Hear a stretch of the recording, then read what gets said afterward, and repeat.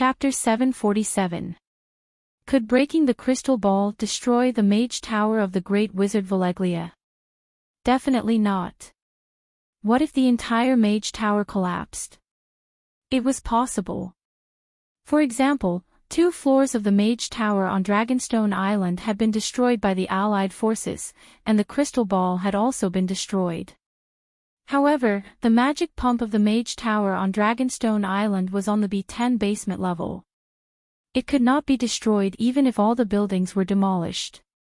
Black Girl Larissa brought a top-grade magic diamond that Dragon Queen had casually picked up from Soros for Dragonstone Island. She and Marvin worked together to reinstall the magic crystal in the lower level of the mage tower, and the mage tower resumed operation.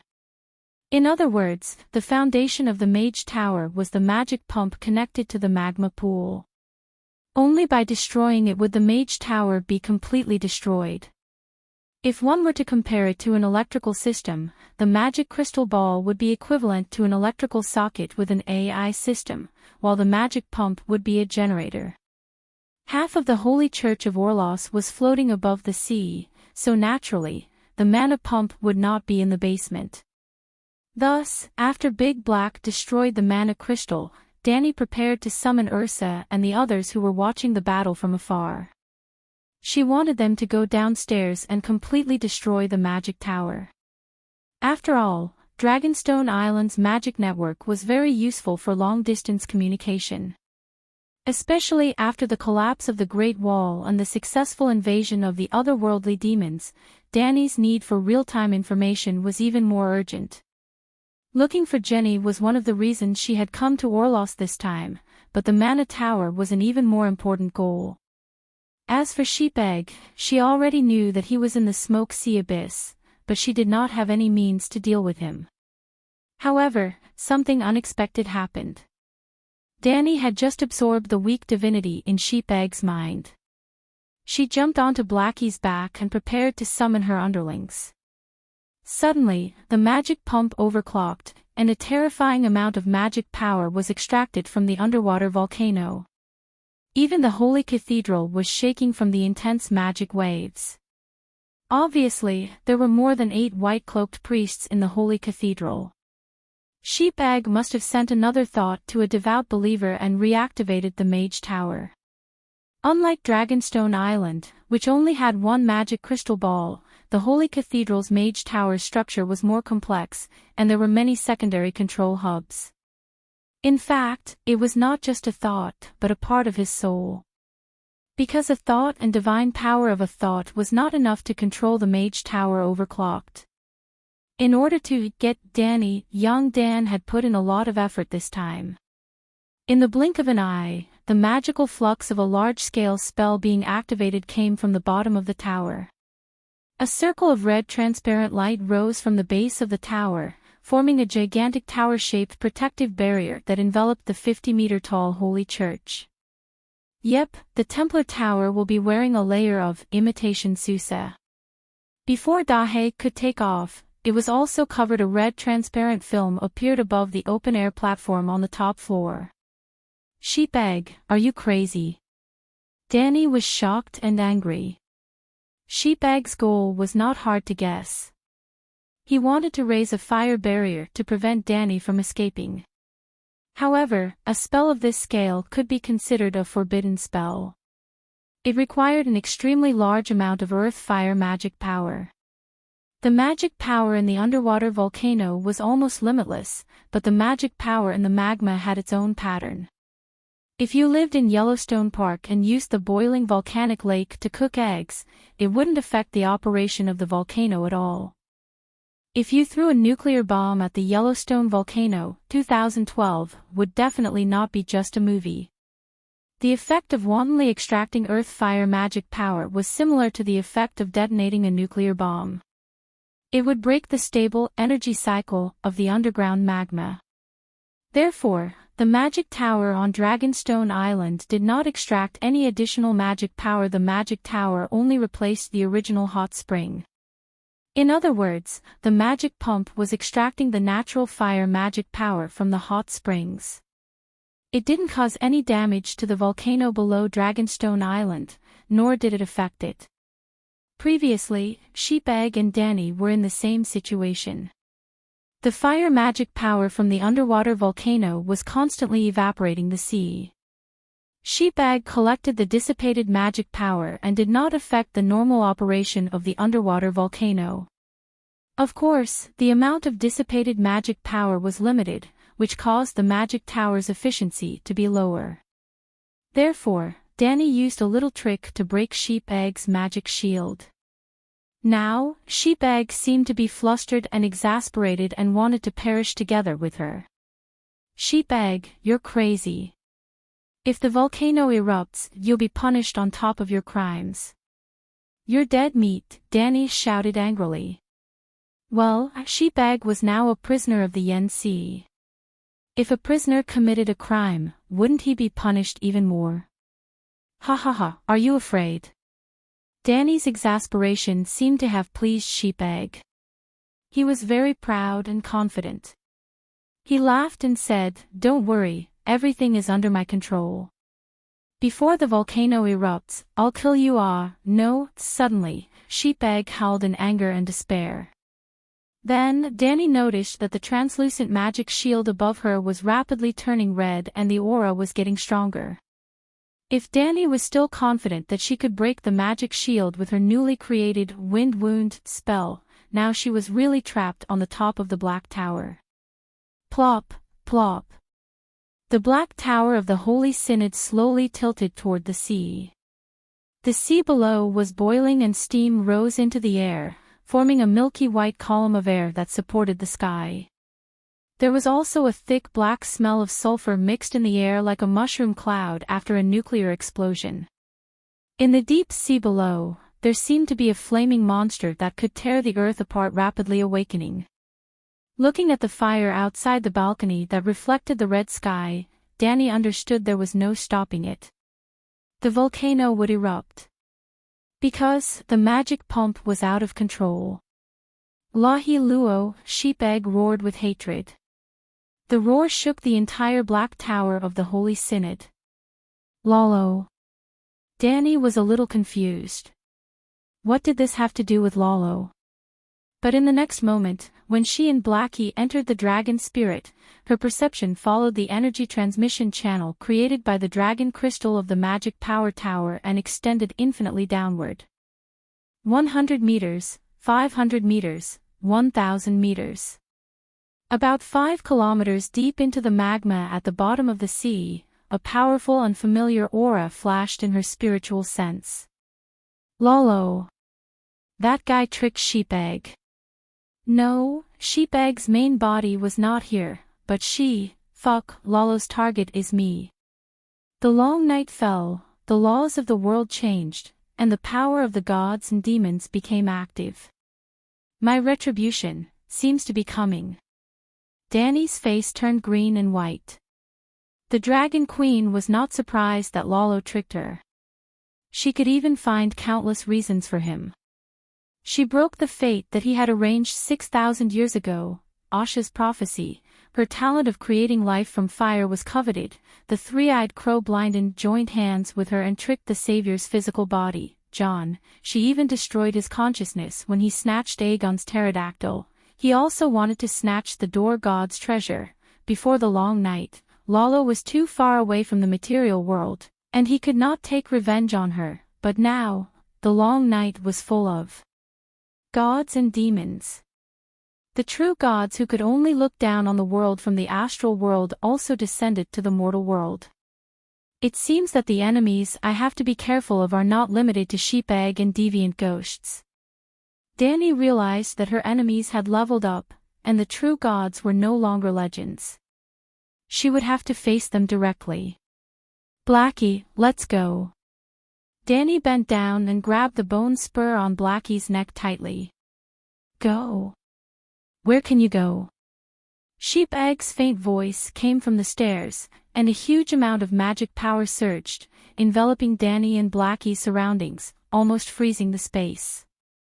Although the magic tower's rampage would trigger a volcanic eruption, and even a cataclysm on the level of a continent, before the eruption, the endless magic power would also allow the magic tower to be at its strongest. The power of the magic power pump has exceeded 3 belly. No matter what, you can't break the outer magic barrier. Danny knew about belly. It was the unit of measurement of the output power of Valeglia's magic tower. The so-called 1.0 belly was the maximum magic power that Balerion could unleash at his peak. According to the book, Magic Net Construction, the magic power of an ordinary true god was only 0.8 belly. Yes, Sheepbag was not a true god, but his power surpassed most true gods. The magic tower built on the 14th fire peak had an output power of at least 10 belly. That was why there was the saying, the great wizard of Valeglia on the magic tower is invincible. Danny's expression changed, and she patted Blackie lightly to let him continue to condense magic power. She turned to look at Sheepbag, who was wearing a black hood, and asked curiously, "Why is Lalo here? Could it be that he predicted what would happen today?" "You're not worried?" "Of course, I can open the magic barrier, but you should know that even if Lalo made a fool of me, I can't let you go." Sheepbag's pupils, which were emitting a faint golden light, suddenly contracted. Feeling the terrifying fire magic power around Blackie, Danny's heart trembled, but her face was full of confidence. She smiled faintly and said, "I'm not so naive as to expect you to be humane. But have you ever thought that if I didn't have a trump card, why would I come here to fight you to the death?" "What trump card?" Sheepbag glanced at the black dragon, whose aura was gradually increasing, and sneered. "Your black dragon is very strong, but here and now, it can't hurt a single hair of mine. Actually, you're very ignorant. You don't understand what's going to happen next. Even if you destroy my divine soul, you won't be able to escape. One question for you, and one for me. How about that?" Danny sat on Blackie's back and looked down at him. Sheepbag hesitated. Perhaps she really did have a trump card. Then he should wait for the volcano to continue to erupt, and the magic tower's power would continue to increase. Then, whatever trump card she had would be useless. Thinking of this, he gave up on the idea of immediately starting a fight, and he first answered Danny's question. The 14th fire peak is Lalo's home. He was originally a flame in the heart of the 14th fire peak. Moreover, the Light King's divine kingdom in the astral plane is connected to the material world through the 14th fire peak. If he returns to the prime material world, his main body usually stays in the depths of the 14th fire peak. What appears in the mortal world is only a part of his consciousness. I'm not sure if he predicted today's events, or if he sensed Orlos's change and came up with an idea to kill you and me in one fell swoop. I see. Danny frowned and thought for a moment, then said, "I received a gift from the ancient god of wind. Your magic barrier isn't a problem for me." The ancient god of wind. The weirwood of the Westeros. Sheepbag muttered in confusion. Yes. What gift? Sheepbag asked in surprise. Blackie's magic power circulated even faster. Danny didn't answer, and instead asked, "Is Lalo's main body the first flame?" Sheepbag was stunned for a moment, then realized that this was the second round. "You actually know about the first flame?" He was shocked. He once lied to me and said that he was the first flame, but he wasn't. He was the first mortal flame in the world, the most ordinary flame. When he said this, Sheepbag seemed to be gnashing his teeth, and his face was twisted with obvious hatred. "I received his divine kingdom from the weirwood." Danny also answered his question. "What's in the divine kingdom?" Sheepbag was confused. "What's with the Valeglia cataclysm?" Chapter 748. Sheepbag looked at her deeply and said, "After singing the complete Song of Fire, my power surpassed that of a true god, but I still couldn't ascend to a true god. If I want to break through the last step, I have to perfect my Song of Fire. Thus, I thought of the first flame that created the world hides the mystery of creation. If I can get a first flame, I can even become a divine king, let alone a true god. Since Lalo is the first flame, as his birthplace, there is a high possibility of a second first flame being dug out from the 14th fire peak. Digging out the first flame was indeed more suitable for Sheep Egg's identity than digging for gold. Strictly speaking, this fellow could be considered a determined Tao seeker. Unfortunately, not long after the world was born, the first flame was completely exhausted. Danny sighed. After digging for 2,000 years, I accidentally found out about this secret from a dark demon god. Sheep Egg's eyes flashed with surprise. Did Yu Liang Muth tell you? You're lucky to have met such a good teacher. Danny was deep in thought.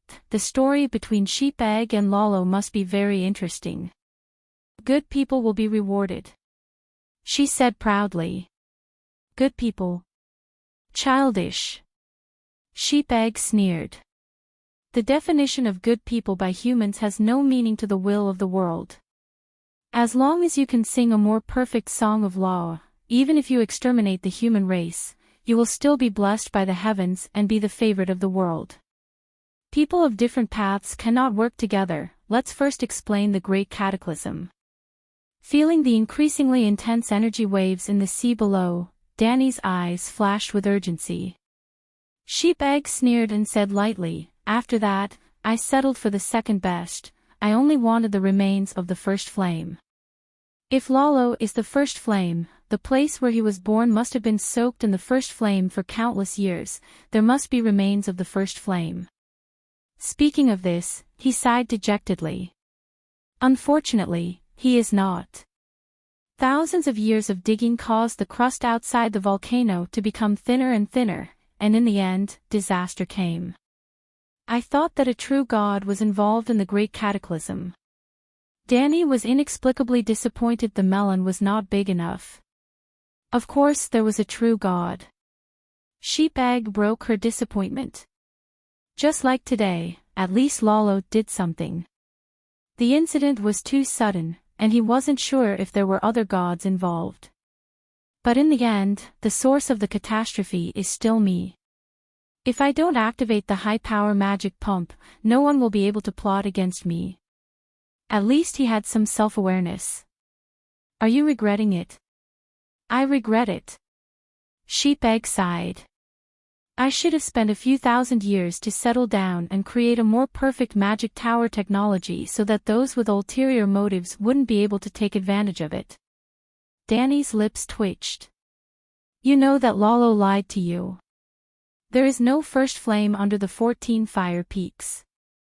Why don't you wake up now? Who said there is no first flame below the 14 fire peaks? Young Dan's gaze became strange. He stared at Danny and sized her up. The greed in his eyes was deeply suppressed. Recently, I discovered that my understanding of the first flame had deviated.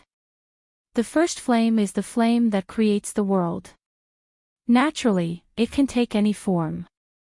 For example, it can be reincarnated into a human.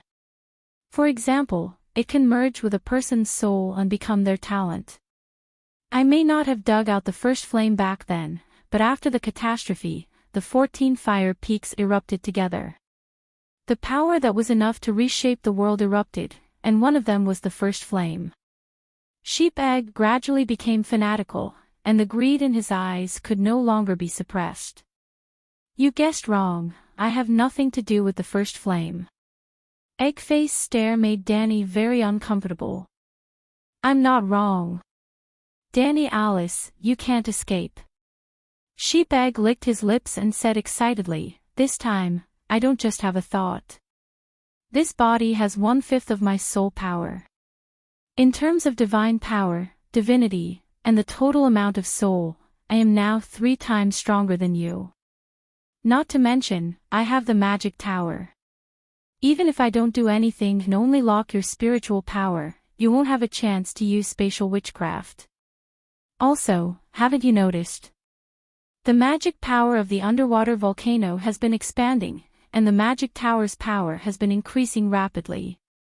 Now that the space around you has been frozen, even if you obtain the Weirwood spacetime witchcraft, you won't be able to open a spatial door under the defensive barrier of 6 belly.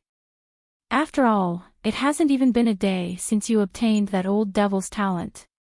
You must not be familiar with it, and because you are too unfamiliar with it, every time you use a spatial door, you will need to consume a large amount of magic power. If the magic power in your body is not enough to break through my spatial seal, no matter how powerful and mysterious your spatial magic is, what use is it? You know. Danny was surprised. I didn't know at first, but just now, Lalo sent a message to the magic tower and told me everything. Sheepegg said proudly. You guys really love and hate each other. Danny said a strange word with a strange expression. That bastard just doesn't want you to escape, so he used me to tie you up and even kill you, and then. Sheepegg's expression suddenly became venomous. According to the plot of the legendary hero story, you two demons have such a huge grudge against each other, so you should fight to the death in front of me, and then let me reap the benefits. Why is it that now, it's me, the great hero, who is risking my life against you, the great demon, and in the end, another wretched demon reaps the benefits? Danny complained. The legendary story isn't wrong, but who is the hero will be decided by the one who survives in the end. After all, the legendary story can only be spread from the mouth of the living. Sheepegg sneered. Since you are so clear-headed, why don't you open the defensive barrier, and we shake hands and make peace? It's obvious that Lalo, who is hiding and watching the show, has the highest chance of becoming the great hero. Danny suggested. Don't be delusional. Sheepegg sneered, who can eat the duck is a matter of the future. But before the duck is cooked, we will reach a tacit agreement to ensure that the duck can't fly away. I'm the duck. You should have this awareness long ago. The sheepegg let out a long sigh and said with an extremely sincere expression, Daenerys, merge with me. It's not a simple plunder. You have me, I have you, you are me, I am you. Let's sing the most beautiful song of fire together, and the world will sublimate under our song. Don't disgust me. Danny shuddered, and said in disgust, I'd rather have my physical body destroyed, and my soul return to the body of the Megalosaurus, than with you. Fuck, saying that word is blasphemy to me.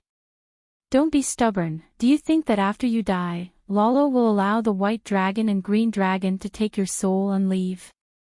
Danny howled, I'll teach you a lesson today. A cooked duck is not only stubborn, it can also fly. As soon as she finished speaking, Blackie bent down, opened its mouth towards Sheepegg, and spewed out the magic that it had been accumulating for a long time. Childish. Sheepegg's face was full of sarcasm, trying to hurt a god of fire and Megalosaurus with dragon flames in the wizard tower. Boom! The next moment, Blackie spat out a strange, mosaic fireball, which was bright red, like an irregular large crystal formed by the condensation of countless polyhedral red crystals. At first glance, it seemed that the dragon flame fireball was pixelated. Sheepegg saw such a fireball, but his expression changed drastically. No, this is impossible. The mosaic fireball landed on Sheepegg's chest like a cannonball. Sheepegg's subconscious use of fire control to shift the fireball was completely ineffective. However, Sheepegg was neither blown away by the cannonball, nor did he melt in the dragon flame. Buzz, buzz, buzz, the mosaic fireball trembled rapidly a few times, and then like a lump of paste, it landed on a completely transparent iron plate and spread out like a pancake. The pancake slashed across Sheepegg's chest as if nothing was there, and then it slashed on the immortal and indestructible black stone wall behind him, making a teeth-aching cutting sound. Finally, the pancake met resistance on the red magic barrier outside the wall. At the place where they met, magic surged, as if a thick faucet pipe had been opened, spewing out flames and fire magic. Space and time were blurred there. Sheepegg lowered his head, but he did not see his lower body, nor the floor of the black tower. He actually saw a reddish-brown barren land, 2 megalosaurus, 1 white and 1 green, 3 pterosaurs carrying iron knights, and 5 dragons flying close to the ground. You actually gave the gift of a true god to a stupid dragon. Sheepegg raised his head, his face distorted, and roared in disbelief. Do you understand what you have done? Recklessly wasting natural resources is not enough to describe your stupidity. His roar was getting farther and farther away, and his torso above his chest fell into another space. It was a long story, but in fact, it happened in an instant. While Sheepegg was still roaring, Blackie retracted his wings, jumped down with Danny, and jumped into the red mirror the size of a swimming pool below. Blackie opened the space door, not Danny. Sheepegg was wary of many things, but he was wary of the wrong person. The demigod Megalosaurus had almost unlimited magic, and he also had the faith pool of the 7 gods. No matter how much magic Sheepegg used to solidify space, it was useless, unless Sheepegg also understood the law of space. Danny, Blackie, and Little Green were all dragon spirits, so she helped Blackie locate the exit of the space door above Little Green's head. Yep, Little Green, Little White, and Cora were watching the show around the Black Tower of the Holy Church, but after Sheepegg's second god's descent and the underwater volcano went out of control, Danny immediately told them to leave. However, they did not go too far away from Orlos. After all, it had only been a few minutes. Whoosh! A gust of wind suddenly blew above their heads. Big Bear, Garth, and the others looked up and saw an oval-shaped red circle of light in the air, and large amounts of magic sparks fell from the other side of the circle of light. 7 gods, what is this? Big Bear was inexplicably shocked when he saw another half of a corpse with a neck and shoulder fall down. Yep, although the head wearing the cloak was roaring in a sorry state, his eyes were shining with golden light, and he was emitting a powerful aura that made it hard for people to breathe. Just as Big Bear, Garth, and the other warriors resisted the pressure on their souls and raised their crossbows, preparing to attack the corpse, the sky darkened again, and Blackie jumped out of the circle of light with his shoulders shrunk. The black dragon opened his mouth, and golden red runes appeared between his upper and lower jaw, arranging themselves. They formed a brilliant sealing circle. Sheepegg felt the golden light above his head grow brighter, and before his roaring stopped, he fell into Blackie's mouth. He fell into the sealing circle. As if he had put on a tight suit, the circle stuck to every inch of his skin and flesh, and then burned him. Crackle, the cloaked believer, who acted as the carrier, was burned to ashes, leaving only a brilliant divine soul in the sealing circle. He struggled and cursed. Unfortunately, Danny was unprepared and did not even give him a chance to escape back to his main body through the dragon spirit. Whoosh! Sheepegg's divine soul entered the divine kingdom of the 7 gods and was sealed in the abyss of the divine kingdom. He would never be able to rise again. Chapter 749. Your Majesty, why did you come out of the circle of light? What is a circle of light? Seeing Blackie and Danny, Big Bear heaved a sigh of relief, but he couldn't help but ask the question in his heart. I'll tell you later. Let's get out of here first. Danny's expression was serious. She was multitasking. She fully activated her senses and was wary of Lalo, who might suddenly appear. At the same time, she urged Blackie to quickly open another space portal. They were less than 5 kilometers away from the Orlos Holy Church. The terrifying volcanic power was like the bottom of a snail's shoe. Danny felt like she and the others were the snail running with all her might. The stench of dog poop on the soles of her shoes had already rushed into her nose. It was too late. Perhaps in the next moment, the soles of her shoes would fall with a smack. Blackie, space portal. Go east, maximum distance. Her voice was a little distorted.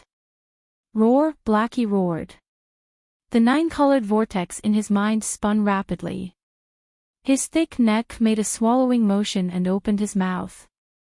Whoosh! A mosaic fireball crystal the size of a basketball shot out and landed 30 meters in front of Blackie. Without the magic tower's space freezing, the fireball crystal instantly expanded into a mirror with a diameter of 30 meters. Blackie didn't slow down and rushed forward. "Follow me, quick." With that, Danny passed through the mirror with a whoosh and arrived at another reddish-brown wasteland. Her expression was terrible because they had only moved about 8 kilometers. They were only about 10 kilometers away from the edge of LoveLore City. It was far from enough to leave the land of long summer. Whoosh whoosh whoosh, Little Green and Little White passed through one after another, followed by 3 more pterosaurs. Buzz pop. The space portal flickered a few times and disappeared without a trace. Wow, we left LoveLore City. What was that portal just now? It's so magical. Danny was worried. Her followers, on the other hand, were all amazed after experiencing the space portal for the first time. They were all shouting. "Blackie! Can you still do it?" Danny asked a pointless question. She and Blackie were both dragon spirits. In fact, she was the one who constructed the space portal runes in Blackie's mind. The first time Blackie broke through the magic tower's space, he used up too much energy. Blackie's spirit power was only enough to use the space portal once more. But she couldn't let him risk his life. Because Big Black would not die after exhausting the power of the divine soul, but it would fall into a deep sleep due to exhaustion. Suddenly, the sky behind them lit up with an incandescent light. In the next moment, the white light turned dark red like blood clots. The earth began to shake, and there was the crisp sound of the earth's crust cracking. "What's going on, aw?" Ursa turned around in surprise before shouting in shock, "Fire, 7 gods, Orlos." Behind him, Orlos was almost completely engulfed in a mixture of red flames, white lava, and black storms. There was no mushroom cloud. All the space between heaven and earth was filled with light, fire, and smoke. "Don't look back, tell your pterosaurs to fly faster," Danny shouted. Although she said that, she also understood that the pterosaur's speed had already reached its limit. Boom! Half a minute later, the sound of explosions rang out. It sounded like the sound of 100 million warhorses galloping together. Everywhere it went, the earth trembled, the air trembled, and the grass, trees, and rocks shook. Everything in sight was shaking. A powerful shock wave was about to arrive. Suddenly, Danny's expression changed drastically. She could sense that the storm behind them was approaching.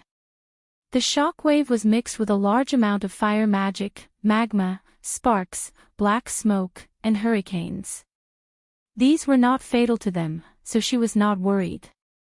However, there was also a special type of magic within the shockwave that Danny was very familiar with and also very wary of chaotic high-energy magic particles. That was the fog of curses.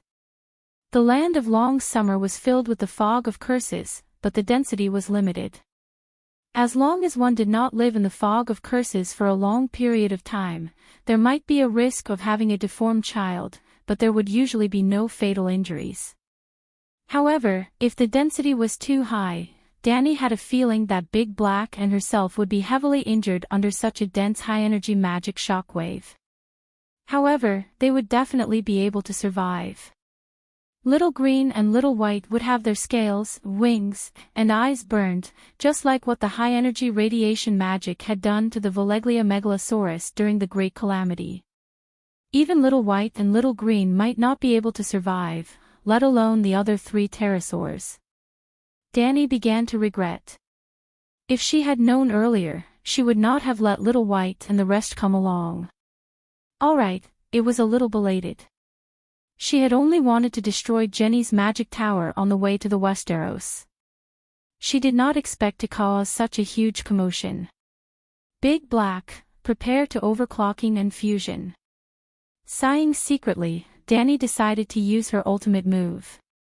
Her main soul merged with the 9-colored vortex in her mind. The next moment, the 9-colored vortex flashed into Big Black's mind space. Compared to Big Black's 9-colored vortex, her 9-colored vortex was like a small kettle on the side of a water tower. However, when the small kettle merged seamlessly into the huge water tower, Big Black's dark red vertical pupils directly turned into a blood-red flame, and a layer of bright red magic film appeared on the surface of its body. From afar, Big Black had turned into a ray of light, a tracer bullet with a red fiery tail. The most direct change was from flying. Big Black was originally flying forward at its maximum speed. The moment it entered overclocking, it did not have time to slow down, and subconsciously, it was still at its maximum output power. Big Black suddenly rushed forward like a rocket, its tail and flesh wings dragging a long red trail in the air, and then broke through the sound barrier. Boom! A circle of milky white airwaves spread around the Megalosaurus, and a half-meter deep gully was scraped out in the reddish-brown wasteland 20 meters below. The turbulent air and the ear-piercing sonic boom even made Little White and Little Green behind it lose their stability. Their huge bodies actually somersaulted a few times in the airflow. Fortunately, the pterosaurs were slow and were a little far from Big Black. Otherwise, they would definitely crash into the ground like a passenger plane that lost its momentum. Danny's soul power plus Big Black's endless magic power. How terrifying! Ugh, in contrast to Big Black's exploding momentum, Danny seemed to have lost the breath of a living person in an instant. Her spiritual fluctuations were so low that they stopped. Her whole body trembled, her face was pale, and blood flowed out of her orifices, especially her nostrils, which were like open faucets, gushing out. If she did not have the ring of wind to carry her second soul, she would have fallen down and fainted. This was indeed an overclocking state.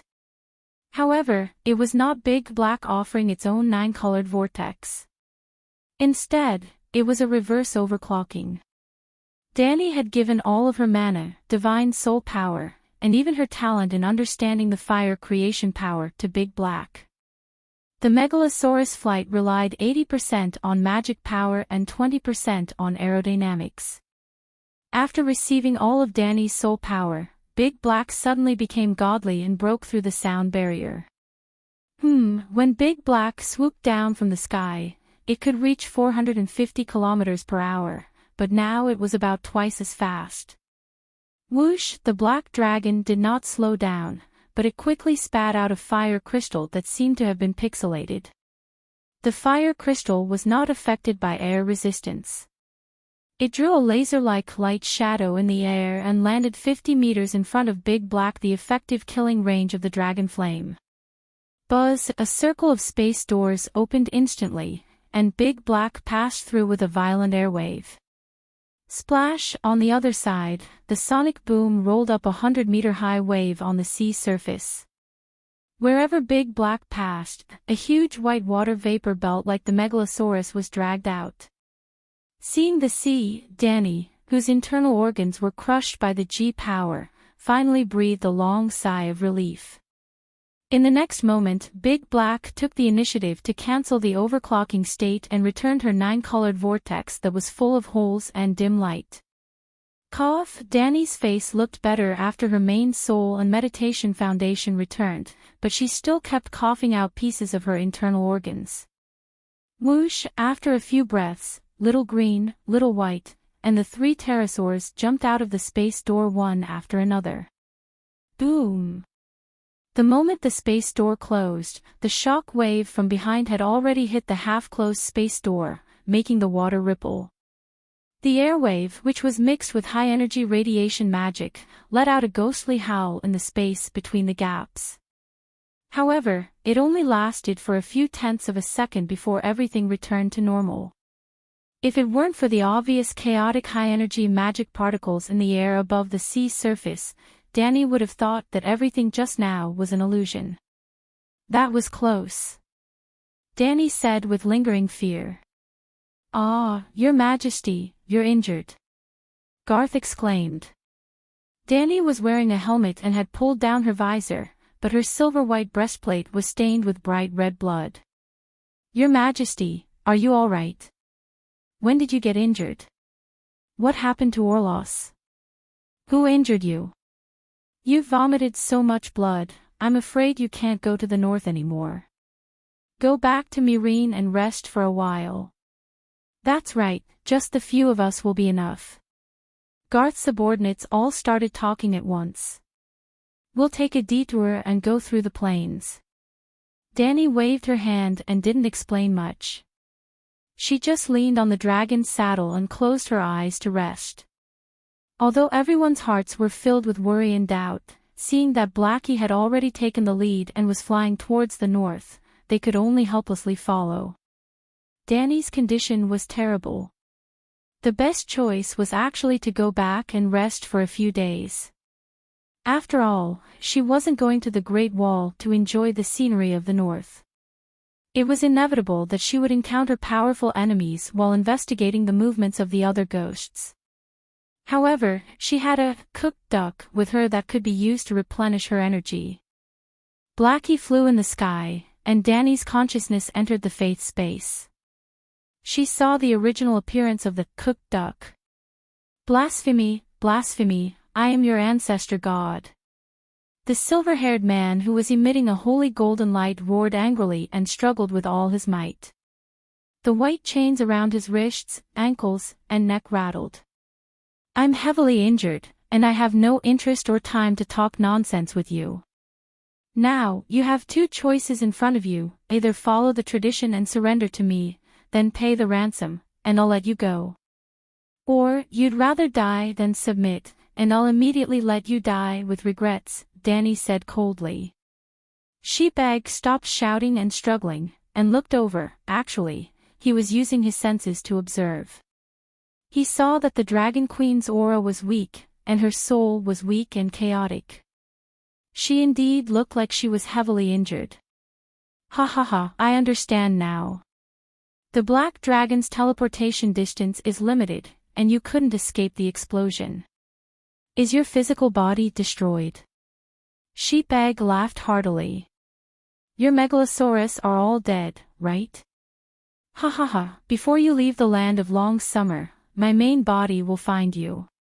Even if my main body didn't survive the explosion, you definitely won't be able to escape Lala's pursuit."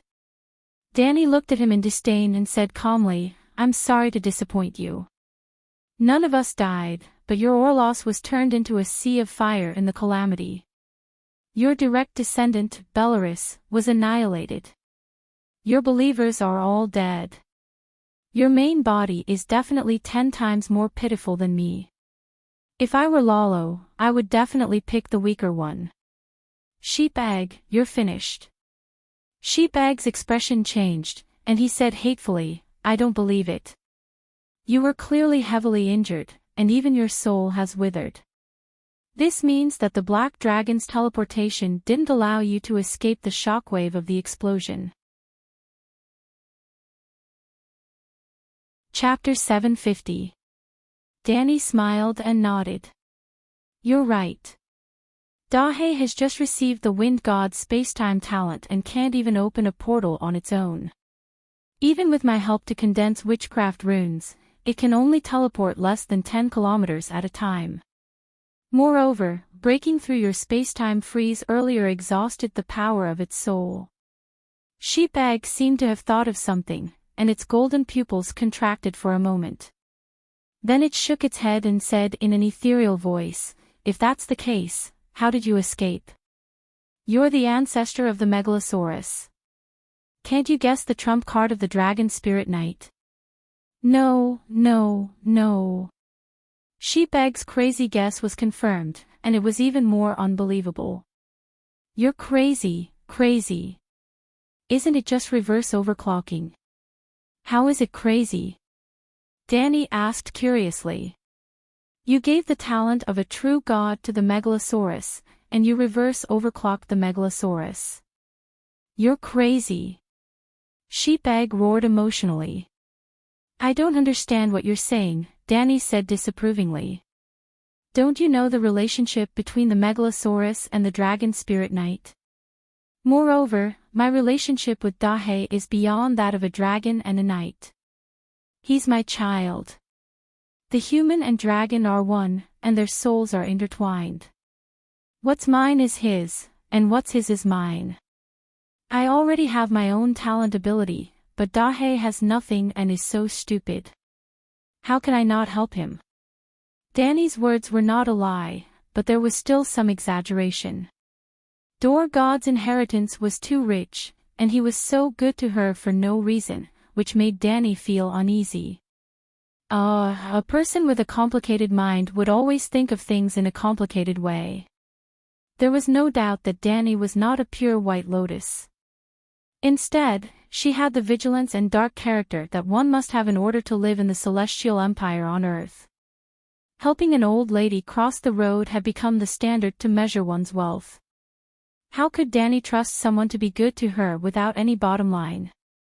Even the savages beyond the Great Wall would not believe it. Of course, Door God's character was relatively strong, and Danny was only 30% suspicious. However, 30% suspicion was still suspicion. Then she thought of Dahe. What was the difference between hers and his? Just like the Church of the Seven Gods, even though Blackie was one of the seven gods, Danny played the role of the Holy Mother and used the clergy of the seven gods with just a thought. If the Door God's spacetime talent was given to Blackie, if the Door God was really a vicious person, Danny and the other four dragons could teach him a lesson that good people live a peaceful life, bad people die a horrible death. On the other hand, if Danny was the one who was ambushed, the five stupid Megalosaurus would probably not be able to do anything except worry. As it turned out, there might not be love without a reason in this world, but there were still people with the spirit of fearless sacrifice. Door God did not leave any backup plan behind. His soul power and divine power had completely dried up. Even his life imprint was broken and quickly disintegrating. The life imprint was the foundation of a creature. When the life imprint disappeared, it meant that the creature had completely returned to heaven and earth. Not even a trace of soul would be left behind. Danny was embarrassed for a moment, ashamed for a while, and regretted for a long time. Finally, she let go of the grudge in her heart. If she encountered a similar situation next time, she would still make the same choice. After all, people's hearts were unpredictable, and the world was dangerous. Those who thought more could live longer. After all, the meat was in the pot. As long as she entered the dragon spirit state, Danny could also use Dahe's spacetime talent to understand the spacetime law. Just like how she used Dahe's eyes to see the world, his ears to hear, his sixth sense to judge the immediate danger, his electromagnetic field to sense the direction, and what's the use of you giving the spacetime talent to the Megalosaurus? You're a holy spirit, so you're naturally closer to the law. With your extraordinary talent and the understanding of the Holy Spirit, you're like a tiger with wings. The Megalosaurus is dull and has no ability to understand the law. It will only waste your talent. Sheepegg was exasperated, as if Danny had wasted his talent. Danny thought for a while and asked, after you became a demigod, did you rarely rely on the red dragon Balerian's power? This question came out of nowhere, and Sheepegg thought for a while. Indeed, when he was weak, the red dragon was his greatest help. When he became a demigod, actually, there was no need for him to become a demigod. When he completed the initial optimization of the Great Wizard meditation technique based on the Megalosaurus principle of absorbing the universe's force and spitting out dragon flames, Sheepegg would be stripped of the title of number one of the younger generation and become one of the strongest fire wizards in the world. Do you still want to grow together with the Megalosaurus? Sure, stop cultivating and wait for him slowly, Sheepegg mocked. You only have this bit of intelligence. You only want to stop cultivating and slowly climb together with the dragon. You've never thought of giving him a hand. You want to fly together with the Megalosaurus. Danny said calmly. I want to too, but how is it possible? At this point, Sheepeg's expression changed and stopped abruptly. Hee hee. Danny laughed. See, this is where the problem lies. On one hand, you think it's impossible, but on the other hand, you think that you should take all the benefits for yourself. You don't know anything. Sheepeg shook his head lightly. Do you think that nothing will happen to the dragon spirit? Why do you think the dragon slayer horn was created? Danny frowned and said, Is there a megalosaurus that betrayed the dragon spirit knights in Volleglia before? Sheepeg looked at her strangely and said eerily, The talent of the dragon spirit was very rare in a certain period of time, but in Volleglia's 6,000 years of history, there have been hundreds of people with the talent of the dragon spirit. You're not the first dragon spirit knight to reverse overclocking. At least 30 great wizards have done the same thing. Do you know what happened to them? Among the 30, 25 of them died from exhaustion because their Megalosaurus partners refused to return their meditation foundation. Impossible. Danny's expression changed and she immediately denied it loudly. It was as if Sheepeg had insulted her child. Sheepeg's mouth curled into a sarcastic smile. The other 5 people also begged and cried 1,000 times. Only then did their Megalosaurus wake up from the madness of the sudden increase in power and unwillingly deactivate the overclocking state. Danny was silent. You've tried overclocking yourself. When the knight and Megalosaurus spirit and magic power are combined, there's a feeling of omnipotence, as if the world is in the palm of your hand. Have you ever hesitated whether or not you want to maintain this state forever? Young Dan laughed loudly. Danny's expression was calm and unmoved. No matter how deep the feelings are, there will be a price that will make them disappear. And power is the most tempting treasure in the world. Even rational wizards can be tempted, let alone the stupid Megalosaurus. So, you were tempted by power and forced to kill your red dragon. Danny said calmly. The relationship between us is not something you can imagine. Sheepeg seemed to have been greatly humiliated and was extremely furious. What's so unimaginable about it? Danny mocked. She has always been the one giving everything for you, but you accept it as a matter of course. I'm too lazy to talk to you. You don't know anything at all. Sheepeg closed his eyes. You think I want to talk nonsense with you? Danny was slightly angered. A prisoner dares to put on airs in front of me. I'll ask you one last time. Surrender and pay the ransom, or disappear. What do you want? If I give it to you, you'll let me go. Sheepeg opened his eyes. There was no hope in his eyes, only endless mockery.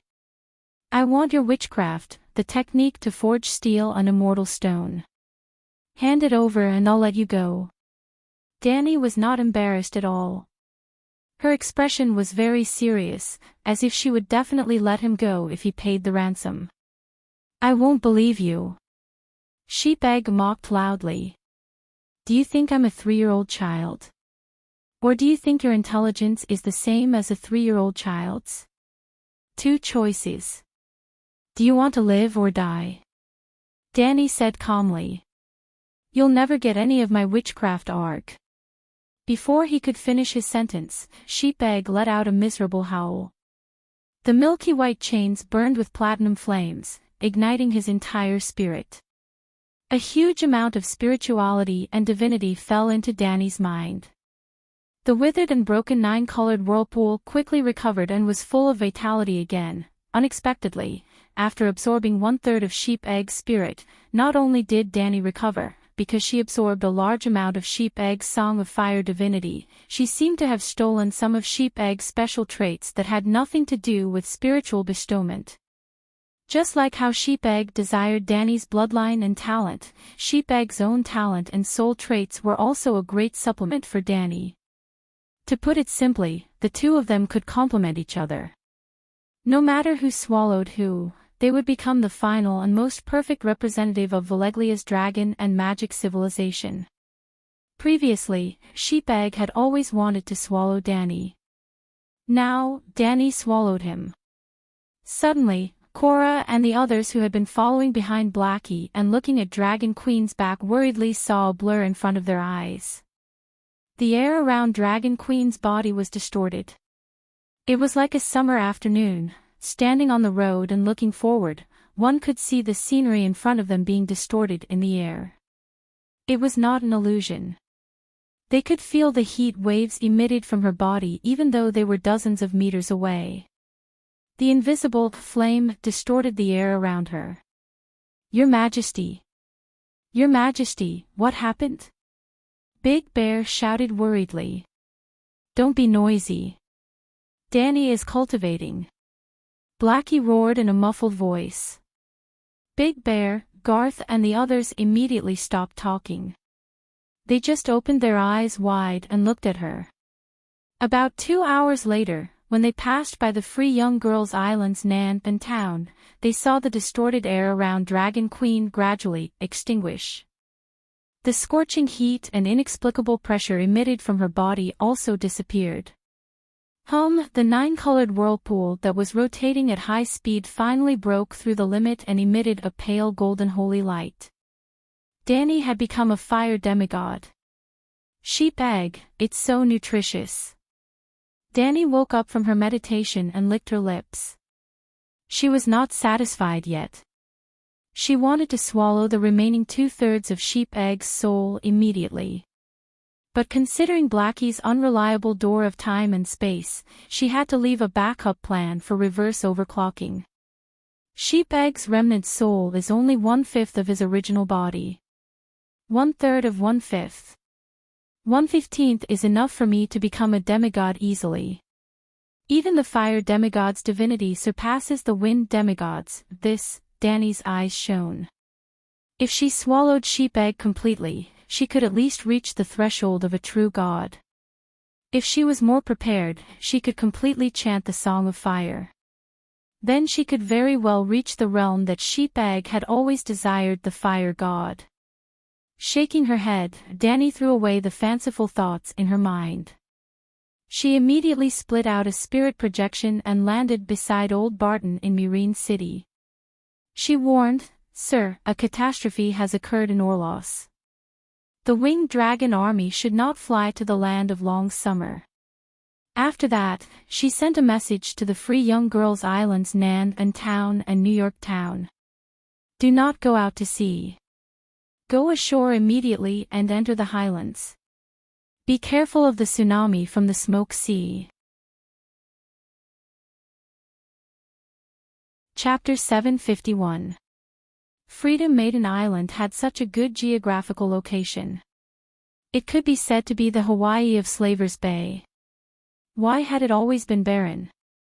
Actually, before the cataclysm, there were already 2 cities built on the pistol-shaped island. They were Guzai, today's Southam town, and Vanos, today's New York town. During the cataclysm of Valeglia, the explosion of the 14 fire peaks, the sinking of the land, and a huge amount of volcanic ash containing high-energy magic elements should have covered the entire world, causing the world to enter an eternal winter for the mutated creatures. However, the gods interfered. They sealed the entire land of long summer. All the fog of curses was blocked within the broken continent. The neighboring Slaver's Bay was not affected at all. The seal of the gods only blocked the volcanic ash and smoke from the high-energy magic elements. It did not block the storms and tsunamis under the laws of physics. The ocean 1,000 kilometers around Valeglia was attacked by the tsunamis that were 100 meters tall. Even the continent of Sosrith was no exception. Freedom Maiden Island, which was 300 kilometers long and 50 kilometers wide, was completely submerged under the waves. None of the residents survived. Danny knew this history, which was why she was worried that the same thing would happen again. Reality proved that her worries were not groundless.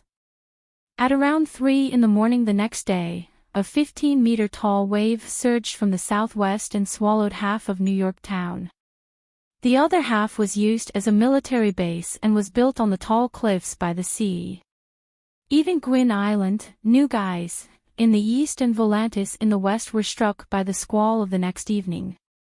In the fierce wind, waves that were 4 to 5 meters tall crashed against the pier. This was the cataclysm. Yes, the monkey version of Valeglia's cataclysm. Orlos is finished. 20 kilometers southeast of Myrene City, deep underground, Jenny's eyes were filled with tears of blood. She was screaming at the top of her lungs. The dwarf who was meditating with his eyes closed dispersed the fireball in his palm. He asked curiously, "Did the Dragon Queen attack Orlos?" "It must be because of the magic tower. Your magic tower suppressed her communication system. The entire Orlos is gone. It was destroyed in the underground fire and sunk into the sea of smoke. My people are all dead," Jenny said in despair. "How did the Dragon Queen do it? Could it be that big turtle, the old man in the river? Did he summon the flood just like last time?" The dwarf asked in shock. "If the old man in the river dares to step into the smoke sea, His Majesty Balerion will immediately turn him into a pot of turtle soup. It's Lalo, he." "Forget it, you won't understand even if I tell you." Jenny shook her head in disappointment. "Lalo." The dwarf was inexplicably astonished. What was going on recently? Deities were appearing one after another. Could this be the legendary circle? Have I also unknowingly joined the circle of top-class superhumans? Orlos has sunk into the ocean. This is practically a repeat of the Great Calamity. I wonder if His Majesty Balerion is safe. The dwarf asked with concern. "Your Majesty." Thinking about her identity as the successor of the dwarf high priest, Jenny hesitated for a moment before deciding not to hide it anymore. His Majesty Balerion suffered heavy losses. Not only did he have 1/5 of his spirit sealed by Danny Rise, but he also suffered a backlash from the laws of the universe due to the Orlos cataclysm. After that, Lalo took advantage of the situation and attacked him. Sigh. The dwarf was shocked and regretful. The battle between gods and demons that shocked Orlos and regretted that Balerion did not die. What do you mean by backlash from the laws of the universe, and again? He asked in confusion. Jenny frowned and thought for a moment before saying, just like the backlash from magic after a spell fails, the backlash from the laws of the universe is a higher level of magic backlash. Seeing the dwarf's blank expression and opening mouth as if he was about to ask another question, Jenny waved her hand and sighed. It's hard to explain if you don't experience it yourself. If you really can't, just treat it as if you caused damage to the world and then be punished by the world's consciousness. 400 years ago, the great calamity of Valeglia caused His Majesty to suffer heavy losses and sleep for 100 years. The dwarf's large nose twitched a few times as he asked nervously, "Did Danny Rise suffer any backlash?" No. No. The dwarf heaved a sigh of relief, but his tone was regretful and angry. "I was the one who built the Mage Tower." "It has nothing to do with her," Jenny said bitterly. "What about Lalo?" "You said he was the one behind it." "His methods were ingenious. Even if there was a backlash, it would be very weak." Sigh. His Majesty Balerion suffered heavy losses. "We're in big trouble," the dwarf lamented. "We should overcome all the troubles and serve His Majesty wholeheartedly," Jenny said in a low voice. "How should we work hard?" the dwarf said helplessly. "If we only attack the villages near Myrene, we won't be able to harm Danny Rise's foundation. It's even more impossible for His Majesty Balerion to gain any substantial benefits. Why don't we launch a decisive battle while we still have a few hundred elephant soldiers? I'll be the vanguard. I swear I won't be like my uncle. I'll charge at the front. Even if I die, I'll die on the front lines." That old turtle is lying in the river beside Myrene. We can't force our way into Myrene. Jenny shook her head, hatred flashing in her eyes. The long night has come. I'll drag the entire slave bait down with Orlos. Myrene has the river and the old turtle. We'll shift our position to the dry and warm Yuankai plains. I want to engage in tunnel warfare with Dany Rise. I want to destroy all of her farmlands, pastures, and granaries before the temperature drops and the dragon worm freezes to death. Ah! The dwarf exclaimed. The thing he was most worried about had happened. Actually, he had always known that in Jenny's current situation, the best choice was to give up on the extravagant hope of a direct battle and stay away from the river that posed a threat to the dragon worm. Hence, he had always pretended to be hot-blooded and encouraged Jenny to fight the Dragon Queen head-on. Tyrion wasn't the hand of the king of Slave Bay. Naturally, he wouldn't be worried about the people of Slave Bay. However, Jenny had angered the Dragon Queen. Would the Dragon Queen not vent her anger on him? He was still hoping that she would remove Balerian's thoughts from his mind. No, he had to warn the Dragon Queen. He didn't care if she had the means to deal with Jenny. He just wanted to get himself out of the range of the Dragon Queen's fury. He couldn't get away, but he could send a messenger. Fortunately, he had gotten rid of his cheap father during the chaos. Now that he was in charge of the elephant soldiers, he might be able to make Cadillac lose contact. What are you thinking about? Jenny's shout interrupted the dwarf's reverie. I'm thinking about how to serve His Majesty Balerion, the dwarf blurted out. Jenny smiled charmingly. Like a tiger pouncing on a sheep, she pressed the dwarf onto the soft couch. Just work hard like this. The Great Wall had really collapsed. After becoming a wind and fire dual-element demigod, Dany left the three-winged dragons behind and only pounced on the East Sea Guardian. The Great Wall collapsed in the afternoon. When it was close to evening, the Door God opened the space door and handed his god's kingdom to Dany. Without much delay, she immediately appointed Barristan as the commander-in-chief of the volunteer army. That night, she started preparing to form the Winged Dragon Army and rushed to Dragonstone Island. After dinner, Dany immediately set off for the north. In the end, she stayed in Orlos for most of the night.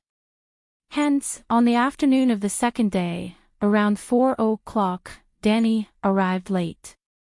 The sky was dark, as if it was a rainy day. There were also 100 layers of thick gray quilts covering the sky. There was no clear boundary between day and night. Perhaps the moisture in the air yesterday had all turned into ice and snow that fell to the ground. There was no heavy snow today. Other than the howling northern wind, the sky of the East Sea Guardian was quiet and clean. The Great Wall was 200 meters tall and tens of meters thick. The inner layer was made of rocks, and the outer layer was artificially covered with a layer of glaciers. At this moment, the Great Wall was like a martial artist whose spine had been broken by a peerless expert. It collapsed on the ground like mud. Its originally majestic body had become a long and low grave. It was a grave of the night watchers mixed with stones and snow. It was also like a long piece of dough on a chopping board waiting to be cut into steamed buns. Dany brought 3 Megalosaurus with her. Little Green was the first to leave the team. His mission was to patrol the Seal Bay in the east to look for the East Sea Guardian. After arriving at the East Sea Guardian, Blackie and Dany stayed behind. Little White continued to head west along the Great Wall, looking for traces of the Night Watchers and deviant ghosts. I am the Great Guardian of Light. Where are the Night Watchers? Blackie shouted at the snow-covered grave below. Where are the Night Watchers? Hovering above the East Sea Guardian, Blackie shouted continuously for 5 minutes, but there was no response. Dany was not crazy. She hoped to summon the ghosts of the Night Watchers. Deviant ghosts. She knew that the night watchers lived in the towers above the ground in the summer and would go into the underground worm tunnels in the winter. The worm tunnels had a history of thousands of years. The thick soil on the upper layer was frozen hard like iron. The collapse of the Great Wall would not crush all the worm tunnels. Therefore, Danny guessed that there were night watchers hiding in the worm tunnels and escaping. The Mother of Dragons has arrived. Are there any night watchers lucky enough to survive? Blackie lowered its altitude to 150 meters. Its voice was louder and louder. It even used the power of the soul. The huge draconic aura was enough to penetrate the ground for tens of meters. If there was a mage with strong spiritual power, even if he was deaf, he could hear Blackie's voice. Ordinary people could not distinguish the information in the spiritual power, but they should know that the Megalosaurus was calling them if they had come in contact with the draconic aura before. Woo woo woo, this time, there was finally a response. Under the grave mound, where the East Sea Guardian Castle was, there was a low sound of a horn that sounded like the crying of ghosts. Danny was about to ride the dragon and land at the sound of the horn when she suddenly had a thought. She turned to the west. Little White had an unexpected discovery. At this time, Little White flew about 30 kilometers to the west and came to the edge of the collapsed Great Wall. The Great Wall has not completely collapsed. Danny was surprised and happy. This meant that more than 80% of the Great Wall's sentry towers could be preserved. The Great Wall was 500 kilometers long, and 30 kilometers was less than 1/10 of it. This meant that there were still a lot of night watchers alive, which meant that they might be besieged by deviant ghosts now. Thinking of this, Danny became anxious again. Night watchers, listen up. The Great Wall has not completely collapsed. The Dragon Queen wants to go to the West Sentry Tower first. Woo woo woo, it was unknown whether the people underground understood Blackie's words. The sound of the horn suddenly became urgent.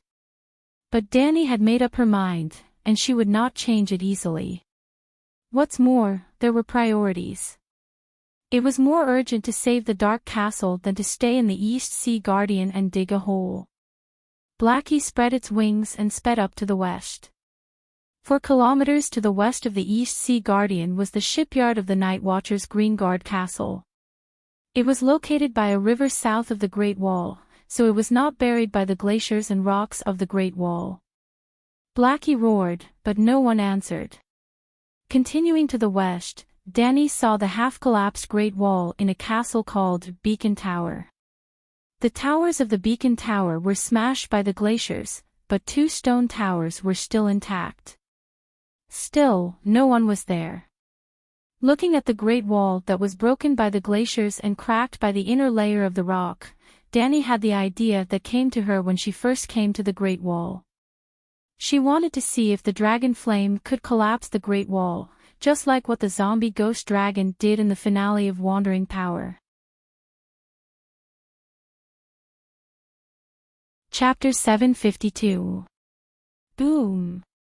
Blackie didn't enter the 7-god state. It only used its own magic power to spit out a red dragon flame that was as thick as a bucket and 20 meters long. Like a welding torch, the dragon flame slowly swept through the cracks of the Great Wall. The scorching flame evaporated the remaining ice on the surface of the wall, and a large amount of white steam rose into a huge black cloud. However, except for a street-wide scorched mark on the surface of the huge stone wall, there was no extra harm. Even someone as powerful as the Black Death god Balerion could only roast the people in the castle and not destroy the walls when he breathed fire to burn the fragile Helen Castle. Danny patted Blackie's neck to stop it from doing useless work. She complained, "That's nonsense. The scriptwriter should be fed to the deviant ghosts." But the next moment, Danny's pupils shrank. The surface of the scorched stone that was sprayed by the dragon flame lit up with dark red magic patterns. If it was during the day before the long night, Danny would probably ignore the faint fluorescent dark red runes. But now, the sky was dark, and the faint glow was very conspicuous, like a firefly in the summer night. The dragon flame activated the magic circle in the Great Wall.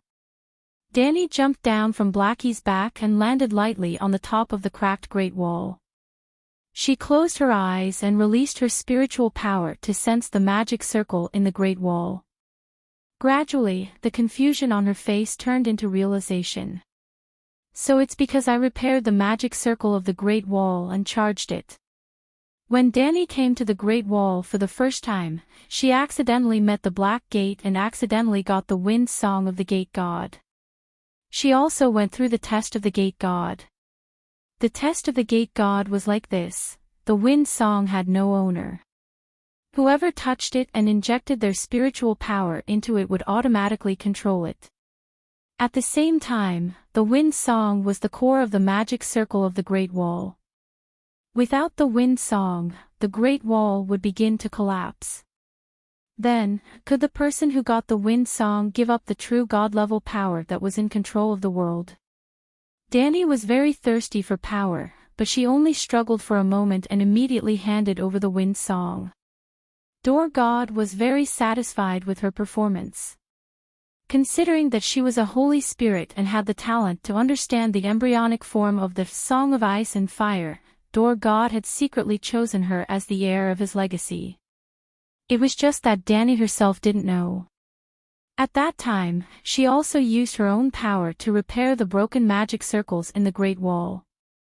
Danny listened to the Song of Wind of the Door God, and her consciousness traveled back to 8,000 years ago.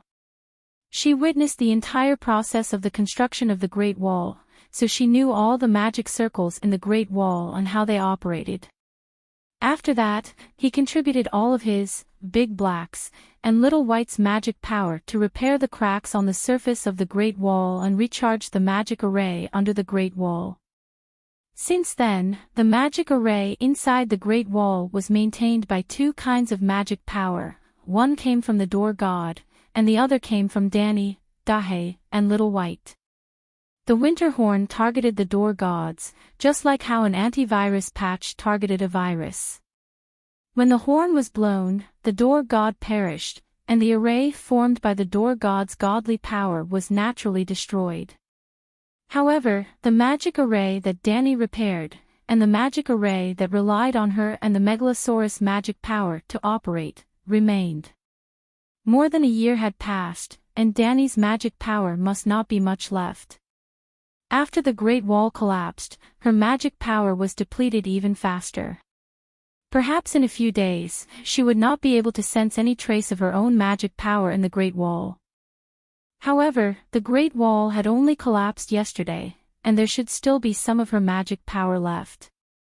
That magic power was maintaining the operation of the broken magic array inside the Great Wall, so it could absorb the magic power of the same origin as the Great Black Dragon's flames. It seems like it can be repaired. Danny touched the stone wall with her right hand. Her spirit power sensed the operation of the magic array inside the Great Wall, and her expression was hesitant. If the Great Wall had not collapsed, she would not hesitate to repair the magic array immediately. She might even have to recharge the magic array regularly to maintain its normal operation. However, now that the Great Wall had collapsed for more than 30 kilometers, and the deviant ghosts had already crossed over, was there still a need to repair the Great Wall? There's no need. Danny sighed. She stood up and leaped. The flame wings behind her flashed and retracted, and she landed on the back of Blackie, who was flying slowly below them. Maybe there'll be a different effect this time. Danny tilted her head and glanced at the cracked Great Wall. Her lips curled into a strange smile. Hiss boom. Blackie circled around and faced the Great Wall again. The dragon flames were like a welding torch in the hands of a god, cutting through the largest steel plate in the world. This time, Danny merged her spirit power into the dragon flames. The dragon flames' form did not change, and neither did their might. However, the magic power in the dragon flames started to wildly destroy the magic array inside the Great Wall. Boom boom, boom. Wherever the dragon flames swept past, the walls cracked, and huge chunks of ice and rocks fell to the ground. Does this count as a perfect cosplay of the Night King in Game of Thrones, who delivered his head on a silver platter? Ha ha ha. When she thought of this, Dani felt an indescribable joy in her heart. She threw her head back and laughed. Whoosh! Suddenly, the sound of fleshy wings flapping in the air came from the west, mixed with the screams of many humans. Dani looked up and saw a group of pterosaurs flying over from the west, sticking close to the inner wall of the Great Wall. The pterosaur knights were all wearing wind helmets, so she could not see their faces clearly. However, each of the knights had a large and eye-catching flame heart pattern on their chests. Was this Erlu's pterosaur knight group? TSK, there were a total of 30 pterosaurs. The Ragged Prince's peach was really big. Dani was wondering why Erlu was here when she heard Erlu's teeth-grinding roar from the leading shadow dragon. So you were the one who burned down the Great Wall. You're the deviant ghost king with a noble heart shrouded in sin. Line up. Richard, who was on Erlu's left, ordered loudly. Raise the altitude and surround the deviant ghost king. Then, a group of pterosaur knights hurriedly drove their pterosaurs to climb up and formed a messy encirclement that was full of holes. Scram! The dragon's soul entered her body, and the shadow of a bright sword flashed across the dragon queen's eyes. In the next moment, 30 pterosaurs cried out mournfully. 29 pterosaur knights held their heads and wailed. The encirclement became more and more chaotic. Some pterosaurs even slammed into the collapsed Great Wall. Erlu's brain felt as if it had been pierced by a sharp sword.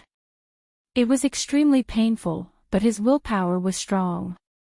He forced himself to endure the pain and even took part of the damage from the Divine Sword Soul Suppressor for his pterosaur. Deviant Ghost King Dani Lisi, I'll kill you. With a howl, he pulled out the hero's red sword from his waist and drove the shadow pterosaur, which was much smaller than Blackie, to dive towards Dani. Why don't you learn from your mistakes? I've already reminded you to bring Melisandre with you when you go out. Dani muttered, and then her eyes flashed again. The pterosaur, which was resisting the fear and rushing towards Blackie, let out a wail and slid to the ground like a plane that had lost its momentum. Boom chi, the thick snow greatly reduced the impact of the landing. The pterosaur dragged out a 20-meter-long ditch in the snow and stopped with a wail. Erlu was dizzy from the fall, and the red sword in his hand fell off. Looking at the pterosaur in the sky that was afraid to move forward, Dani smiled faintly and let Blackie land on a huge rock beside Erlu. Didn't you notice? Since you met the red-robed woman, your fate has been tied to her. As long as you don't have her by your side, you will almost certainly lose every battle. If you brought Melisandre with you today, at least you wouldn't be wiped out by a simple soul shock from me. She said to Erlu, who was shaking as he stood up. Are you the king of deviant ghosts? He shouted angrily. Is there something wrong with your brain? Dani laughed. Erlu waved his hand towards the sky and stopped the pterosaur that was eager to throw bombs at Dani. Well, in Erlu's pterosaur army, some pterosaurs were carrying kerosene bombs, while others piled a bundle of green wildfire bombs on their backs. It was also because of the equipment of the pterosaur army that Dani didn't kill them. It was obvious that Erlu wasn't here to ambush her, but to hunt down the king of deviant ghosts. You were destroying the Great Wall and laughing crazily. Erlu glared at Dani and gritted his teeth. So? Dani was a little embarrassed. I thought you were the king of deviant ghosts. Are you or are you not? Erlu's eyes were spitting fire. Did you cause the Great Wall to collapse? Or are you working with the king of deviant ghosts? Sigh, that's why I said that you should have brought Melisandre here. Dani sighed and felt sad for Erlu. He didn't even know the king of deviant ghosts, but he was so anxious to bring a group of minions to hunt him down.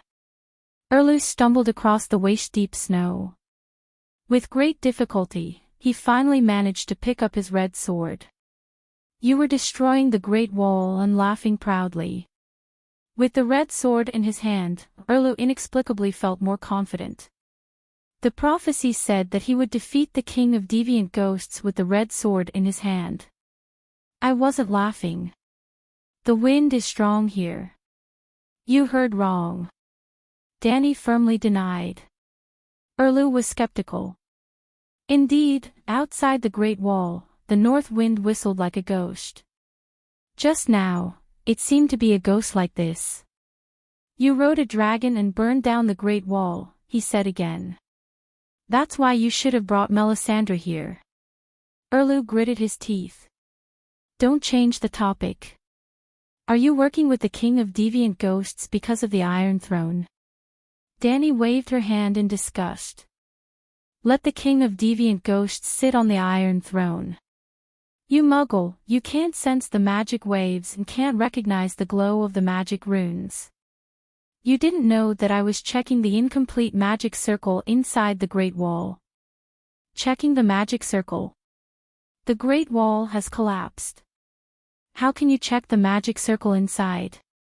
Erlu's tone was suspicious. I can kill you and all of you like killing chickens. Would you lie to a chicken that you can kill easily? Danny sneered without holding back. Erlu's face was livid. He almost chewed through his gums. But at the same time, he dispelled most of his doubts about Danny. He wouldn't lie to a chicken. Danny's tone softened and she asked curiously, "Why are you here?" Erlu stared at her for a long time before he said dejectedly, "Yesterday, the Great Wall collapsed. Melisandre sensed it. She told me that the king of deviant ghosts had already brought his army into the north. A calamity is coming, so she asked you to challenge the king of deviant ghosts and end the long night?" Danny asked strangely. Erlu shook his head and said with a complicated tone, "I'm the legal king of the 7 kingdoms and the protector of the entire realm. Protecting the Westeros is my responsibility. No matter what, I can't let the deviant ghosts enter the 7 kingdoms. The best choice is to end the king of deviant ghosts before he causes great suffering in the 7 kingdoms." Actually, Aunt May had encouraged him to sacrifice Shireen to revive the demon dragon Vargal. Erlu had a big fight with her. When he brought the winged dragon army out, he didn't bring the red-robed woman. You should have brought the red-robed woman. Danny's tone became gentler.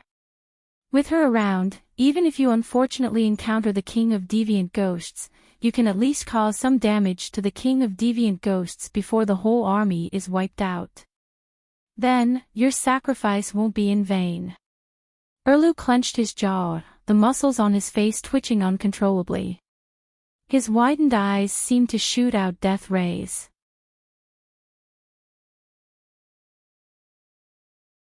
Chapter 753. Hearing the sound of teeth grinding that even the howling north wind could not suppress, Danny shrugged. Although my words are a little unpleasant, they are words of gold and jade.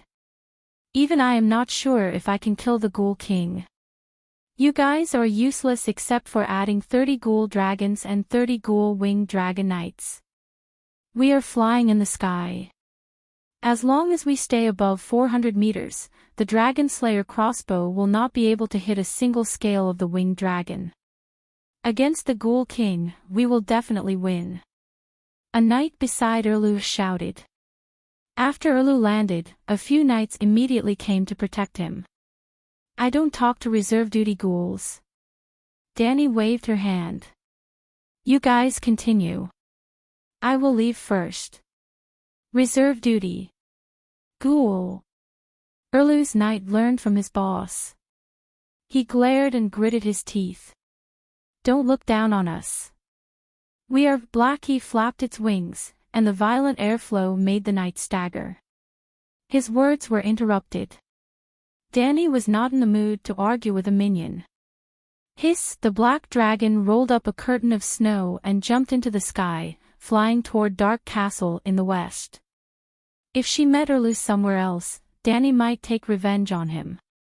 She hadn't forgotten that not long ago, he had burned her fake nephew and thrown a steel dagger at her. But when the Great Wall collapsed, Erlu rushed to help. Whether he was fulfilling his duty as the legitimate king of the Seven Kingdoms, or brainwashed by the red-robed woman, thinking that he could kill the Ghoul King with a red sword as the prophecy said, his actions could be considered as a responsible and responsible performance. Well, just like Danny now. Didn't she rush over as soon as she heard the news? More than 100 kilometers to Dark Castle, the Great Wall became more and more intact. Although the ice on the surface cracked enough to bury Erlu, it did not fall off. The stone wall inside the Great Wall was still stable. They passed by several Night Watcher castles, but they were all empty. But on the walkway on the Great Wall, there were many migrants. The Night Watchers in each castle rushed to Dark Castle through the Great Wall. Danny did not delay and flew directly to Dark Castle. Ugh, Dragon Queen is here. Her Majesty Danny Lilith is here to save the Great Wall. Dark Castle was unexpectedly lively. It was brightly lit, and there was a hubbub of voices. From the walls on the ground to the high tower in the courtyard, and then all the way up to the summit of the Great Wall, there were many lit oil lamps and torches, and men in black standing under the torches. Not only the Night Watchers, but also many northern region civilians and gorgeously dressed women. Dahe hovered half a circle above the castle and was discovered by the Night Watchers. The Night Watchers blew the horn, and the whole castle fell into a fanatical and joyful atmosphere. It was as if they had been choked to death underwater and had finally grabbed the straw rope that could save their lives. Then, they surfaced and took deep breaths. The castle, the insect path, the stable, the sentry tower. There were people scrambling to get out. The Great Wall to the north of Dark Castle was also full of cracks, and large chunks of ice had fallen. Danny only let Little White land on the Great Wall to monitor the surroundings, while Dahe took her to land on the outer wall. Yes, it was the wall that she had asked the giants and barbarians to build. It surrounded the buildings of Dark Castle in a semicircle. Your Majesty, you're finally here. Chief Commander Elise's eyes were red, and he was so excited that tears almost fell. Along with him to welcome the Dragon Queen were One-Armed Tanner, Red-Nosed Paristan, Pomegranate-like Bowen Maxie, and more than 20 noble knights of all ages. Sir Elisa, who was over 50 years old, looked even older than last time. His body was still as lean and strong as before, but his thick black and white hair was all white and bald. Did the other ghosts attack you? After exchanging a few pleasantries with the Night Watchers, Danny asked directly. As soon as the words left her mouth, she already knew the answer. The wall was full of stains from the battle.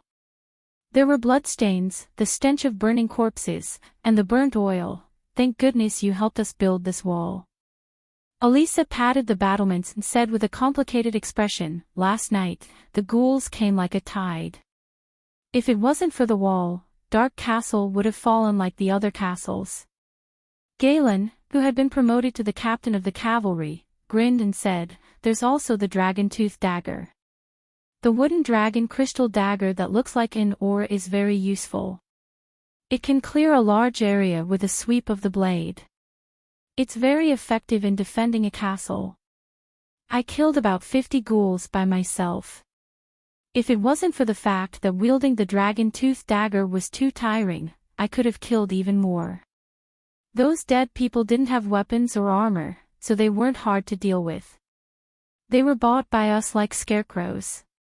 Paristan said in annoyance, if the Great Wall didn't collapse, the 15,000 Night Watchers would all be equipped with dragon-tooth daggers. The other ghosts wouldn't even be able to step into the north.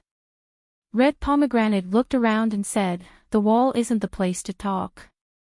Let's go to the hall.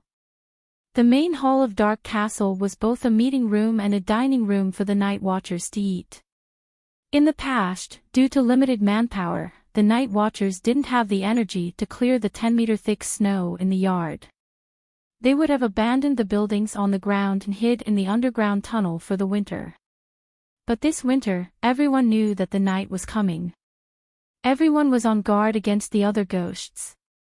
In order to quickly get into battle and train, the snow in the yard was cleared every day. The buildings on the ground weren't abandoned either. In fact, they couldn't be abandoned either. The number of night watchers was 10 times more than in the past. The tunnel couldn't fit that many people. We're not afraid of the normal ghouls.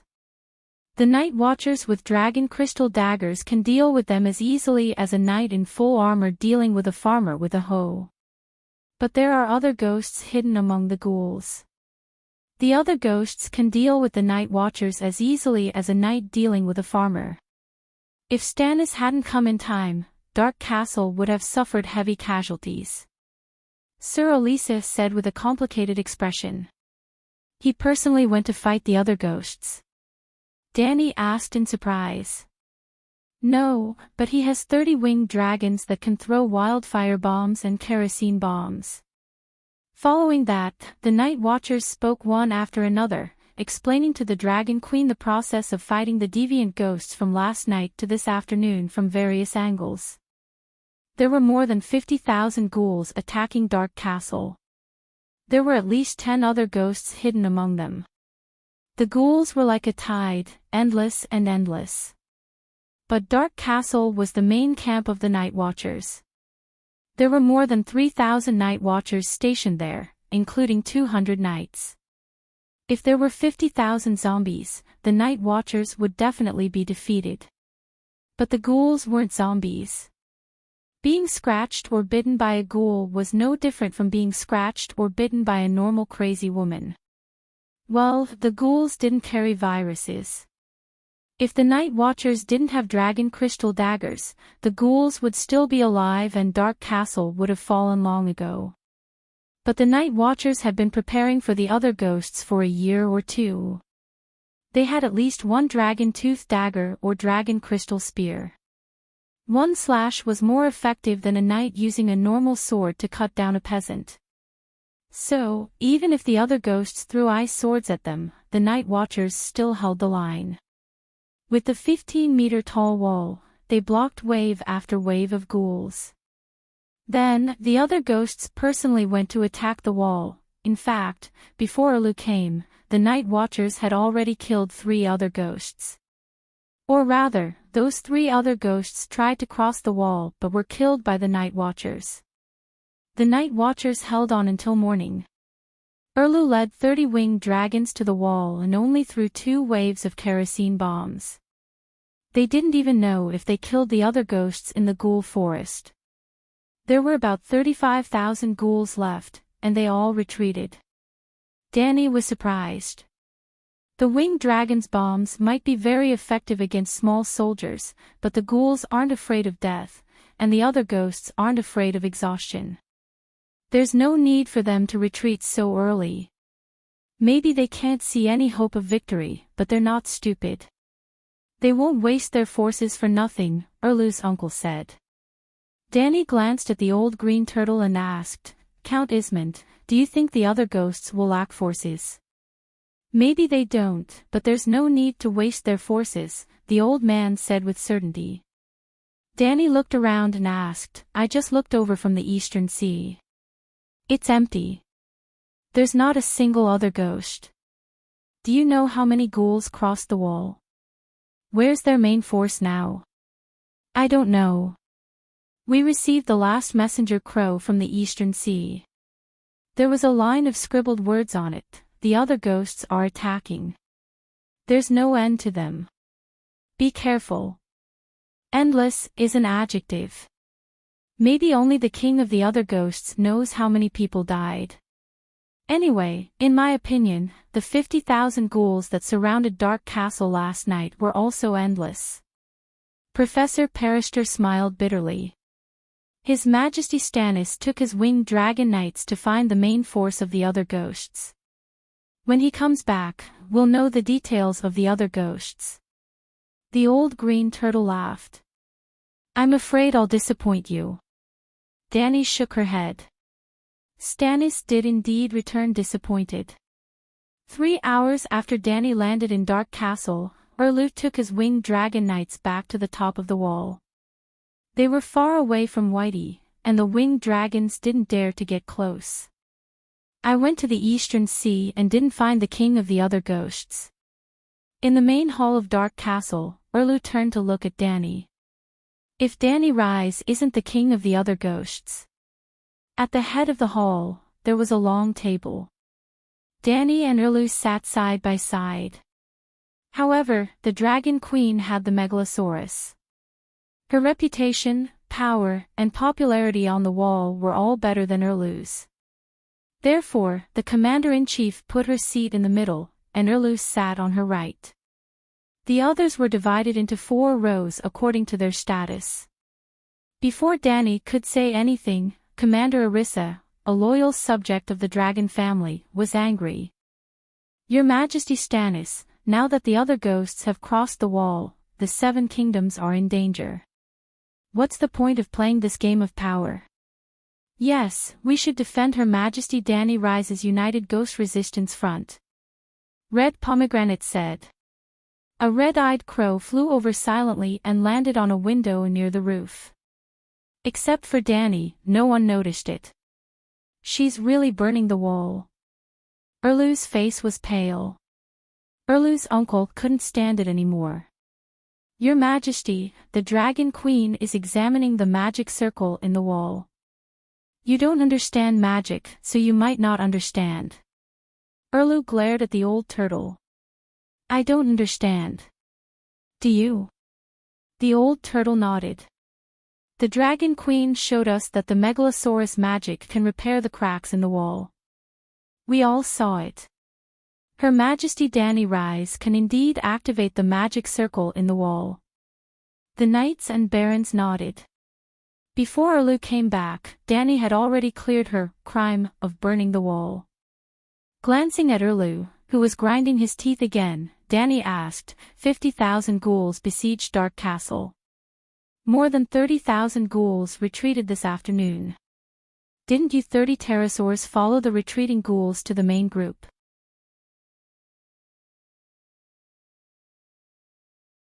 Chapter 754. Seeing that everyone was looking at him with anticipation, Erlu sighed regretfully and shook his head. The deviant ghosts are smarter than we thought. They split into dozens of small teams and spread out in all directions. Then they entered the snow forest and the mountains. I didn't dare to let the pterosaur lower its altitude. Soon, we lost all traces of the deviant ghost teams. After that, I wondered if the deviant ghosts could find traces of the deviant ghost army from the East Sea Watch. Sigh, in the end, I didn't find anything. Why is that? The deviant ghosts have already crossed the Great Wall. The sun has already been extinguished. Why are they still so cautious? Peristan was puzzled. I think that the army of corpses surrounding Dark Castle is just a side army. Erlu's expression became very serious. After crossing the Great Wall, the Night Watchers are no longer the main focus of the deviant ghosts. The higher-ups of the Night Watchers all had ugly expressions, but no one refuted because Erlu's words could not be refuted. Where do you think the deviant ghosts' main force went? Dany asked. Erlu said in a low voice, the group of dead people scattered their main force not because they were cautious, but because they had their own strategic plan. The deviant ghost army's target is the castle of the Duke of the North. That place has the most people. Kill all the living and turn them into an army of dead people. There are many castles. Naturally, it's more efficient to split up and attack from multiple directions. That's why they don't have a main force. If I were the deviant ghost king, I would choose this strategy. Dany smiled bitterly. This was also the situation she was most worried about. I saw many villagers in Dark Castle. Did they all escape from the deviant ghost village? She asked. Those are the villagers, merchants and prostitutes from Mole Village. The Great Wall collapsed and we received the East Sea Watch Crow. While we strengthened our defenses, we also sent someone to inform the people of Mole Village. Some came, some didn't. Those who didn't come have all become part of the deviant ghost army. Chief Commander Arissa said. Danny was silent. Erlu was silent. Other than the crackling sound of the fire in the fireplace, there was silence in the hall. After a while, Professor Paristan rubbed his face and said tiredly, Your Majesties, I wonder what plan you have for the current situation. It's difficult. Danny sighed. What's the situation at Slaves Bay now? Is the war over? Erlu glanced at her and asked softly. The alliance is now history. Danny's eyes turned into crescents as she smiled. Well, the knights and knights of Erlu below all exclaimed in unison, looking at the Dragon Queen with eyes full of shock and admiration. With a complicated expression, Erlu asked, How much power do you plan to invest in the Westeros? Sir Barristan has formed a volunteer army at Slave Bay. The first batch of 400 elite Unsullied equipped with tile armor and tile weapons have been airlifted to Dragonstone Island by Pterosaur in recent days. Gods, 400 sets of tile armor and tile weapons. There are only 300 tile swords in the entire Westeros. Everyone exclaimed again, looking at Danny with eyes that seemed to emit endless golden light, the gold of a mountain of gold. Tile armor. Erlu looked down at the old black plate armor on his body and said hesitantly, Aegon, I have a set of tile armor and black fire with me, do you want them? Sansa asked me for them last time, but I didn't give them to her. Black fire is the Targaryen clan sword. I don't care about armor and swords, do whatever you want. Danny's gaze turned sharp. But I will remember the matter of you burning Aegon to death. When the deviant ghosts are eliminated, I will settle the score with you. Erlu pursed his thin lips and said calmly, I hope we can live until that day. Cough, cough. Blacksmith Tanner coughed a few times to break the awkward silence. Your Majesty, 400 tile Unsullied is a powerful force. Wouldn't it be a waste to leave them on Dragonstone Island? That's where the problem lies, Danny said in a low voice. The deviant ghosts are heading south. As long as the Seven Kingdoms aren't stupid, they will know that it's time to go all out. But if the Great Wall collapses, where should we put our forces? One-armed Tanner opened his mouth and shook his head with a bitter smile. Indeed, the Great Wall, as the first line of defense, is useless. We should build a second, third, and even fourth line of defense. Paristan was deep in thought. Where should we build a second line of defense? Winterfell. A knight frowned and asked. Winterfell is undefended, and the castle is too small. Paristan gritted his teeth. I suggest we give up on the Northern Territory and put all our forces into the valley. We should strive to build the second Great Wall through the Blood Gate. Gods! Beau and Marcy exclaimed. Professor Paristan, has your brain been eaten by the deviant ghosts? How can you say such disgraceful and stupid words? A northern knight was filled with righteous indignation and cursed loudly. There are hundreds of thousands of people in the Northern Territory. How can we give up? The rest of the knights expressed their dissatisfaction. Caw, caw, caw, the large red-eyed crow by the window flapped its wings and cawed loudly. Everyone, quiet down and listen to me. Pareston's nose was as red as a lamp. He pressed his hands down repeatedly. When I said we should give up on the Northern Territory, I didn't mean we should give up on the people of the Northern Territory. I don't know the reason for this unprecedented calamity. But it's obvious that between us and the deviant ghosts, between the living and the dead, only one side can survive. The one who survives in the end will win. So, we are not fighting for territory with the deviant ghosts, we are competing to see who can last longer. Everyone stopped cursing and cursing. They were all deep in thought. Danny smiled and said, "If the land exists and the people are lost, the people and the land are lost. If the people exist and the land is lost, the people and the land are lost.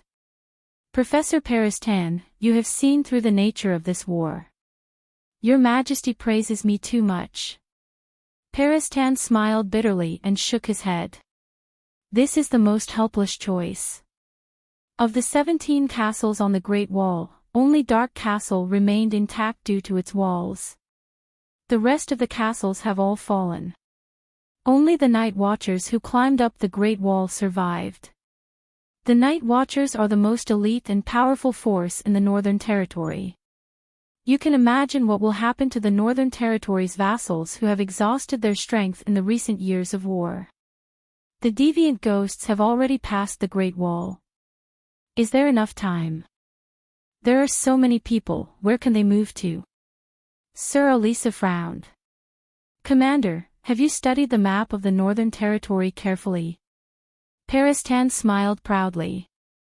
90% of the Northern Territory's nobles' castles are built by the river or the sea. "Really?" Sir Elisa doubted.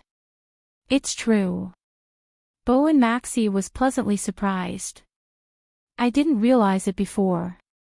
Now that I think about it, Stark's Winterfell, Mandalay's White Harbor, the Bolton family's Terror Castle, even Savon City, Lonely Tomb Village, Torrent City, even the Amber family, which is closest to the Great Wall, is only a few kilometers away from Mojiang. Send a message to the Northern Territory's vassals to immediately take a ship south to the Valley and the Western Territory," Danny said to the red-nosed old professor. "Forget about going to the Valley, but the Northern Territory and the Western Territory. Will Lannister take us in?" A Northern Territory knight asked hesitantly. "Moreover, the Northern vassals might not listen to us." Sir Elisa sighed. "We have to let Stark know about this. I'll go to Winterfell later." Danny turned to Erlu. "You haven't said anything. What do you think? There are hundreds of thousands of people in the Northern Territory. It's impossible to move all of them. So many people will starve to death if they go to the Valley and the Western Territory empty-handed. Why don't we solve the problem from the root? Killing the deviant Ghost King will end the long night." Erlu placed his hand on the hilt of his sword and looked at Danny with anticipation and hesitation.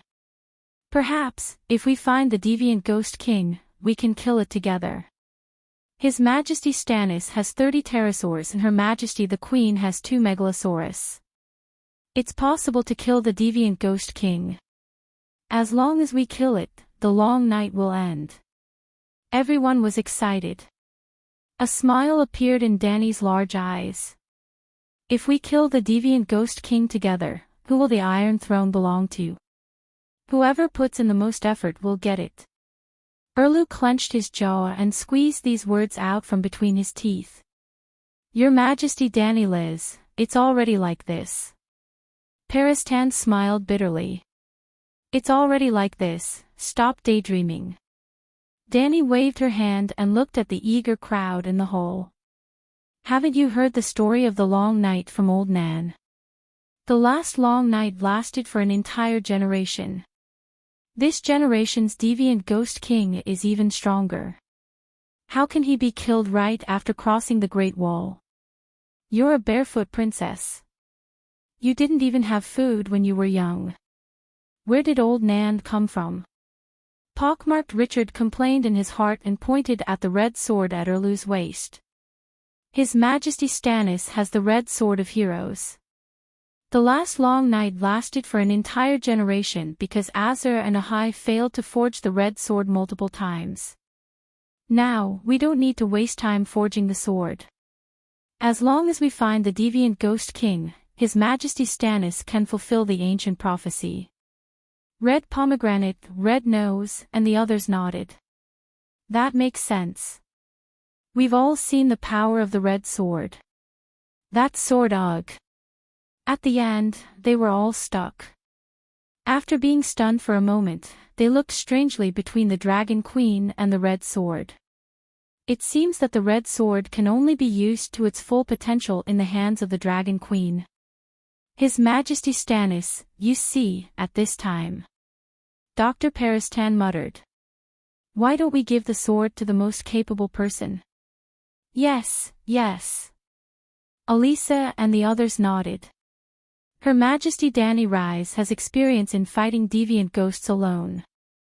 Let her shut up. Richard shouted angrily. The pockmarks on his face were shining because of his anger. His Majesty Stannis is the reincarnation of Azor and Ahai. He is the savior in the Red God's prophecy. Only he has the destiny to kill the deviant Ghost King. At a time like this. Peristan muttered softly. Looking at Erlu's gloomy face, his voice became softer and softer until it was almost inaudible. Since you have the confidence to end the long night with the red sword, why did you come to me? Dany asked curiously. Erlu's expression changed. After hesitating for a while, he said bitterly, Melisandre told me that I need a magic dragon to fulfill the Asha prophecy. I don't want your dragon.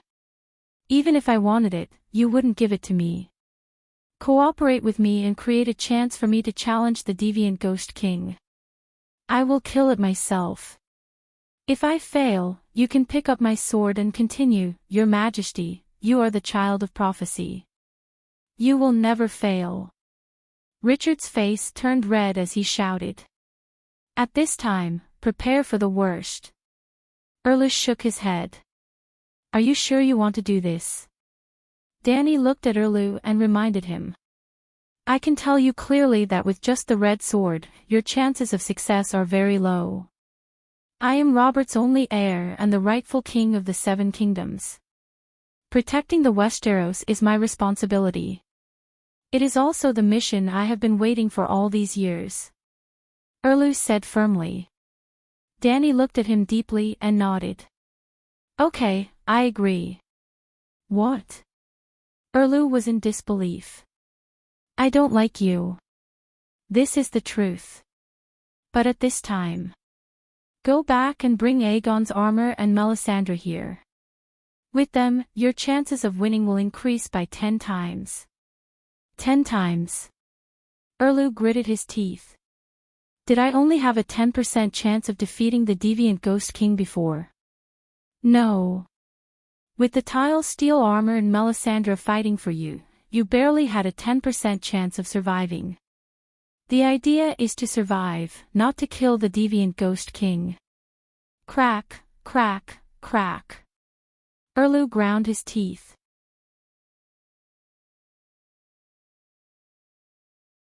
Chapter 755. Under the witness of many night watchers, Dany and Erlu reached 3 basic agreements. 1.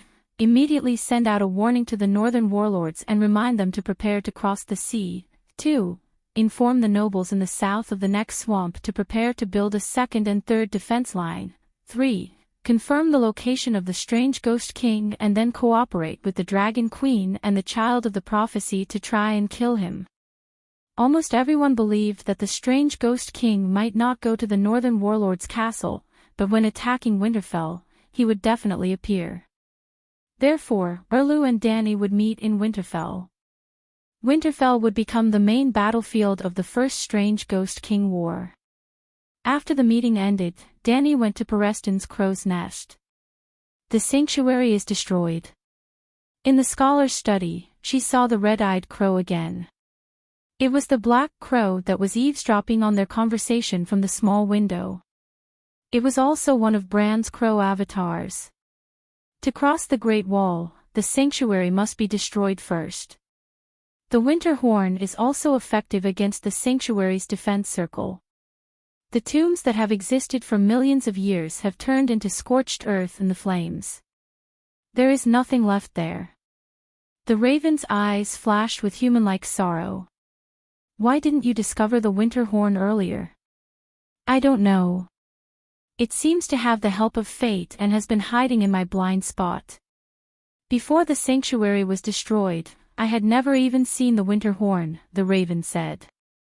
Hee hee, that's because you haven't merged with the Green Prophet seal, right? Now, you still have a large part of Bran Stark's humanity, Dany sneered. This has nothing to do with me. The Winterhorn had already appeared during the time of Blinden River when. Great, a three-eyed crow that knows how to shirk responsibility. You are the only one in a million years. Dany continued to mock. Caw. Caw. Caw. Caw. The raven excitedly flapped its wings and cawed loudly. I'm not trying to shirk responsibility. I just want to tell you that if Blinden can't do it, I can't do it either. None of the three-eyed crows can be omniscient and omnipotent. We are still at the mercy of fate. The mockery on Dany's lips grew thicker. Normally, you people are omnipotent and do everything. You simply think of yourselves as God who arranges the fate of all living beings. At the critical moment, you suddenly become so useless, yet you still speak so confidently. The three-eyed crow never acts recklessly, Raven said. Dany nodded in agreement. That's right. You can define whether your actions are reckless or not. Of course, you haven't done anything reckless. The three-eyed crow didn't have any honor, and he didn't see the light of day. Yet, he shouldered a great responsibility, and he devoted his life selflessly. In fact, every decision he made and every thought he had wasn't his true thoughts. If possible, I would rather be Bran Stark for the rest of my life. Bran said sadly. Why did you look for me? Dany furrowed her brows and changed the topic. Bran was silent for a moment, and when he regained his composure, he said in a deep voice, You should repair the Great Wall and keep the spell formation in it working.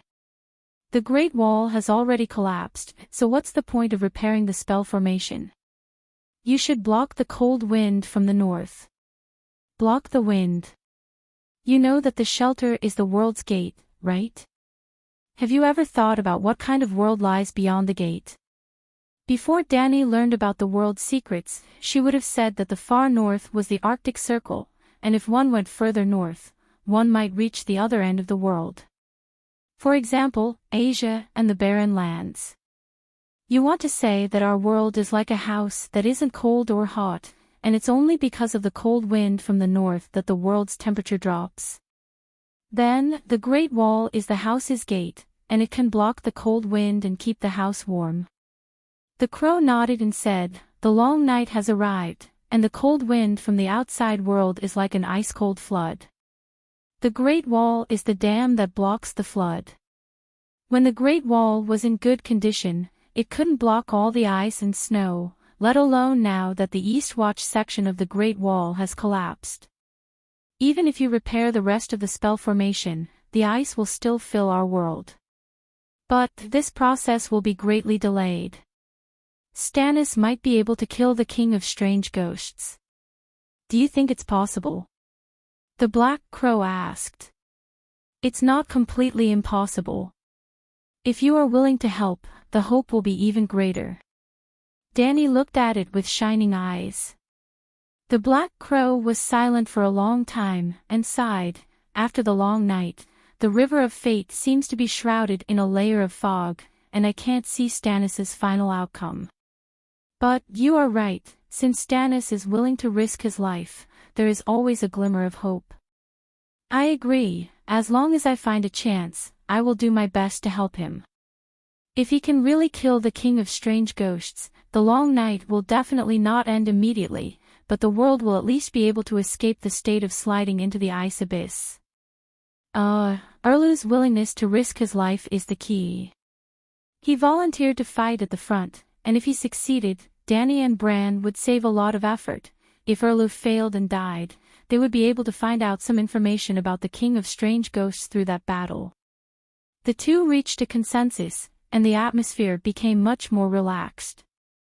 Dany asked again, Did you find any information about the Horn of Winter from the tree? Jon accidentally picked it up at the fist peak of the ancestors, and then he gave it to Sam. Bran was not omniscient, but he was the Green Prophet after all. The tree recorded everything, and as long as he searched with a purpose, he could always find the information he wanted.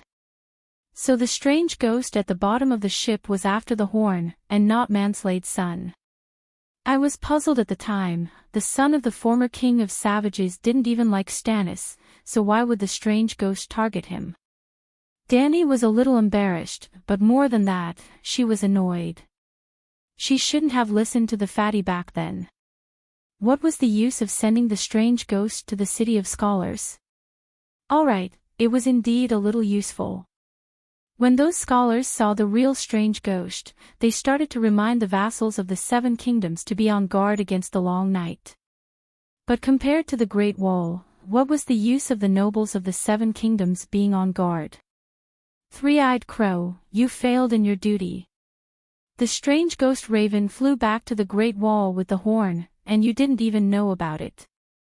In the blink of an eye, the Dragon Queen found another scapegoat. This is fate's arrangement, Bran said in a deep voice. Dany looked deeply at the crow, and the last bit of respect she had for that omniscient three-eyed crow dissipated from her subconscious mind. What do you think of Pereston's suggestion to abandon the Northern Territory? She asked calmly. Abandoning the Northern Territory is the best choice. Without the Great Wall, the Northern Territory will be defenseless, Bran said without hesitation, as if it was Lannister who lived in the Northern Territory and not Stark. Since this is the case, you should inform Jon Stark and ask the King of the Northern Territory to summon his subjects to move southward. I tried to persuade him, but he refused. Jon swore to live and die with Winterfell, Bran said in a complicated tone. Dany pouted and asked, the sanctuary has been destroyed. Where are you now? Are Leaf and the others still alive? The children of the forest are still alive. They are with me in Gorney's tunnel.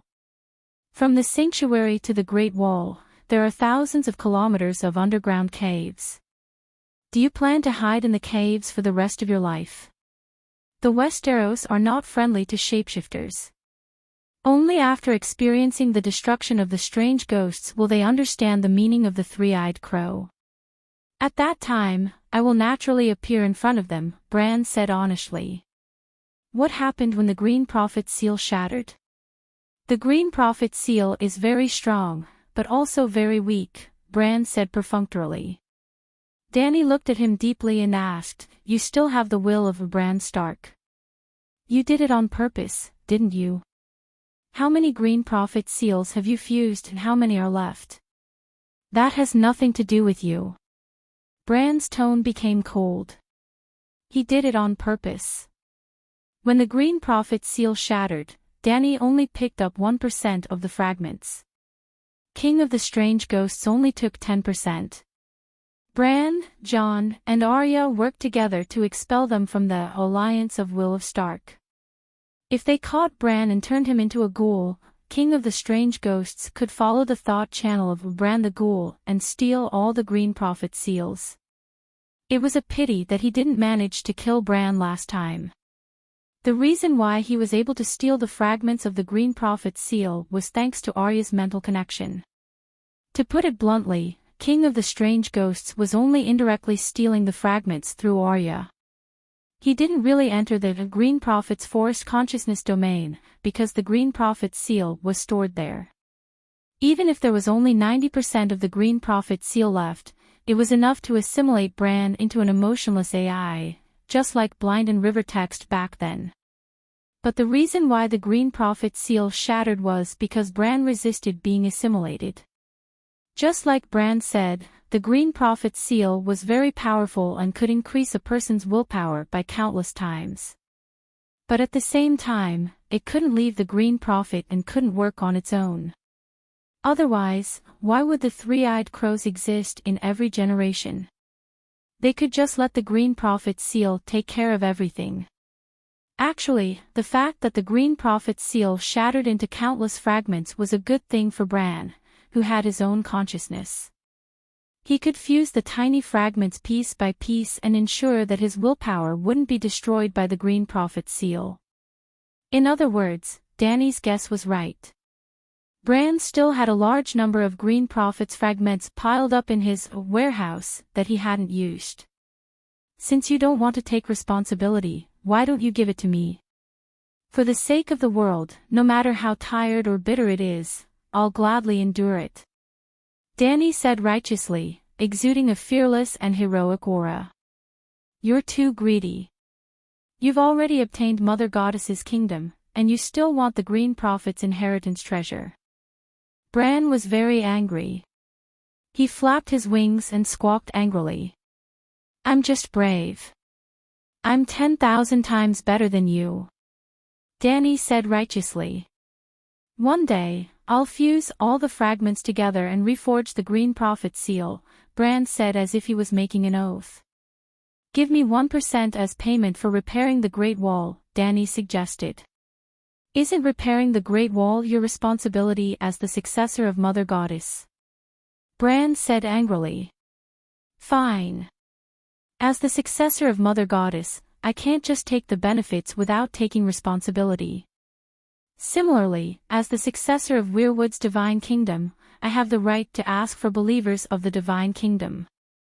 You want us believers of the old gods? Bran said in disbelief. No, I'm not interested in you human believers. I only want the children of the forest. Dead or alive, I want them all. Dany's lips curled into a smile as she revealed her true goal. They won't go with you, Bran said hesitantly. Call the crows over first. I'll ask them one by one and convince them one by one. Dany smiled. They're my companions. Bran almost couldn't suppress his anger. They're not your slaves. They have the freedom to pursue a better future. Helping the three-eyed crows protect the Westeros is their pursuit. Dany looked at him disdainfully and said, It's because the three-eyed crows neglected their duty and lost the Winter Horn. It's also because you weren't willing to sacrifice yourself that the Green Prophet's seal was shattered. You didn't even notice that the deviant Ghost King came to the Great Wall. Now, you still have the face to call yourself a protector of the Westeros. I think that giving me the Green Prophet's seal and disbanding the three-eyed crows is the greatest protection for the Seven Kingdoms, the world, and the human race.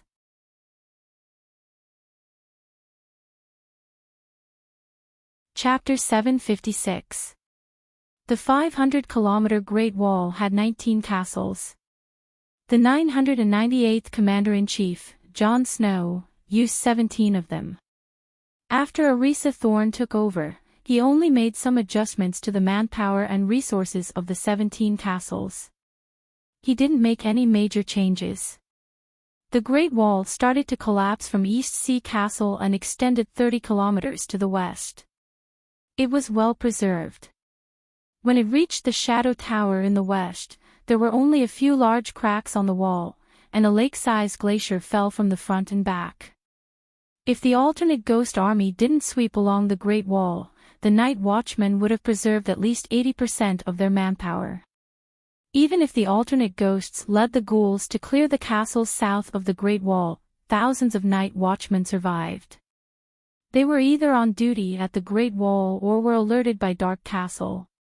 Or they retreated to the Great Wall after seeing the large number of alternate ghosts. In short, when the Dragon Queen arrived at Dark Castle again, thousands of Night Watchers on the western side of the Great Wall were struggling to move towards Dark Castle. Yes, there was a lot of space on the Great Wall, and it could be used to transport resources. It could also be used to transport large armies.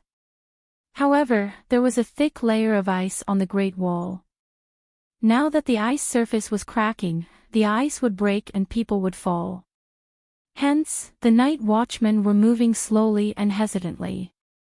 If Her Majesty can repair the Great Wall, it's best to inform the Night Watchmen walking on the Great Wall.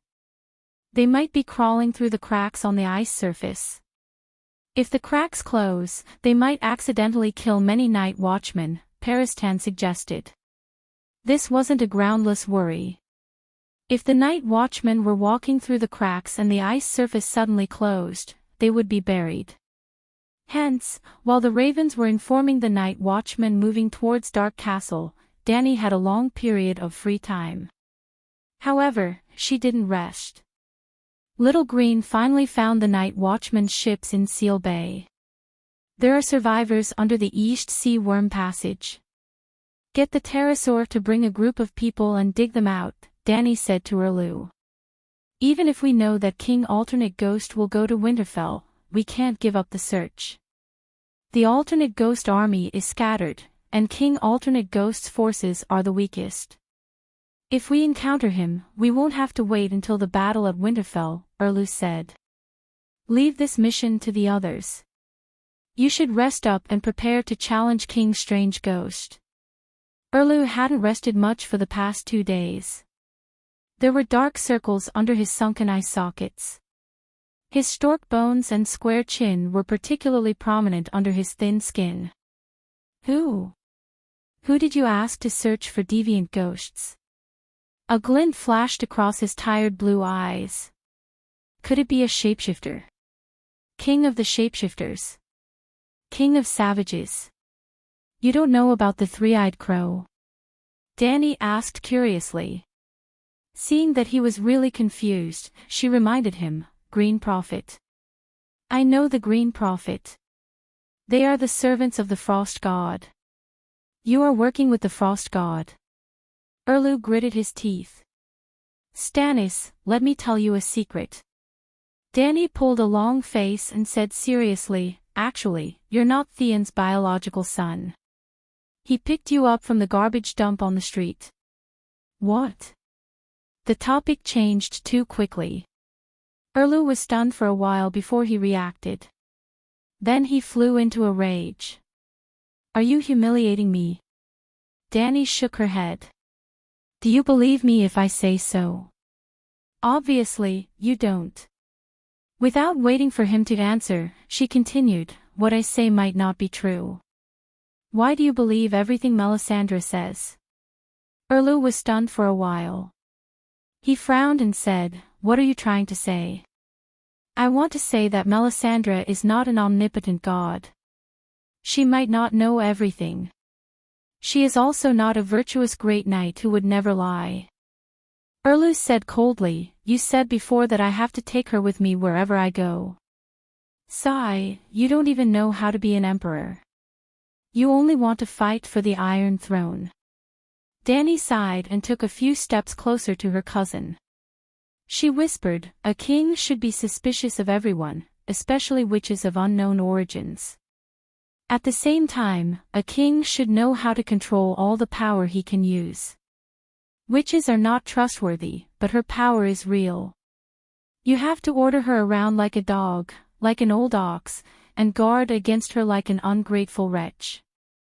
Are you trying to drive a wedge between me and her? Erlu's eyes flashed. He sneered as if he had understood something. I understand. You are afraid of her power. I'm demonstrating to you how a true emperor deals with an enemy. Didn't I just say that? A king should know how to control all the power he can use. I'm using you to deal with her. Dany also smiled. Her smile was very arrogant. You think I will be controlled by you? Erlu looked as if he had been greatly insulted. His face was livid. You are a fool if you don't listen. I am happy that you are a fool. I am happy that you are wise enough to listen to my advice. I am happy that Melisandre is unlucky. So, do you understand the difference between you and me? In your dreams. Erlu snorted and was about to leave. Do you know the true meaning of Yasha's prophecy? Dany asked slowly. Erlu stopped but did not look back. Don't try to lie to me. Melisandre told me that Jon Stark was only the child of the false prophecy in the illusion. Do you know the secret of Jon Stark's resurrection? Dany lowered her voice and told him everything about Jon being the vessel of Lalo's reincarnation. You are lying to me. Erlu's face was pale, and his voice was trembling. Why do you think that the King of Light would be selfless and help a mortal become the savior of the world? Or rather, would you help a pig become the king of the 7 kingdoms? None of the deities were good. In their eyes, mortals are like pigs and dogs that can be toyed with, slaughtered, and sacrificed at will. Danny sighed. Erlu was in a trance for a moment. I don't believe it. He gritted his teeth. You can choose not to believe it, but you must remember to be alert. I was once Lalo's target. So, I really hope that you can escape the tragic fate that he designed. For heaven's sake, Danny had spoken the honest truth at last. East sea gazing. The sky was dark, the snow was gray, the north wind was howling, and the turbid waves were rolling. There were no birds in the mountains, no traces of people, and no traces of living creatures. Hiss, a loud dragon roar sounded from the western sky. Blackie, who was wearing a silver bellyband armor, flapped its wings and blew up a large amount of snow on the ground. It landed on a glacier that was 3 stories high in the ruins. Hiss, hiss, then, another 10 pterosaurs landed on a piece of plain snow in front of Blackie. Woo woo woo, the low, hurried sound of the horn passed through the thick soil and snow and entered the ears of the crowd. In the wild waves and raging winds, the sound could not be heard clearly. It was like an illusion. Olma hurriedly jumped down from the back of Big Bear's pterosaur and ran to the place where the sound came from. He pushed aside the snow and pressed his ear against the cold stones. After listening for a moment, he said in surprise, "It's the horn." Someone really survived. Well, a day had passed. Big Bear, Garth, and the rest had also arrived. They also picked up Olma on the ship 200 kilometers south of Donghai Wangnan. Leaving Little Green and Little White in the sky as warning machines, Danny was not worried that there would be deviant ghosts surrounding them. So, her actions were very bold and unrestrained. She directly controlled a basketball-sized dragon flame fireball and burned the ice and snow on the ground with a sizzling sound. The original Donghai Wang Castle was completely covered by the collapsed Great Wall. The material of the Great Wall was 60% glacier and 40% rock. Besides Danny burning the ice and snow, someone had to dig the rocks and excavate the soil. Cora, Garth, the fat eunuch Beworth, and Quero surrounded Danny as guards. The 20 overnight watchmen transported by Erlu's pterosaurs started to get busy. Danny personally intervened because Donghai Wang stored 60% of the night watchman's supplies. This was a serious matter, so she had to come personally. She asked Jero Dane to transport the rations, furs, iron ingots, and the goods transported by the 7 dukes by sea. More than 80% of them were transported to Donghai Wang. Even John, after receiving a loan of 5 million gold royals from the Iron Treasury, bought the rations immediately. 70% of the rations were transported to Winterfell and 30% was donated to the Night Watchman. The rations borrowed from the Night Watchman were not included in the 30% donation. Although John had betrayed the oath of the Night Watchman, he had not forgotten his promise to the Night Watchman after he took over Winterfell and became the king of the Northern Region. He would use the power of the Northern Region to support the Great Wall. How many ghouls are there? Behind a tall glacier that blocked the biting cold north wind, Danny chatted with Olma while controlling the dragon flame fireball to burn the hole. Recalling the scene at the Great Wall, the old ranger could not help but shiver. He said in a trembling voice, "They are endless and densely packed. It's like a sea of corpses. How many are there?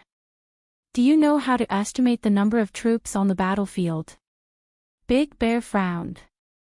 "At least 1 million, Olma said. 1 million. Garth Hyder said in disbelief, "Are there so many people beyond the Great Wall? The skeletons buried in the ground have crawled out. There are also wild beasts." Olma's old eyes reflected the red light of the fireball with fear. "Then it's more than 1 million. Danny said firmly. "The Northern Region is finished. We can't defend it. Winterfell can't defend against 1 million ghouls. Big Bear's face was pale. Danny's eyes flashed.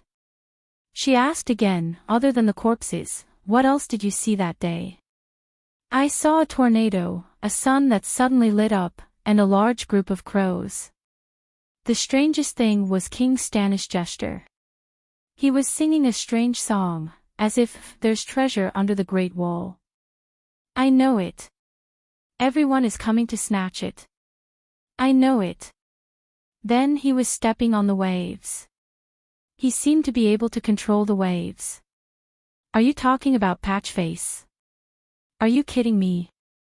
He's just a jester. How can he control the waves? Richard, who was beside the hole, said in surprise. That's right. It's him.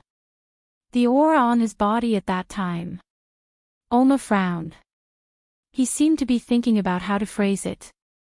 Is it like this? Danny's divine power surged. Her purple eyes emitted a solid green light. Oma shivered and nodded. Yes, it's like this. Just one look at him and he can make people feel fear and respect. A god who can control the waves. Shit, that gesture is actually Inami. Danny was dumbfounded. She had seen Patchface before. When John was revived, Shireen and Silas, Erlu's wife, had already been transferred to the Dark Castle's King's Tower. Patchface, whose face looked like a mosaic tile, was right next to Shireen. He was jumping and jumping around. He was a complete clown. She did not notice anything unusual about him. She did not expect, however, to act like a clown in front of mortals. Would Inami be able to put down her pride?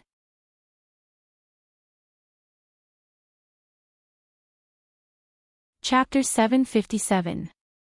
Patchface is Inami. The Red God Knight was puzzled. Your Majesty, you must be mistaken. Why would Inami be Stannis' jester? Cora asked with a strange expression. Yes, why would Inami be Stannis' jester? Danny was also puzzled. What was so special about Stannis? 20 years ago, the drowning god had found him. 5 years ago, before Robert had died, the Lord of Light, LoveLore, had found him. Woo woo woo! Suddenly, the sound of a horn came from a pit, followed by the cheers of the night watchers. The soil of the collapsed Great Wall had been dug through. Danny walked to the edge of the pit and looked down with the help of the red light of the fireball. It looked like a sweet potato cellar, with a thin opening at the top and a big belly at the bottom. However, the belly was not dug out by the night watchers. This was a tower at the edge of Eastwatch. The belly was the thick wall of the first floor of the tower, which was covered by a layer of glacier. Yes, the Great Wall had collapsed and covered the tower. The night watchers' worm tunnels were connected to every building in the castle. The sound of the horn was made by the night watchers of Eastwatch who had crawled out of the worm tunnel and bent over to blow the horn. Woo woo woo, why did it take so long? I thought no one would care about us. A yellow-haired young man covered in dirt crawled out of the hole and started to wail loudly. 300 to 400 people crawled out of the pit one after another. Everyone was laughing and talking loudly, their faces full of joy after surviving a disaster. Only this handsome young man was crying. Why are you crying? Didn't I tell you yesterday that I was going to call for help? Seeing the family emblem on his armor, Danny's eyes were filled with disdain. With such guts, you came to the Great Wall to be a night watcher. Your father should have arranged for you to be a royal knight in the Red Castle. This is a green fruit in the summer.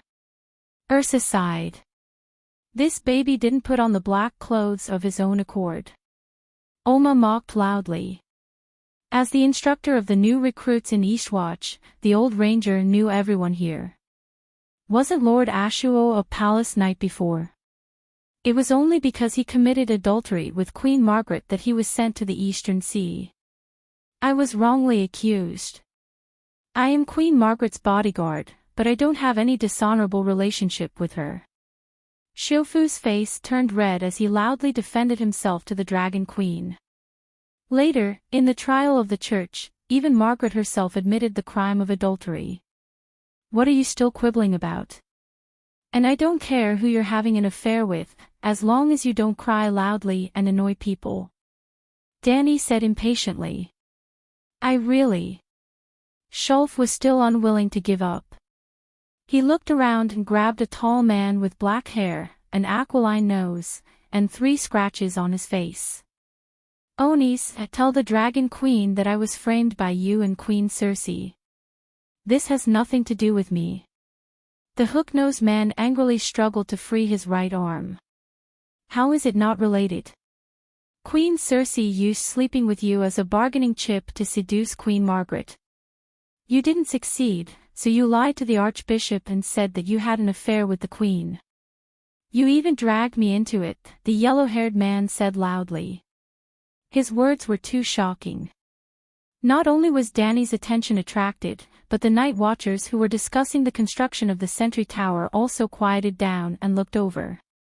I have already put on the black cloak. I don't want to have anything to do with the King's Landing anymore. The hook-nosed man blushed as he spoke to the Dragon Queen. You are Brother Kate Blake. Danny suddenly realized. The black-haired knight was a little embarrassed. He stepped forward and knelt on one knee. Your Majesty, I am Oni's Kate Blake. I am willing to serve you. I don't need you to serve me. Guard the Great Wall well and kill a few more ghouls. Danny's eyes flashed with disdain as she said lightly. Hee hee. The night watchers around them chuckled maliciously. Onis was even more embarrassed. He lowered his head and bowed hurriedly. He stood up and was about to leave quietly. Onis, make yourself clear.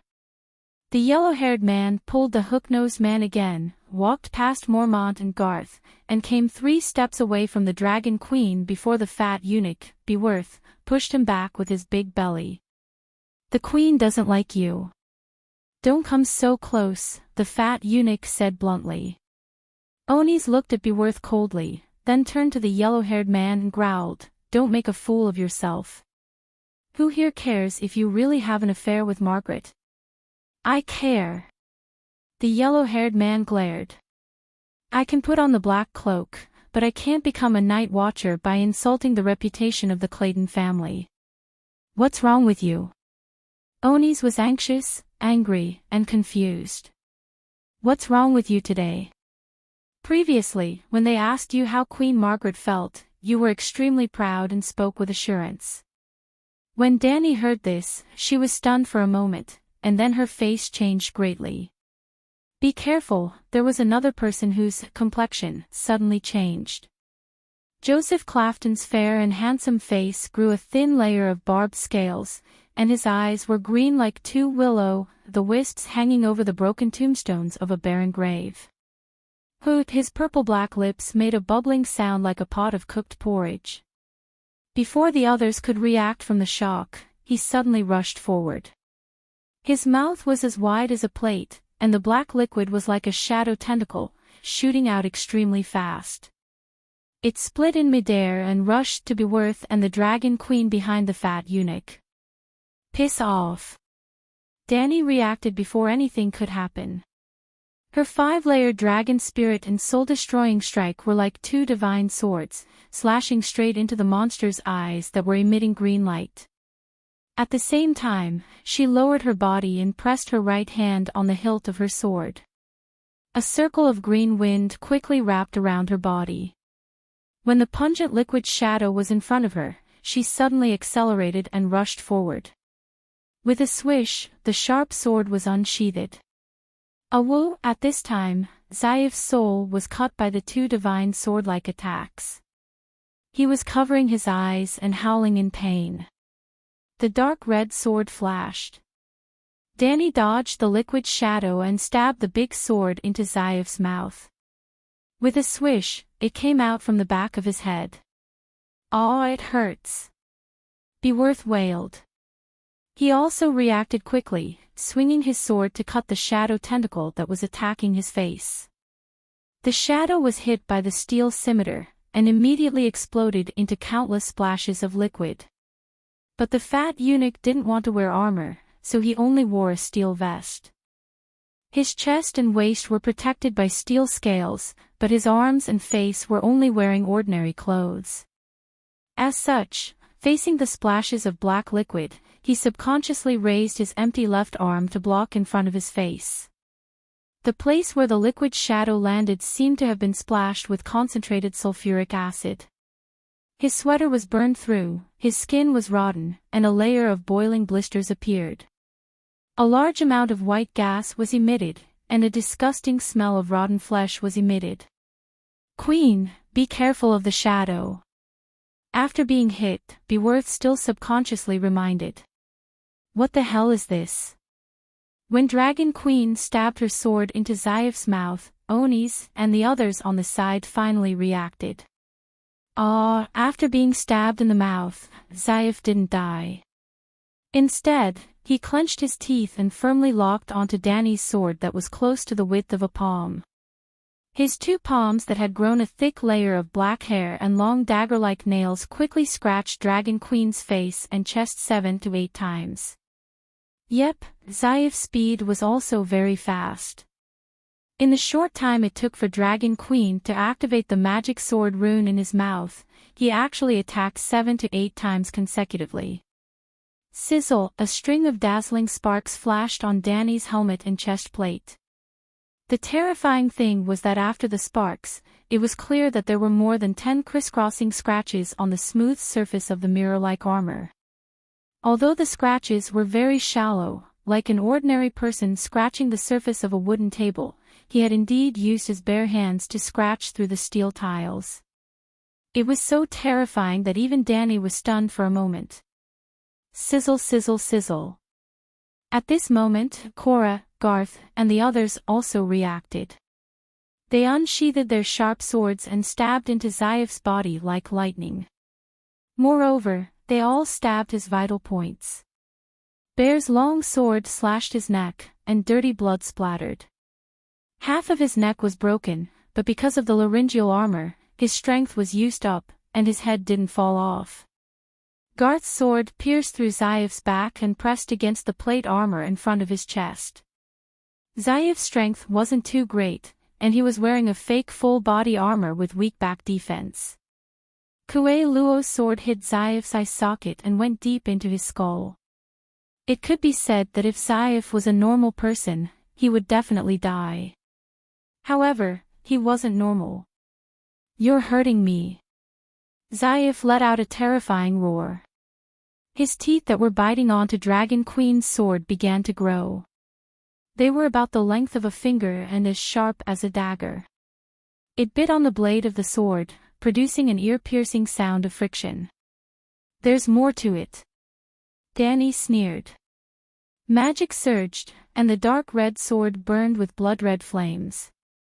Flames shot out from the holes in Zaif's nostrils and the back of his head.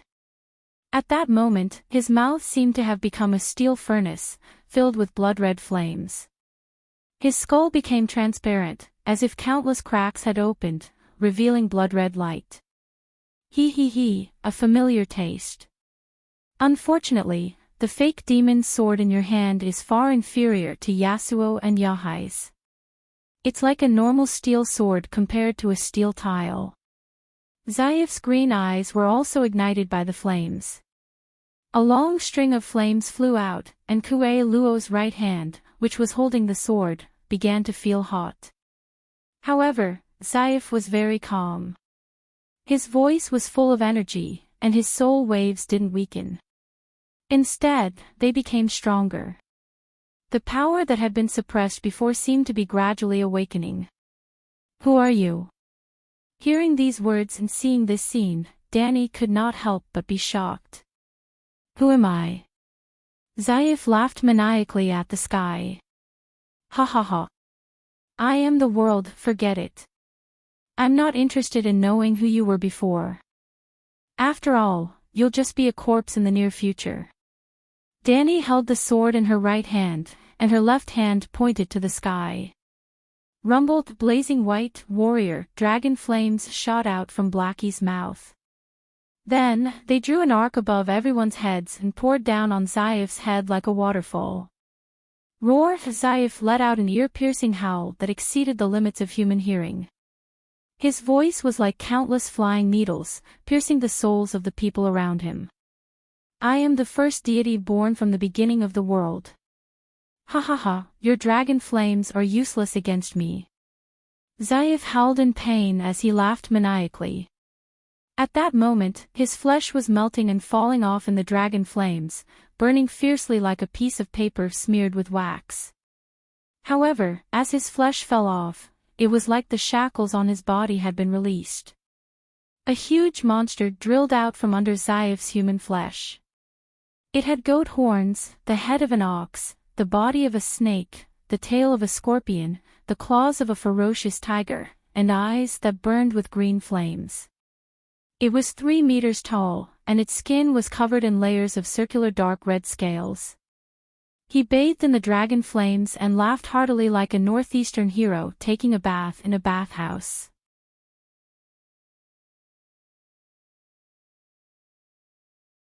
Chapter 758. Boom! Aw, what kind of monster is this? How did Shofu become like this? He's not Shofu. He's a demon. The demon has taken over Shofu's body. Holy Mother, even the dragon flames can't burn it. The monster's transformation shocked Danny. The surrounding night watchers and Red God Knights also felt their scalps tingle as they screamed in fear. Walala, the bull-headed serpent monster, looked up at the sky and inhaled fiercely. The blazing white warrior dragon flames seemed to have met the smoke from a range hood.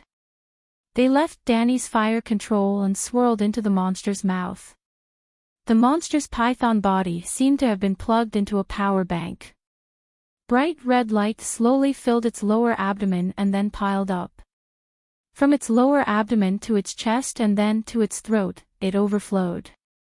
In the end, every round scale on the monster's surface started to shine with golden light. The round scales were like small suns.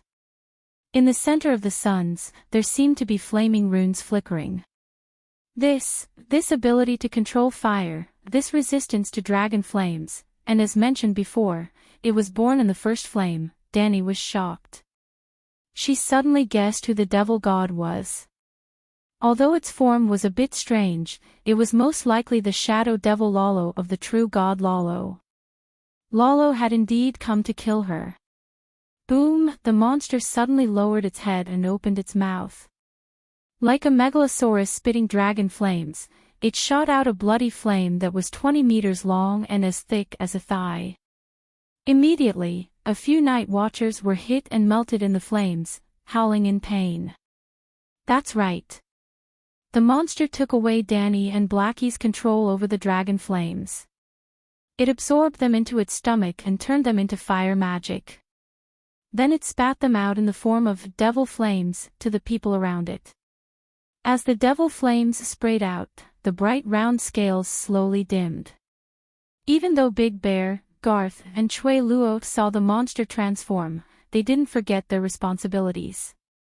Plus, they were confident in their tile steel armor. When the black dragon flames were absorbed, they quickly stepped forward and stabbed with their swords. But other than creating sparks on the monster's scales, they didn't do any damage. Now that the monster was spitting devil flames, they were the first to bear the brunt. After burning a few night watchers to death, the monster changed its direction and spat at the white knights beside it. Boom! Amidst the horrified screams of the people around them, the black smoke that gave off the stench of rotting corpses and the flames that looked like blood plasma suddenly exploded just a few centimeters away from the monster's mouth. It was as if a firefighter had placed the muzzle of a fire extinguisher against a wall and sprayed foam everywhere. It was Dragon Queen who quickly stepped forward. Wearing a steel glove, a green tornado revolved around her left palm. Like a giant shield, she blocked the monster's mouth. At the same time, the magic sword in her right hand pierced forward at lightning speed, hitting the monster's throat where the magic fluctuation was the strongest, causing it to abruptly stop spitting fire. Ding! Unfortunately, even with the Dragon Queen's inhuman strength and speed, the sharp dark red blade only left a small spark on the round scales at the monster's Adam's apple. It was as if it had struck a steel plate. Danny's attack was fruitless. The monster grinned and clenched its black hairy hand into a fist as big as a rice cooker. It hit her head with lightning speed. Boom boom. Danny was like Tony who was hit by Thanos during the battle on Titan Star. Her body leaned back uncontrollably, dragging a 10-meter-long ditch in the snow. Along the way, she killed 2 Night Watchers and only stopped when she crashed into a glacier. The monster ignored the attacks of Big Bear and the Night Watchers. It strode forward and waved its claws to cut the Night Watchers who swung their swords at it into pieces. Just as it was about to deliver a fatal blow to Dragon Queen who was struggling to get up, a black shadow silently but swiftly darted out from behind. It stepped on its swaying tail and climbed up its back like a monkey on its shoulder. The monster's reaction was not slow. It immediately turned its head and opened its mouth, preparing to roar a sound wave that could attack the soul. Demon, die die die die die die. Level 5 Dragon Spirit plus Warrior Godhood plus Sword God's Divinity. Danny's face under the helmet was pale and blood was flowing from the corner of her mouth. However, she endured it and continuously delivered a soul-destroying blow. If the soul attack was visible to the naked eye, everyone would be able to see that her eyes were like superhuman laser eyes, shooting out countless black, red, gold, white, and green sword streams. Roar! The monster hugged its head and let out an earth-shattering howl. Airwaves spread from its body and rolled up a circle of whistling snow foam in the snow. The weak-willed Night Watchers knelt on the ground and hugged their heads as they howled. At this moment, the black shadow that had already leaped onto the monster's shoulder suddenly waved a silver lightning bolt. After the attack, the black shadow immediately jumped away from the monster's shoulder. Its thin body bounced back 4 to 5 meters in the strong wind. Ugh! The monster with the head of the bull god covered its left eye and cried out in pain. One of its pair of large green lantern-like eyes was extinguished. It was Danny C. The little assassin had been lurking. When the Dragon Queen was sent flying 10 meters away by a punch, she finally could not help but jump out. Danny also borrowed the vision of the Megalosaurus and saw everything. She understood that with the little assassin's assassination skills, facing the bull god alone would be suicide. So she endured the pain of her internal organs rupturing and used the level 5 dragon spirit to control the situation. The effect was not bad. The bull god's scales could even block Danny's counterfeit magic sword, but its eye was still pierced by Danny C's steel dagger. At this moment, the others also reacted from the shocking change and roared as they attacked the demon god. That's a demon, kill it. Olma drew his bow and shot an arrow. The dragon crystal arrow flew more than 10 meters and exploded between the bull god's eyebrows. Kill, protect Her Majesty Danny C. 4 Unsullied with short swords and huge shields rushed towards the bull god. Kill the demon. Hundreds of Night Watchers also roared.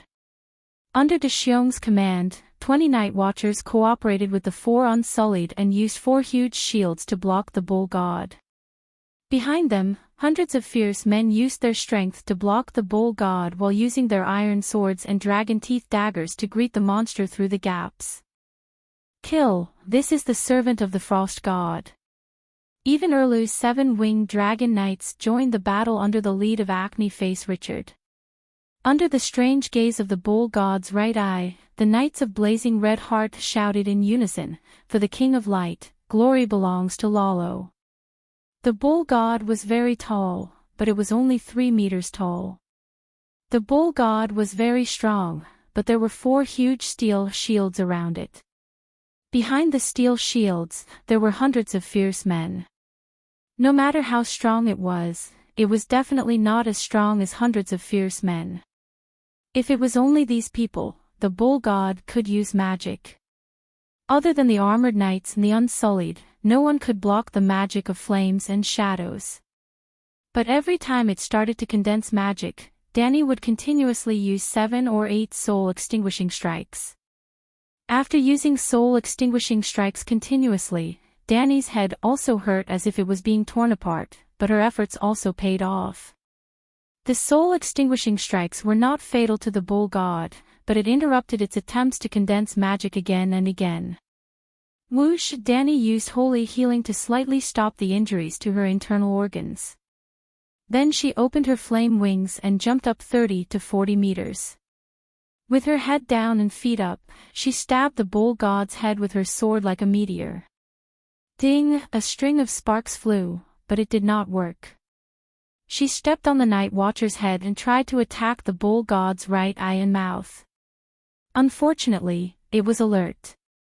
Its eyelids opened and closed, blocking every stab.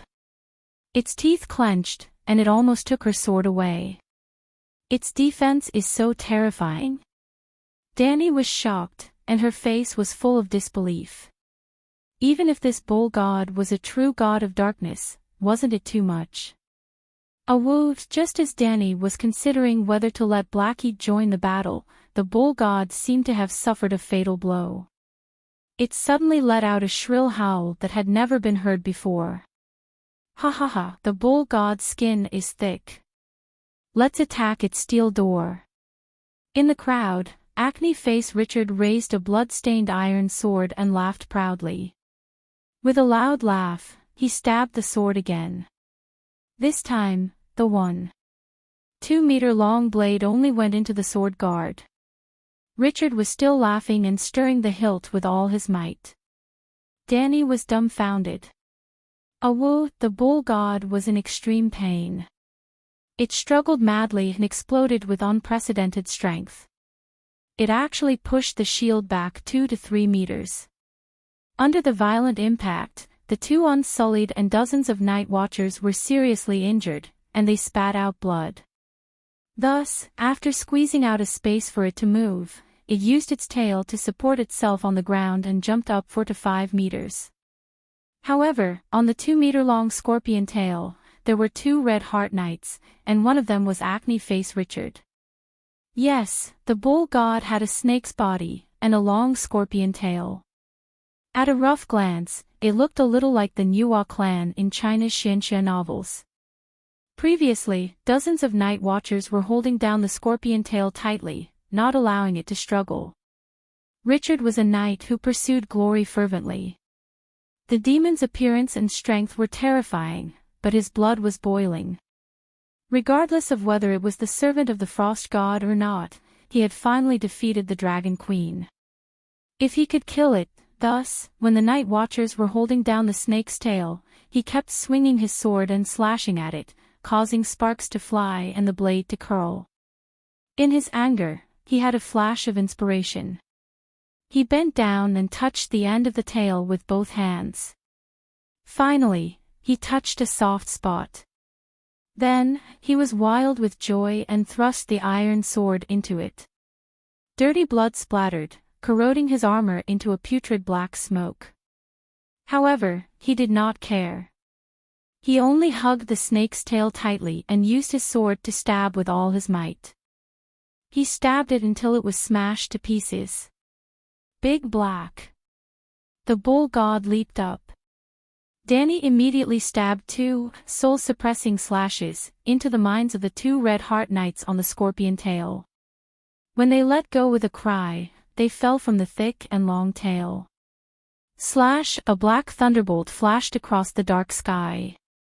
Hiss boom. Big Black roared. Its tail was like lightning, hitting the demon that leaped into the air. The demon was like a missile that had lost its speed, crashing into the snow 20 meters away. It was too fast. Everyone only saw a black shadow flash, and a huge crater appeared in the snow.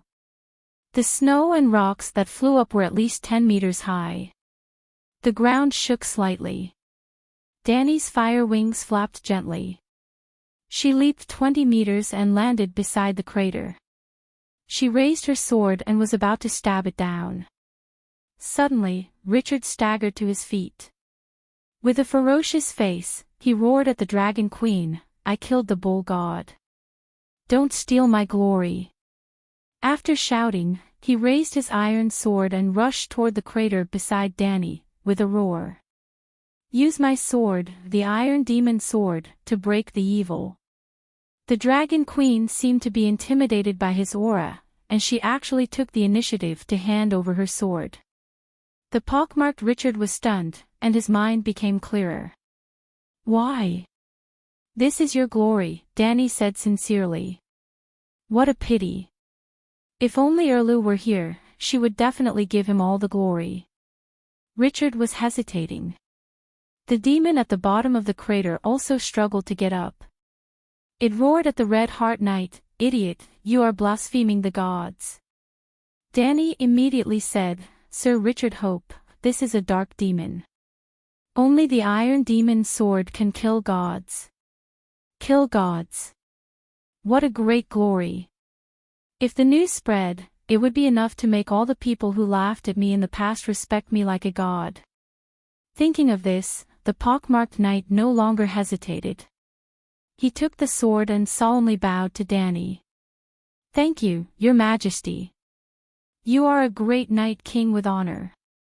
May honor be with you." Dany solemnly returned the salute.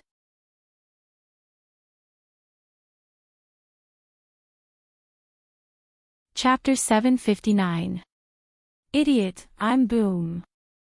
The monster roared angrily, but before it could finish, Blackie's tail whipped the monster's head like lightning again. Dany immediately gave him a series of soul destruction slashes, only to make the monster stagger and unable to speak. "Come and hold the demon down." Sir Richard waved to his followers. The 6 blazing flame knights rushed over at the same time. "For glory. For our healer. For the King of Light, for glory." Shouting his slogan, the blazing Red Heart Knight held his round shield tightly against the monster, immobilizing it. Then, Sir Richard laughed sinisterly and plunged his sword into the monster again, roar boom. The tile steel sword was indeed more effective than an ordinary iron sword. The monster let out a shrill cry, and its divine power burst out again. The violent airwaves immediately blew away the 7 Red Heart Knights who were on top of it. Blasphemy! It roared at the sky, and its body was covered with a black shadow like a water curtain. The terrible divine power of shadow could not be suppressed even by Dany's soul destruction slash. But Dany was not afraid of its evil magic. She entered the dragon spirit state with the divine title of the Great Black Mother. The next moment, endless milky white holy light spread out from Dany's body and spread to more than 20 meters away. The Night Watchers and the Red Heart Knights nearby suddenly felt cool and warm water entering their bodies through their pores, washing away their fatigue and healing their wounds. Their minds were refreshed and their minds were strengthened. For ordinary people, the large-scale holy healing was a positive buff. But when it fell on the monster's shadow, it burned fiercely. There was no doubt that the monster's body was stronger than Dragon Queen and Blackie. Its divine power level was higher, and its total divine power was not necessarily less than the 7 gods. But at this time, the monster was only a clone of the Shadow Demon. "Gods bless!"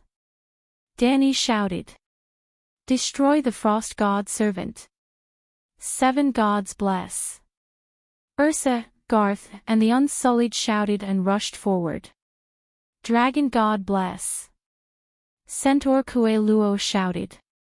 "Red God bless!" Sir Richard and the 6 Red Heart Knights were emotional. They shouted and rushed forward.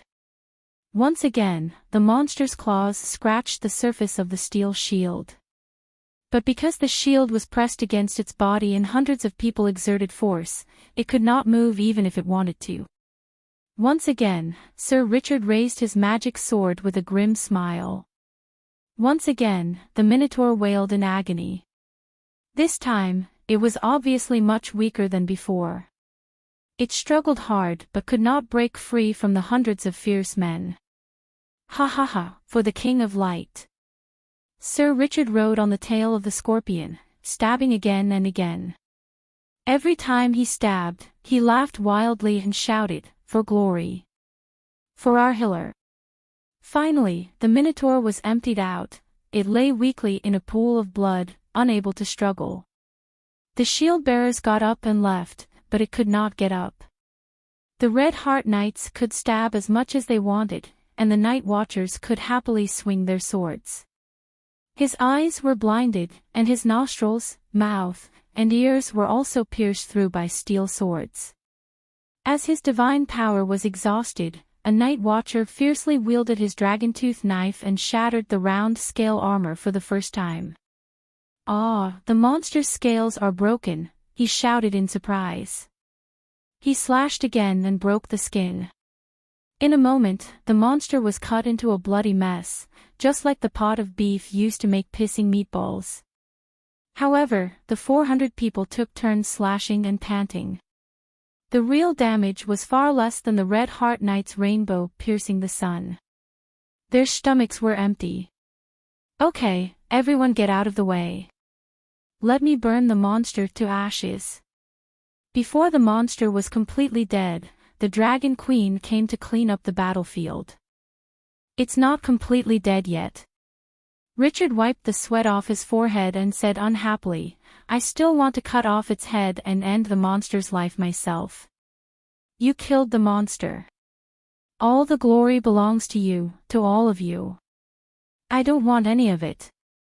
"You saved me from the monster," the Dragon Queen said emotionally. This is not very good. Your Majesty, you also helped a lot." Hearing the Dragon Queen's words, Richard's pockmarked face showed some embarrassment. Danny looked around at the broken bodies of the soldiers in the snow and sighed. "There's nothing bad about it. If you didn't find the monster's weak point, I don't know how many people would have died." Although the battle was short, and the monster's movements were restricted many times, it was too strong, its claws were too sharp, and it used evil witchcraft one after another. In just a few breaths of time when it lost control, 40 to 50 Night Watchers died. If not for Danny's field control to suppress the monster's magic and movement, the 400 to 500 Night Watchers who had just crawled out of the worm tunnel would not have been enough to kill it. In a one-on-one battle, Danny might not be its opponent unless she was as sensitive as Sir Richard to detect the monster's weakness. "Your Majesty, what's the matter with this monster?" Olma asked curiously. As soon as he said that, the surrounding soldiers who were sitting on the ground and panting looked up. Their curious gazes fell on the Dragon Queen. Regardless of whether the monster was the Shadow Devil Lalo or not, Danny immediately determined its identity. "That's the evil god from the land of eternal winter. It's the servant of the frost god. This is the common enemy of all humans, and this tragic battle did not happen because of me. Just 2 days ago, more than 10 demon gods' projections or clones were fighting over the door god's god kingdom. Then, the door god opened the space door, and all the demon gods knew that she had inherited his legacy. Therefore, Danny guessed that the monster with the monster head must be one of the demon gods. Considering that he was immune to dragon flames and that his ability to control flames surpassed hers, there was only one candidate left: Lalo. Moreover, that fellow had just triggered a monkey version of the Great Cataclysm in Orlos with the goal of killing her. The way he fought in the East Watch was also very obvious. He disguised himself as a Night Watcher in the East Watch worm tunnel. When she came here to save them, he would catch her off guard and take her down with a sneak attack. Perhaps, when Blackie was roaring and informing the people in the worm tunnel, Lalo was listening at the side and decided to parasitize the body of a Night Watcher in the worm tunnel.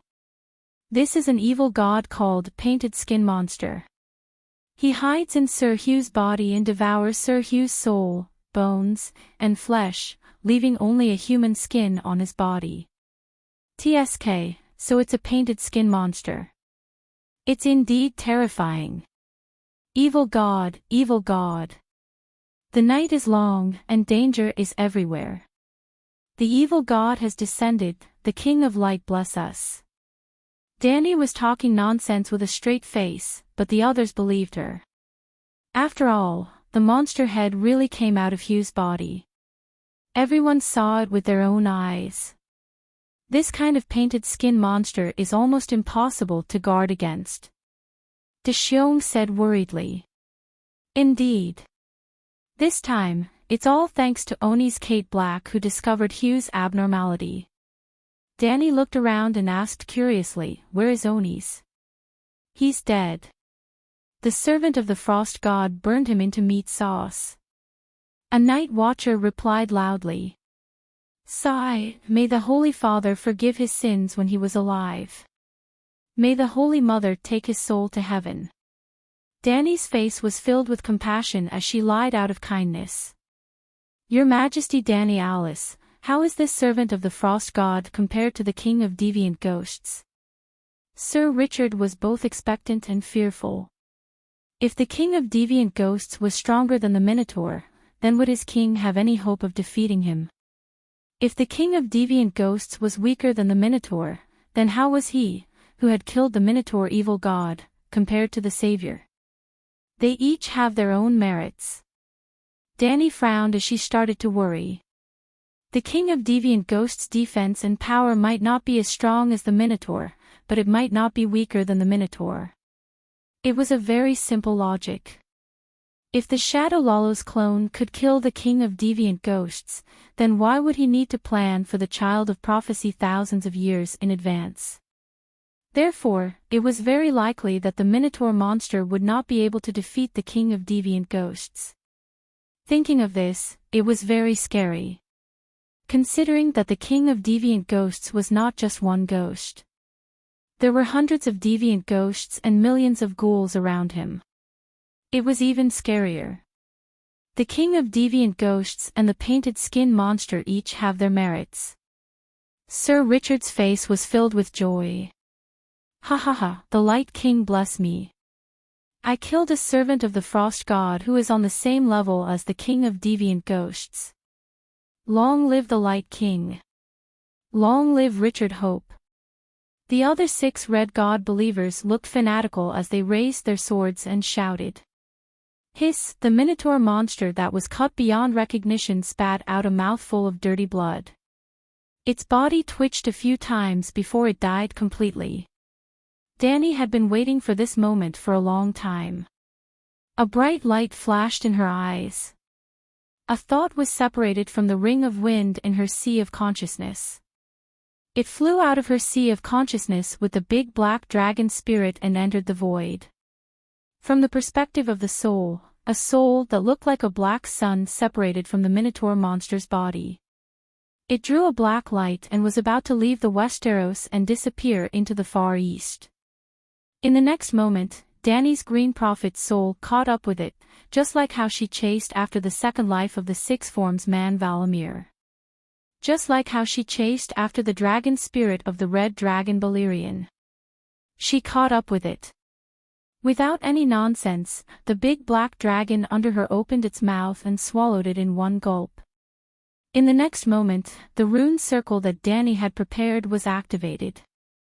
It immediately sealed the black sun and sent it to the 7 gods' kingdom to be suppressed. Boom, the void shook. In the dark shadows of the east, there seemed to be a demon god roaring angrily. Danny smiled coldly and her soul returned to her sea of consciousness. Boom! The blacksmith's dragon flame, which could melt steel, poured out and covered the whole pit where the Minotaur monster's body was. The dragon flame was like water, filling the pit and turning it into a lake of red flames. Under the lake, the Minotaur monster's blood, broken scales, and purple-black meat were burned together, turning into a waterfall-like black soul, as well as a large amount of divinity of gray shadow and fire. There was no divinity of light, so she couldn't be sure that he was the king of light. Danny saved the divinity of fire first, planning to eat it when her song of fire made some progress. The divinity of Shadow and Black Soul were all poured into Big Black Sea of Consciousness. Big Black was perfected. He activated the clergy of the seven gods again. Danny was a little hesitant. In theory, she should choose Stranger without hesitation. Stranger was the god of death of the seven gods' believers. He should be able to control part of the god of death's authority. However, after the Minotaur monster's assassination today, Danny also found a problem. She had the Han's face-changing technique, and the evil god also had a special stealth method. She didn't notice Shofu's abnormality before. The Holy Father represents justice. This justice will definitely give the Holy Father's divine power special ability. Maybe, it can sense evil. Danny was looking forward to it. However, she also knew that her expectations might not become reality. Glancing at the night watcher who was sorrowfully cleaning up his companion's body, Danny sighed. She hoped that Coer's black goat would be more powerful. She chose Stranger for Dahe.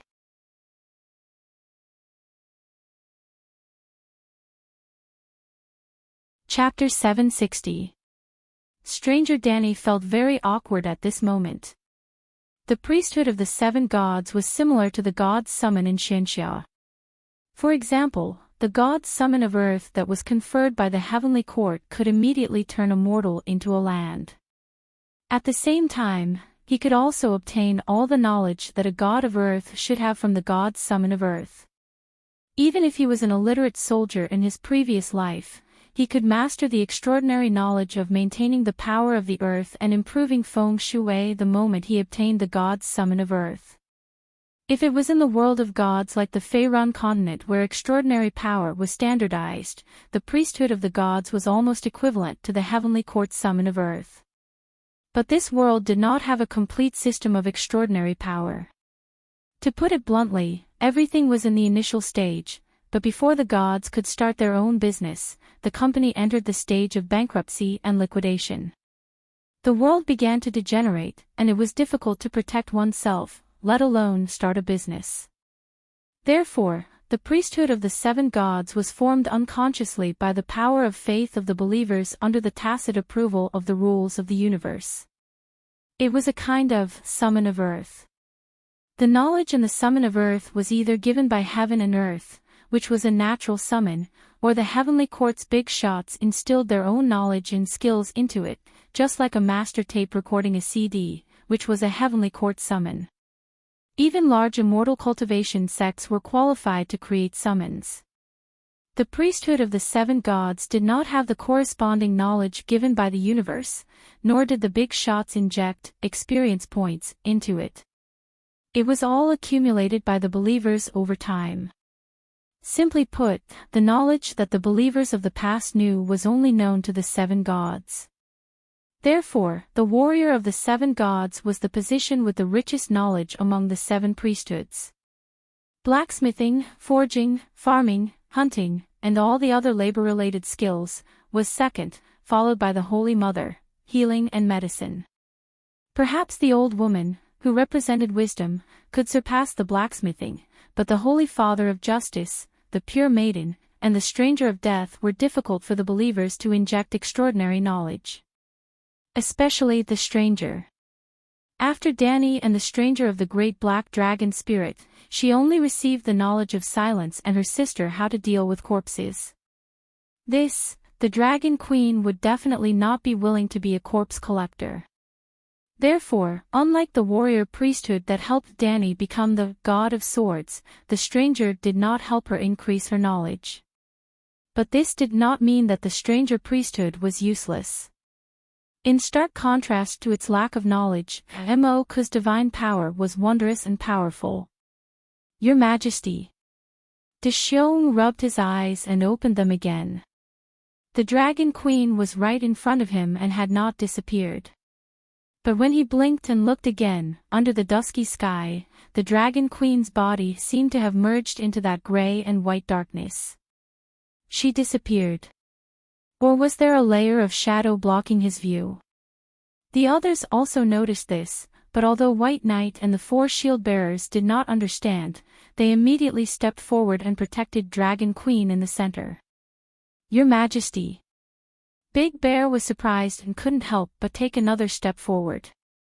This time, Garth and the others were sure that there was no shadow around the Dragon Queen, but her figure was indeed looming, as if she was wearing an unqualified invisibility cloak. Not only was her figure not completely invisible, but even the cloak itself showed traces. "Your Majesty, what's wrong?" Big Bear asked in a low voice. The Dragon Queen finally turned around and glanced at him. "Ah!" Big Bear's eyes met hers, but he lost his voice and couldn't help but take a step back. What a terrifying pair of eyes! They were still the color of violet, but it seemed to reflect a world of death. Countless ghosts let out soul-stealing wails and stretched out their thin and shriveled arms, as if they wanted to reach out from the purple eyes. They wanted to climb out of the world of death, and even more, they wanted to pull in the living people who were gazed at by the purple eyes. Big Bear felt cold all over. The soul in his body was like water in a pool that had been opened, pouring into a gray and cold world. "I was praying just now, praying to the stranger." Danny returned to her valiant appearance of the tall and slender Night Queen, exuding a trustworthy and gentle aura. She turned around and looked at all the people who came over in surprise and said with a smile, "Today, many Night Watchers died in battle. Their belief in the 7 gods was very shallow, so they were not qualified to enter heaven. But as Night Watchers, they sacrificed their lives for the 7 kingdoms and deserved to be rewarded. So, I prayed to the stranger and led all the heroic spirits to Mountain Paradise to rest for a few years. When the long night ends and summer comes, they will be reincarnated into the beautiful new world that they fought and sacrificed their lives to create." Your Majesty, what you said is a little complicated." "I don't really understand," Oma said in confusion. Not only did the old ranger not understand, but everyone around him was also confused. "Tell me, where do people's souls go after they die?" Danny asked instead of answering. "To the 7 levels of hell." Oma mumbled. "Bad people go to hell, and good people go to heaven," a Night Watcher knight said loudly. "We believe in the Red God. After we die, we will go to a world full of sunshine, gardens, wine, and sex," Richard said excitedly. Danny looked at him strangely, nodded, and said, "In general, after people with faith die, they will be rewarded by the gods according to their faith and their lifetime achievements. In other words, they will go to heaven, or they will be punished by the gods and go to hell." "Then, what about people who are neither good nor bad?" she asked again. Everyone was dumbfounded. "The 7 Stars Bible seems to say that the stranger will bring them into reincarnation and return to the human world," Garth said hesitantly. In the original version of the 7 Stars Bible, there were only 2 choices, to go to heaven or to the 7 levels of hell. Only underage children would enter a new reincarnation outside of these 2 choices. The centaurs had such a tradition as well. The bodies of adults would be cremated and enter the night kingdom of the horse god. The children would be buried underground and enter reincarnation again. After that, Danny made limited changes to the teachings of the 7 gods. What Garth said was the content of the new Bible. However, such changes were only known to cultivators and those who studied the new 7 Stars Bible. Most of the Night Watchers present did not even know how to read and had never gone to the Holy Church to pray in their lives. For example, Oma, who had lived for more than 60 years and believed in the 7 gods, had never read the complete 7 Gods Bible. So, Oma pointed at the corpses of the Night Watchers lined up in a row, waiting to be cremated by the dragon flame, and asked in confusion, "Are they being taken away by the stranger? Are they going to reincarnate? What's the benefit of reincarnation? Is reincarnation not a benefit? Isn't it good to wait until the long night is over and summer comes again?" Danny was puzzled. She had just turned into a stranger and entered the world of death to put the souls of the Night Watchers who had just died into the space of faith. Well, except for the believers of the old gods Nanami in the northern region. They were nowhere to be found. Danny did not see them and did not look for them. On the contrary, because of the faint threads of faith, all the believers of the 7 gods, including Oni's Kate Blake, appeared around her at the moment when the stranger entered the world of death. Even at this moment, the believers of the 7 gods who had died in other places also came to Danny as if they were attracted by a black hole. For example, the Night Watchers who had died under the collapse of the Great Wall 2 days ago. However, Danny did not care about others and only collected the souls of the Night Watchers. The world of death was attached to the real world and was equivalent to the shadow of the real world. The scenery was exactly the same as the real world, but it was a gray and cold world. The souls of the dead wandered around. There was no death god or ox head or horse face to manage them. There was no need for management. Those souls were emitting spiritual essence into the world of death every minute and every second. When the spiritual essence was exhausted and the life imprint no longer existed, they would vanish into thin air and completely return to the world. The world of death was similar to a spatial crevice. Activating the stranger's godly power would allow her to fuse into it. Hence, Danny's figure was faintly discernible, like a gray mosaic shadow. What does reincarnating into another person have to do with me? Oma mumbled. Ah. Danny was stunned. It seemed that this was not wrong. Unless there was a chance to awaken innate wisdom, after reincarnating, she would be considered as another unrelated person. At least it's better than going to the 7 levels of hell. The East Sea Kingdom was 30 kilometers away from the Great Wall that had yet to collapse. The Night Watchers could not mobilize their army and transport all the resources in the castle's wormhole to Dark Castle. If they really did that, the other ghost army would come back and even the Dragon Queen would not be able to save them. Hence, they built a simple 3-story sentry tower at the only exit of the wormhole. Their main purpose was to observe the movements of the other ghosts. Only a team of 30 people was left in the entire wormhole. If they encountered the other ghosts, they did not need to fight. They only needed to immediately retreat into the wormhole, close the door, and wait for reinforcements. This is the secret key to the communication center of the magic net. Danny handed a glass candle to the alchemist and instructed, every day, report to me regularly about the wind, temperature, weather, and the movements of the other ghosts in the East Sea Kingdom. If the other ghosts surround and attack the sentry tower, you can also send me a message. The magic net center on Dragonstone Island had lost its suppression and regained its long-distance communication function. The alchemists who stayed behind at the East Sea Kingdom could contact the Dragon Queen at any time. Not only the East Sea Kingdom, but the 17 castles that originally belonged to the Great Wall also had alchemists. Back then, the reason why Danny built the Magic Net Center on Dragonstone Island was to obtain the ability to instantly communicate during the long night. Hence, she had long sent a group of alchemists with real skills to the Great Wall. They were from the King's Landing Alchemist Guild. Before the long night, the alchemists were responsible for preparing wildfire. When the long night officially arrived, Danny would activate the Magic Net communication. Unfortunately, when the long night came, the Great Wall collapsed. Most of the alchemists died in the tide of zombies, and the human resources were wasted. Back at Dark Castle, Danny once again lived in the King's Tower. When Mance Rider's wife, Dana, helped her tidy up the room, the Dragon Queen took the time to separate a part of her consciousness into the faith space. "Who are you?" A black sun floated in front of Danny. The sun was tightly bound by white chains. The black sun struggled a few times, and the chains rattled, but there was no sign of breaking free.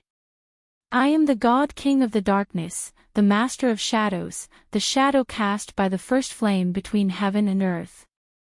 The black sun's voice was like thunder, and the whole faith space trembled slightly. Are you LoveLore? Don't be so secretive. Danny was impatient with beating around the bush and asked directly. I am not LoveLore. I am also he, the black sun said in a deep voice. Okay, you are LoveLore, the shadow devil. Danny waved her hand. Why do you look like a bull head and a snake body? You should be asking why the bull and the snake look so similar to me. I thought you were a flame or a shadow, Danny said strangely. To survive in the material world, one must have a material form, and that is my form. The bull and the snake that were born later referred to my appearance.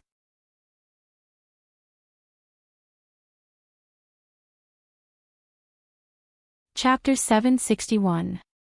Every living being in the world was created with reference to the form of the gods, including you humans. Black Sun said. That's a novel way to put it, Danny nodded, then asked, what's the principle of the spell you used to enter the Night Watcher's body? You want to learn? Black Sun teased. I'm just curious. But if you insist on teaching me, I'll have no choice but to listen to you. Black Sun seemed to be stunned. After a while, he said proudly, that cowardly human fell into despair after the fall of the Great Wall. Desperate humans attract the attention of the dark gods. I filled his empty and dead heart, and his heart gave birth to the person I am now. I didn't wear his skin. I've always lived in his heart. You won't be able to learn this skill. Danny looked at him coldly. So, you didn't come to the Eastern Sea to ambush me after Orlos's explosion? Sigh, I came a long time ago, but I mistakenly thought that you were in a state of reverse overclocking. That's why I acted so recklessly. I should have waited for a better opportunity. At least there shouldn't be so many Night Watchers present, LoveLore said regretfully. Why did you plan to deal with me? Danny frowned. Because of fate. Speak human. You were born with a mission. According to fate, you should have become the torch that dispels the long night. But now, you've betrayed your original glorious and great mission, Black Sun said angrily. Torch? Danny's eyes turned dangerous. Tell me, can you give me a satisfactory explanation for this Axianhua? Why don't you sacrifice yourself to save this world? This is your destiny, LoveLore said angrily. Tell me the details. How should I sacrifice myself as the torch? Do you know how the sun came out last time? LoveLore didn't answer. Mother Lone sang the Song of Water to summon the sun back to the world, Danny frowned and said. Then, do you know who will summon the sun this time? There was a hint of pride in our healer's tone. It can't be you, right? Danny was shocked and said in disbelief, you are the King of Light. After the sun is extinguished, you should have died immediately like the Lady of Light. Even if you can survive as a shadow devil, you won't have the power to summon the sun. You know quite a lot, LoveLore said in surprise. That's right. The past kings of light were all spirits of the sun. They were born from the newborn sun, and their power and life came from the sun. They were responsible for carrying the sun to illuminate the earth, rising and setting in the morning, day and night. As long as the sun disappears, the King of Light will lose his divine power and the foundation of his existence. There is a high chance that he will fall into eternal slumber, just like the Lady of Light. But I'm not just the King of Light. Before I became the King of Light, I was the fire god at the beginning of the world. It was I who sang the Song of Fire and separated the final first flame from the earth's core, allowing the mother goddess of the lone river to extract it and forge it into the sun of this era. So, do you understand? The sun was born because of me, not because I was born from the sun. I won't fall into slumber because of its extinguishment, LoveLore said proudly. So the King of Light was born from the sun. Danny was stunned. Then she asked in confusion, why are you the King of Light of this era? You had the Song of Fire, so there was no need for you to occupy the eternal Song of Light. The Song of Light can't be eternal. Can the Song of Fire and the other songs of law be eternal?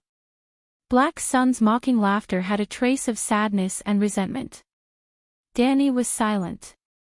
Wasn't Lalo the best example of the Song of Fire can't be eternal? After discovering that there was only a trace of the first flame left in the Earth's core, I had a premonition that the Song of Fire would undergo a huge change in the following era. So I wanted to rely on the Song of Light to protect myself. But I didn't expect that in just a few thousand years, the Song of Fire would change hands twice, Lalo lamented. No wonder you lost the Song of Fire. You lacked the courage to break through the single-plank bridge. Danny sneered. What do you know? Lalo was furious. If it wasn't to raise the level of the Song of Fire, why would I waste my time and energy to help a group of shepherds create the Megalosaurus and help them develop the Earth Fire and Dragon civilization? You've embarked on the wrong path. Cultivation is the most personal thing. How can you let others do it for you? Danny mocked. If that's the case, hand over the thing that Weirwood gave you. You said that cultivation depends on oneself, Lalo said calmly. You've embarked on another wrong path. Of course, cultivation depends on oneself, but that doesn't mean that you should reject opportunities. I'm just saying that you should focus on cultivation. Don't force things like opportunities. That sounds nice. Am I not working hard?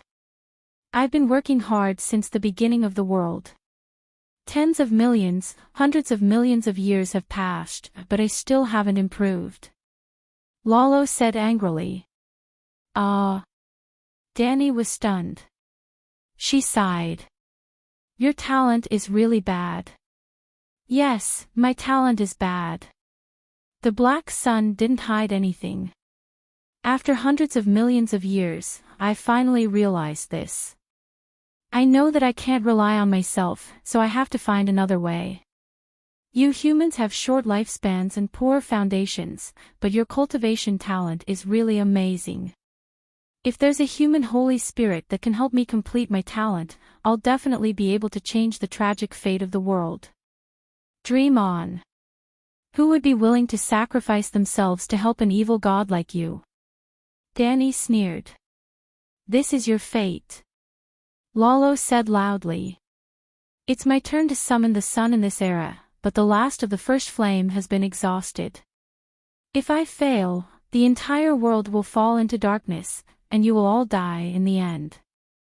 Don't you have the resolve to not be afraid of sacrificing yourself to save the world? I only have the resolve to enjoy the world. Foolish actions like not being afraid of sacrifice will never have anything to do with me. Danny waved her hand. I really should let old Blockhead see what kind of person his successor is. Lalo said angrily. It was as if the Dragon Queen had taken advantage of him. Danny sneered. She didn't continue on this topic. The Door God told me that the first flame has been exhausted. The Door God. The Black Sun was confused. The old Blockhead you speak of, the Weirwood, the Wind God. Lalo was silent for a moment. Then he said in a deep voice, the first flame he spoke of should be the flame that gave birth to the world. The first flame I speak of is actually the secondary first flame, or the embers of the first flame. In the beginning, the sun was forged with the true first flame, which lasted for tens of millions of years.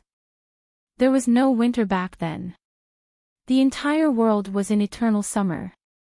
Flowers bloomed and never withered. When we began to forge the sun with the secondary first flame, winter came. The sun's lifespan was even shorter, from millions to hundreds of thousands. This era is only 8,000 years. Now that even the secondary first flame is gone, even if there is another era, it won't last long. Only I can change this. Give me your talent. I can sing the true song of fire and summon the song of fire of the first flame.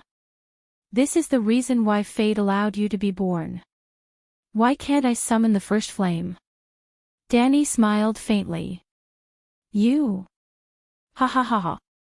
The black sun laughed wildly as if he had heard the funniest joke in the world. Is this funny? The smile on Danny's face disappeared. Her eyes became dangerous. You are just a prisoner. How dare you laugh at this king? Do you have a death wish? 2 problems. The black sun sneered. You have to solve 2 problems. First, sing the complete Song of Fire. Second, become a true god. Even your ancestor, the Valeglia's sheep egg, took more than 1,000 years to take the Song of Fire from me. How old are you? When you sing the Song of Fire, the entire world will be taken over by deviant ghosts and will forever be in the cold and dark winter. 1,000 years. Danny was not discouraged. Instead, her eyes flashed as she thought of someone else who had said something similar. You must come. This time, I really want to help you. At least, I can save you 1,000 years of cultivation time. Blindin River text. Did he see something back then? If she cultivated normally, Danny estimated that it would take 1,000 years before she could sing the Song of Fire. But she ate weirwood paste. It was very likely that Blindin River text knew something and wanted to help her. I have good talent. I am confident that I can sing the Song of Fire in 10 years, Danny said confidently. Impossible. The black sun refuted. No matter how good your talent is, it can't be that fast. Alright, I'll tell you the truth. I cheated. I ate weirwood paste. Danny did not plan to let the evil god in front of her go back. Naturally, she did not care if her secret was exposed. Weirwood paste. The black sun was slightly confused. It's a divine medicine that can develop a human's talent to the limit. It's a fruit born from the roots of the door god's body. I've never heard of such a divine medicine. The black sun's tone became uncertain. Think about the green prophet and the three-eyed crow. If they didn't eat weirwood paste, how could they have turned from ordinary people into the omnipotent green prophet in a short 1 or 2 years? The black sun was silent. After a long while, he sighed and said, We have always wondered why the green prophet grew so quickly. So, it's because of weirwood paste. You are really lucky. A descendant of Valeglia is favored by old wood. No, it has nothing to do with the door god. The previous three-eyed crow was a member of the Targaryen family. Even though he was a scoundrel his whole life, he took advantage of the last moment when his mind was clear and helped me get in through the back door. The black sun, the three-eyed crow helped you change your fate. Did he forget his duty of protecting the world? He asked in disbelief. At first, he did his best to protect the predetermined fate because according to the predetermined fate, he would be able to safely get through this long night. But I didn't want to. My fate is in my own hands, not the heavens. Danny had a foul mouth and said something inauspicious. Even if you can quickly chant the Song of Fire, you're not a true god, and you still can't summon the sun. Must I be a true god? Danny frowned. Of course. If I'm not a true god, how can I come into contact with the core of the world's law sea? Why do you think that I can't become a true god? It's not what I think, but the current world can't give birth to a true god. Just look at the sheep egg and you'll understand. He was able to snatch the Song of Fire from me, but he's been stuck at the threshold of a true god his whole life. The sheep egg has always wanted to devour me, but I can also devour him. If I devour him, I'll be able to break the shackles and become a true god, Danny said. This. Lalo hesitated. He was silent for a long while before he shook his head and sighed. If it was before, you might have had a 30% chance. But now, you can't. Why? Because the sheep egg is ruined.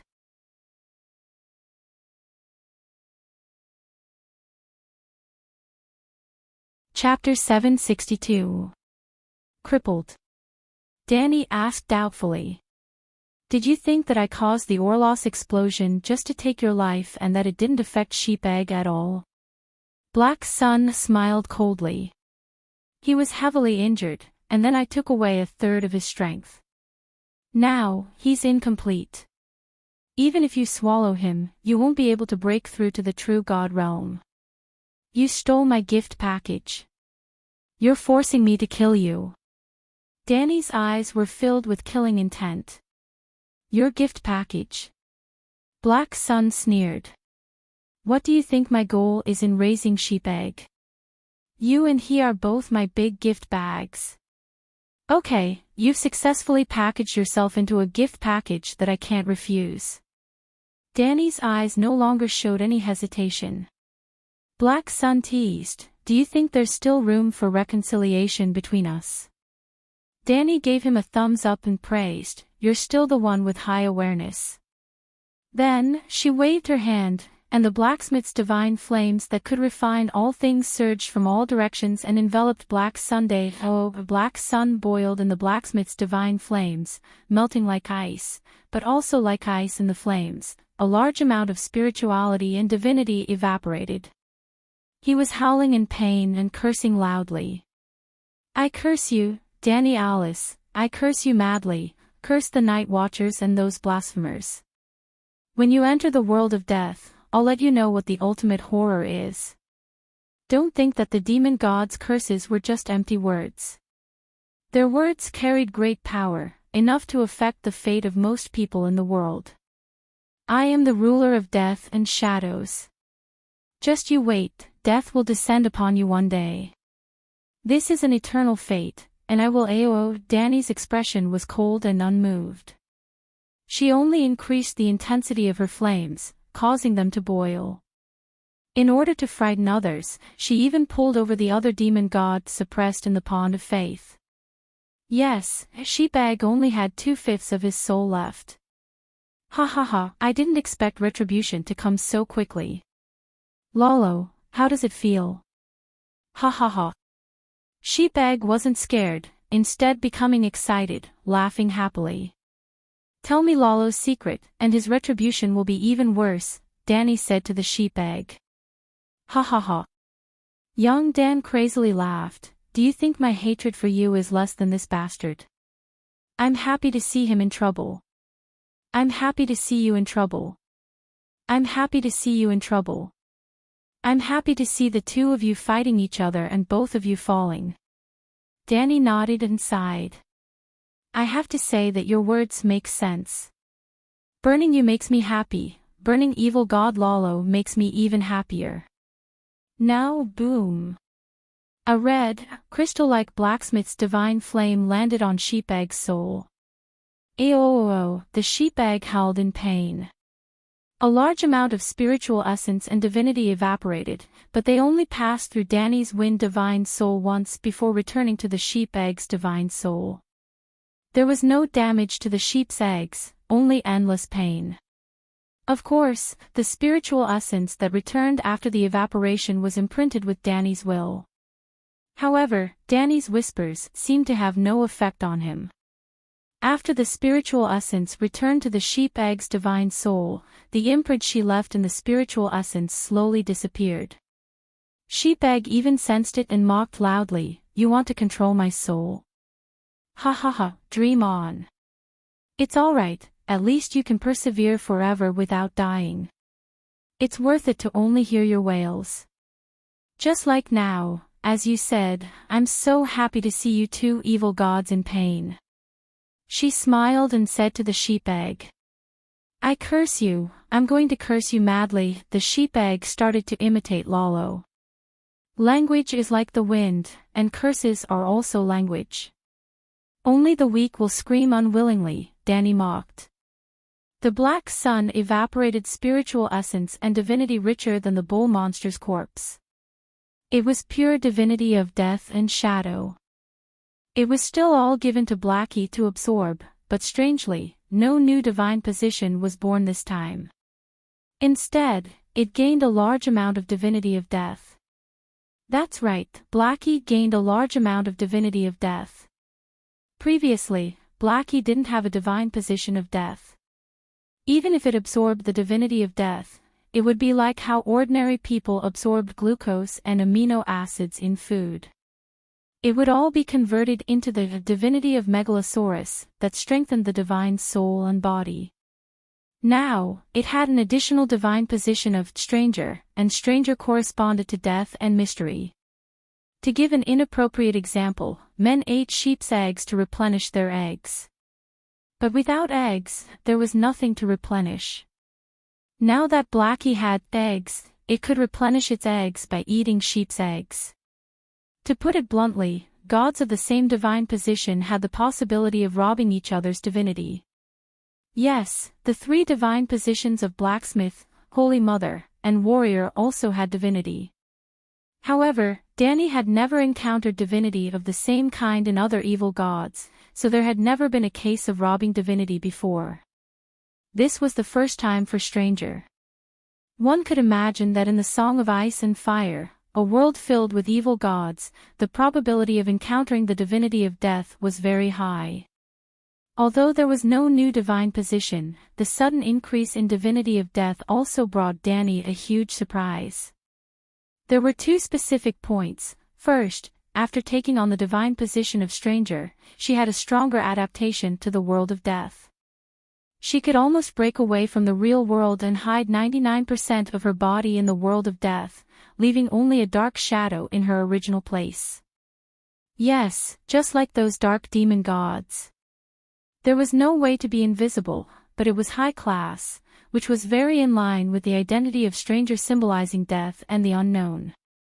Perhaps there were other functions, but Danny hadn't developed them yet due to the short time.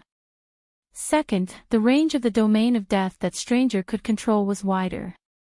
Perhaps, one day in the future, Danny could really help Blackie build the 7 levels of hell. Westeros talked about the 7 levels of hell almost every day, but there were no 7 levels of hell in the world. Just like how Danny teased Tyrion before, saying that he would meet his father in the 7 levels of hell, that was complete nonsense. The 7 gods were fake, so how could there be 7 levels of hell? If Danny wanted to build 7 levels of hell for Westeros, the model would probably be very similar to the Ghost City of Fingdu and the Hell of Mount Tai in Chinese mythology. The underworld was the Cave of Fingdu. The world of death was the shadow of the real world. To build 7 levels of hell in the world of death, one must first find a place in the real world that connected yin and yang. Well, Danny had to find a place similar to Fingdu and Mount Tai in the Westeros and build a cave called 7 Levels of Hell. Building 7 levels of hell was still too far away, but with the sudden increase in divinity of death, Stranger did have a new skill, using Stranger's divine power to bring the souls of the dead to a designated place. For example, if Stranger Danny entered the world of death, as long as she was willing to consume divine power, she could bring all the souls of the dead in a certain range. Not only the believers of the 7 gods, but also all the souls that had not dissipated. There was nothing special about this ability. If God of Death could not even control the souls of the dead around him, how could he be called God of Death? But Danny had a flash of inspiration. She was inspired by the Atonement Scroll made by Christianity in her previous life. If she could store Stranger's divine power in runes, could she bring the soul of the person who held the runes to 7 levels of hell or heaven after his death? Now that 7 levels of hell had not been built, they could only go to heaven. Well, no one would spend money to buy an Atonement Scroll to go to 7 levels of hell. Danny's Atonement Scroll was not a joke. She was inspired. Before getting 1% of the Green Prophet seal, the standard for ascending to heaven was as high as 200 points of faith. Now, after absorbing 1% of the Green Prophet seal, the standard was lowered to 100 points of faith in Westeros.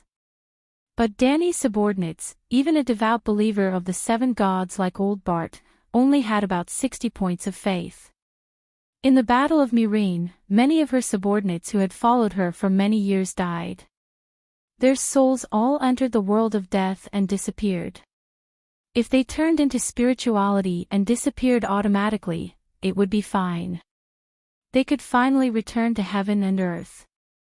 But if she was targeted by a demon god and captured to play with as he wished? Don't doubt, with Dani's popularity, there would definitely be many evil gods who would hate her. They could not do anything to her, but they could torture her followers to vent their anger. Who asked you to help Dani Rise deal with me when you were alive? The evil gods might think so. Just like before, the curse of Shadow Demon Lalo.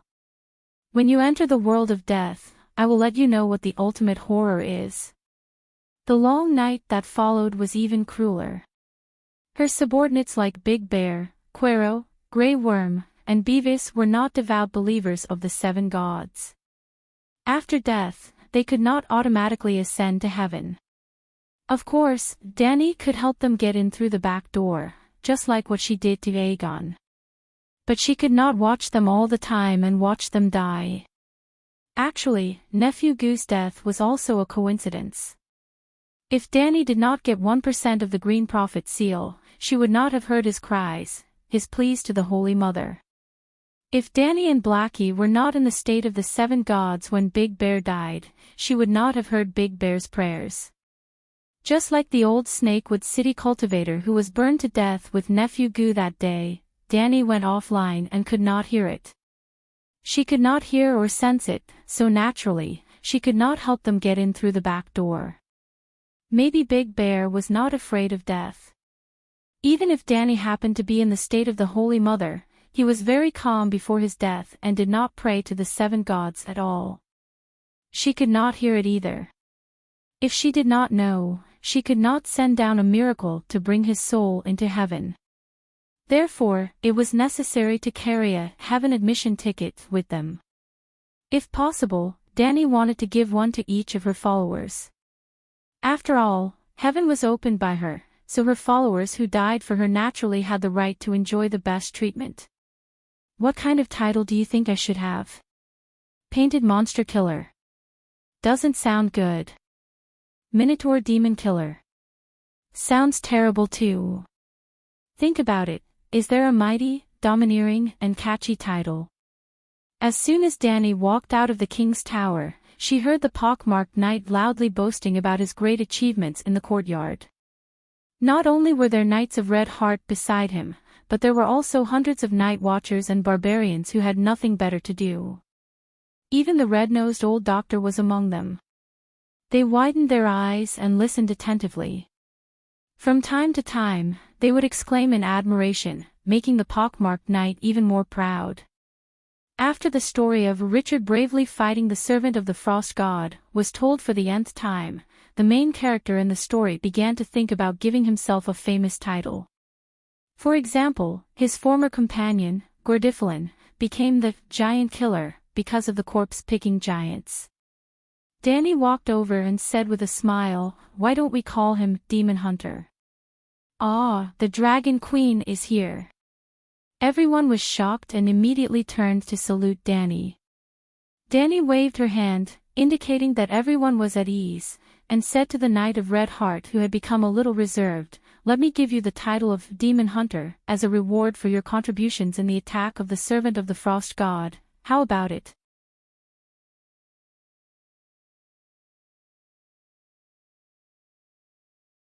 Chapter 763. Richard's expression changed. The Dragon Queen gave him the title herself. Think of the famous Roseless Iron Guard Brenny. He was much stronger than Brenny. Because he had killed an evil god. An evil god was also a god. He killed a god.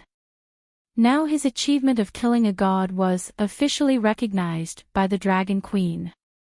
The pockmarks on the pockmarked knight's face lit up with excitement, like little light bulbs. "Thank you, Your Majesty," he bowed solemnly, raised his head, and said, "Isn't Demon Hunter too ordinary? There's nothing special about it." Dani said seriously, "Although the name is ordinary, there's a deeper meaning in the ordinary. A fancy title only represents your past, that you killed a skin-painted demon. But your glorious life has just begun. In the future you will face other ghosts, other ghost kings, and countless demons in the dark. Your glory cannot be limited. Therefore, the simple and low-key title of Demon Hunter can better show your ability and great achievements. Indeed, Demon Hunter contains a wild domineering aura and low-key luxury. Professor Paristan nodded and praised. Hearing you say that, it's really... The pockmarked knight was overjoyed. Demon Hunter Richard. Good, from today onwards, I'll be called Demon Hunter. Cludden Sange on the side cracked his mouth full of rotten brown teeth. His expression was fearful and expectant. There will be countless dark demons in the future. Countless does not mean that there are countless demons, but I don't know how many there are. There may be many, or there may be only a few. Danny said. Are they as strong as the Minotaur that Richard killed? Sir Cludden asked nervously. Definitely not as strong as the Minotaur. As long as there's no fear in everyone's heart, we can definitely defeat them if we work together. Just like 8,000 years ago, Yeser and Ahai led the warriors to expel the demons from the Far East with the light emissary. Danny encouraged the Knights of Red Heart loudly. For glory, for His Majesty Stannis, for the Light King. The Demon Hunter shouted excitedly. Very good. You have fighting spirit and courage. Why worry about not achieving great things? Danny praised him with a thumbs up. Then, she took out a stack of parchment the size of movie tickets and handed it to the Demon Hunter. This is the temporary residence permit in heaven that I got from praying to the Holy Mother. Take it with you. Even if you unfortunately die in battle, you can still enter the heaven of the 7 gods. Come on, 7 of you have participated in that battle. Isn't it God's will? Danny stuffed a movie ticket into the Demon Hunter's hand and gave one to each of the other 6 Red Heart Knights. A Red Heart Knight held the temporary residence permit in heaven in bewilderment and mumbled, "We believe in the Red God and are believers of the King of Light." That's not contradictory. The 7 of you are the 7 sons. Now that you have the citizenship of Lalo and the 7 gods, you can choose freely in the future. If you want to go to Lalo's kingdom, you can go to his kingdom. If you want to go to heaven, you can go to heaven. But... The Demon Hunter with a pockmarked face was conflicted. The Light King is the only God. Don't the believers of the 7 gods also preach that the 7 gods are the only God who can do everything? Those words are just to fool ignorant fools. Knights, you are so wise that you should be able to see through the tricks of the monks easily. Danny said casually. She said it so casually that the jaws of the people around her dropped. Your Majesty, you are the Archbishop of the 7 gods.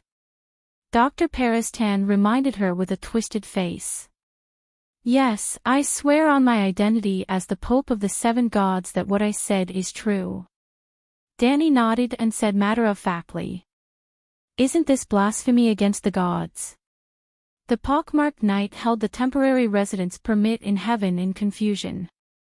Lying is blasphemy. What I said is the truth. Is the descent of the Holy Mother fake? Is the Light King fake? Are the gods that the cities of Ursos fake? And the dark realm to the east of Yashya, with so many evil gods, are they fake? Evil gods are gods too. Dragon Queen asked a series of questions, leaving everyone speechless. They were not sure if the gods of the free trade cities were real or fake, but the Holy Mother and the Light King had both shown miracles. At least the 2 of them were real. Then, the theory of the only God had been disproved. Seeing the hesitation on the knight's face, Danny smiled strangely and said, "Trust me, you won't regret taking it. If you refuse, maybe a few days later." "Oh, right, where is Stannis?"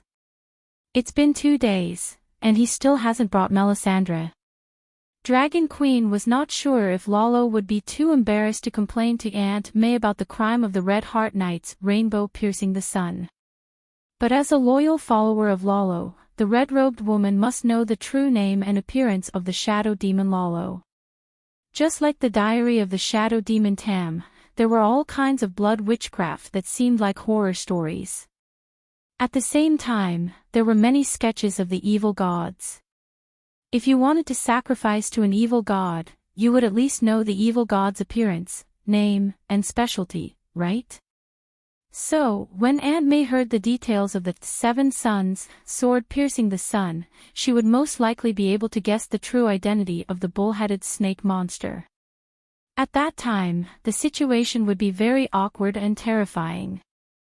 Danny spent 2 days in the house to get the 7 gods version of Heaven's entrance ticket.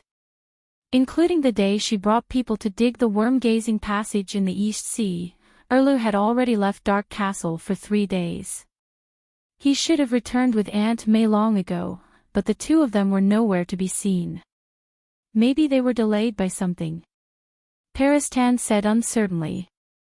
But Your Majesty, have you and the three-eyed crow found the King of Strange Ghosts? He asked again.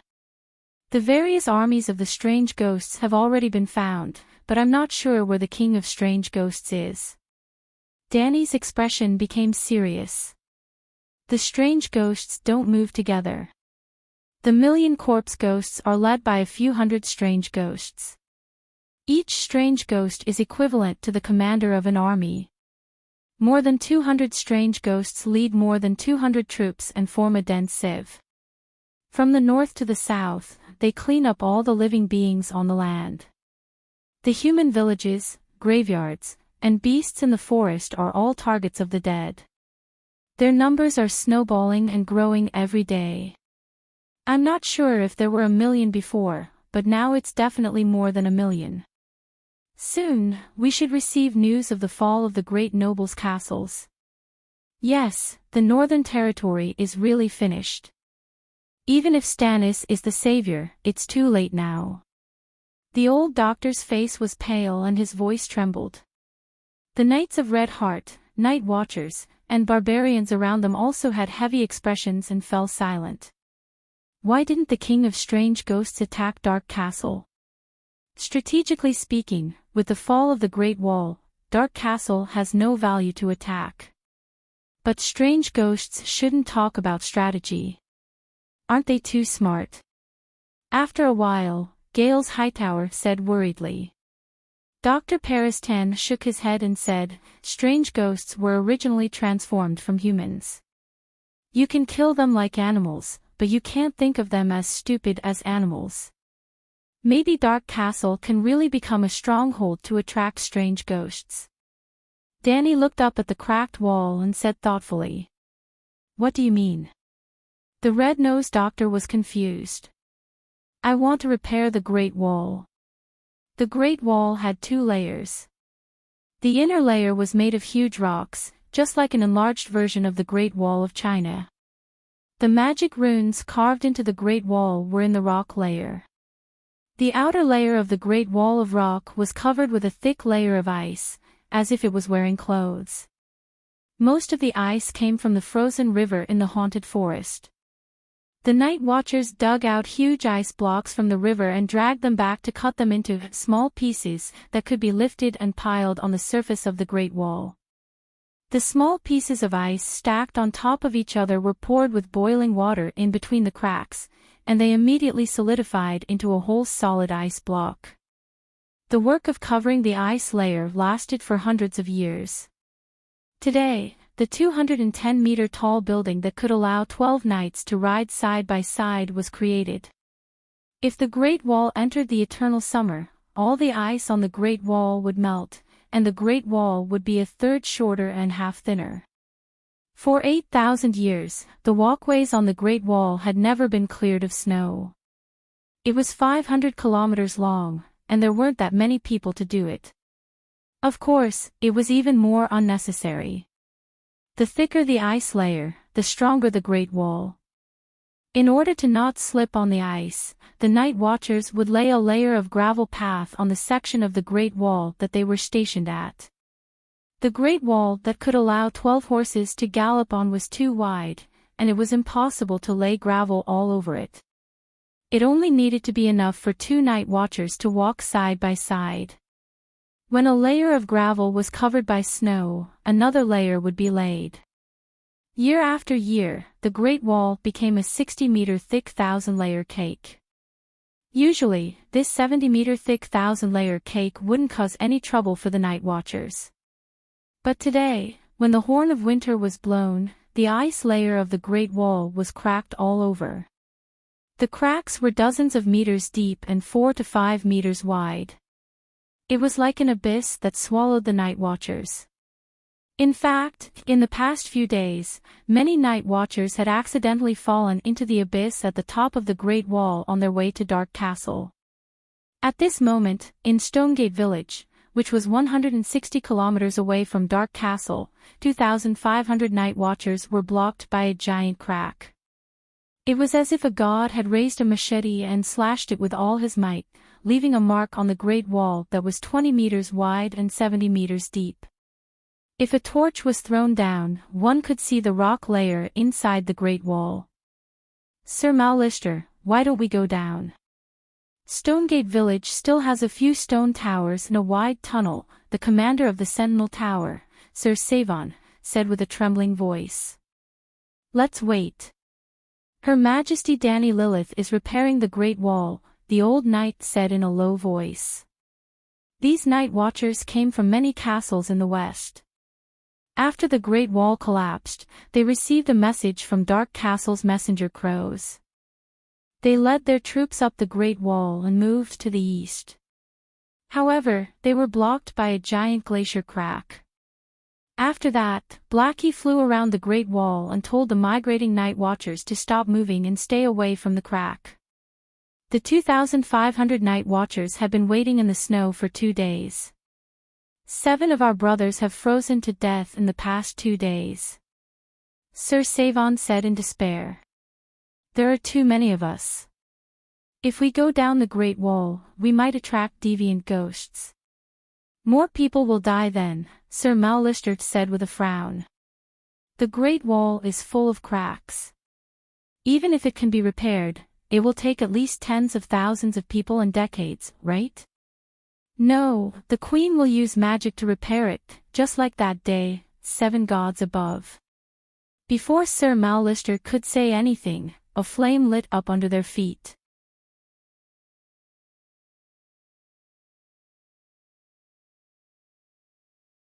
Chapter 764. The glacier under their feet seemed to have a series of light bulbs buried inside and then pulled the switch. As the current flowed, the light bulbs lit up one by one. However, the red light was too dim and wavering. It was more like a candle flame swaying in the wind. 7 gods, the Great Wall is burning. No matter how dim the light was, it was still visible to the naked eye. Cries of surprise rang out from the Great Wall. Looking up, the entire Great Wall was covered in a thin layer of red light. In this snow-covered land, it looked like a rope of fire on the ground. The red light came from the magic within the Great Wall. The magic repaired the magic circle and drove it to operate slowly. The operating magic circle automatically gathered the magic between heaven and earth. This was a virtuous cycle. The magic flowed into the Great Wall and slowly filled the cracks in the glacier. Crack, crack, wherever the magic flowed, the glacier began to heal automatically. It was like a wound on the skin being healed by a healing spell. Sir Severn was stunned. This is repairing the Great Wall. It's like a miracle. It was the same last time. Even though it was not the first time Sir Mallister had seen it, he was still very excited. As long as the Dragon Queen is here, we will not lose. Even if the Great Wall collapses, it can be rebuilt. I heard that 30 kilometers of the Great Wall collapsed at Eastwatch. Shadow Scholar Tamulin shook his head. Sir Mallister said in a low voice, we can build a stronghold first and then repair it at Eastwatch. 8,000 years ago, the Night Watchers could build 500 kilometers of the Great Wall. Can't we even build 30 kilometers? Even if it's repaired, the other ghosts might blow it down again. I heard that the king of the other ghosts got the Horn of Winter, Sir Severn said helplessly. This time, it might be different, Sir Mallister said uncertainly. Don't worry, it's different this time. Even if the king of the other ghosts loses his voice, he won't be able to blow down another section of the Great Wall. Dark Castle's Sir Elisa had a similar worry. The Dragon Queen comforted him with a proud expression.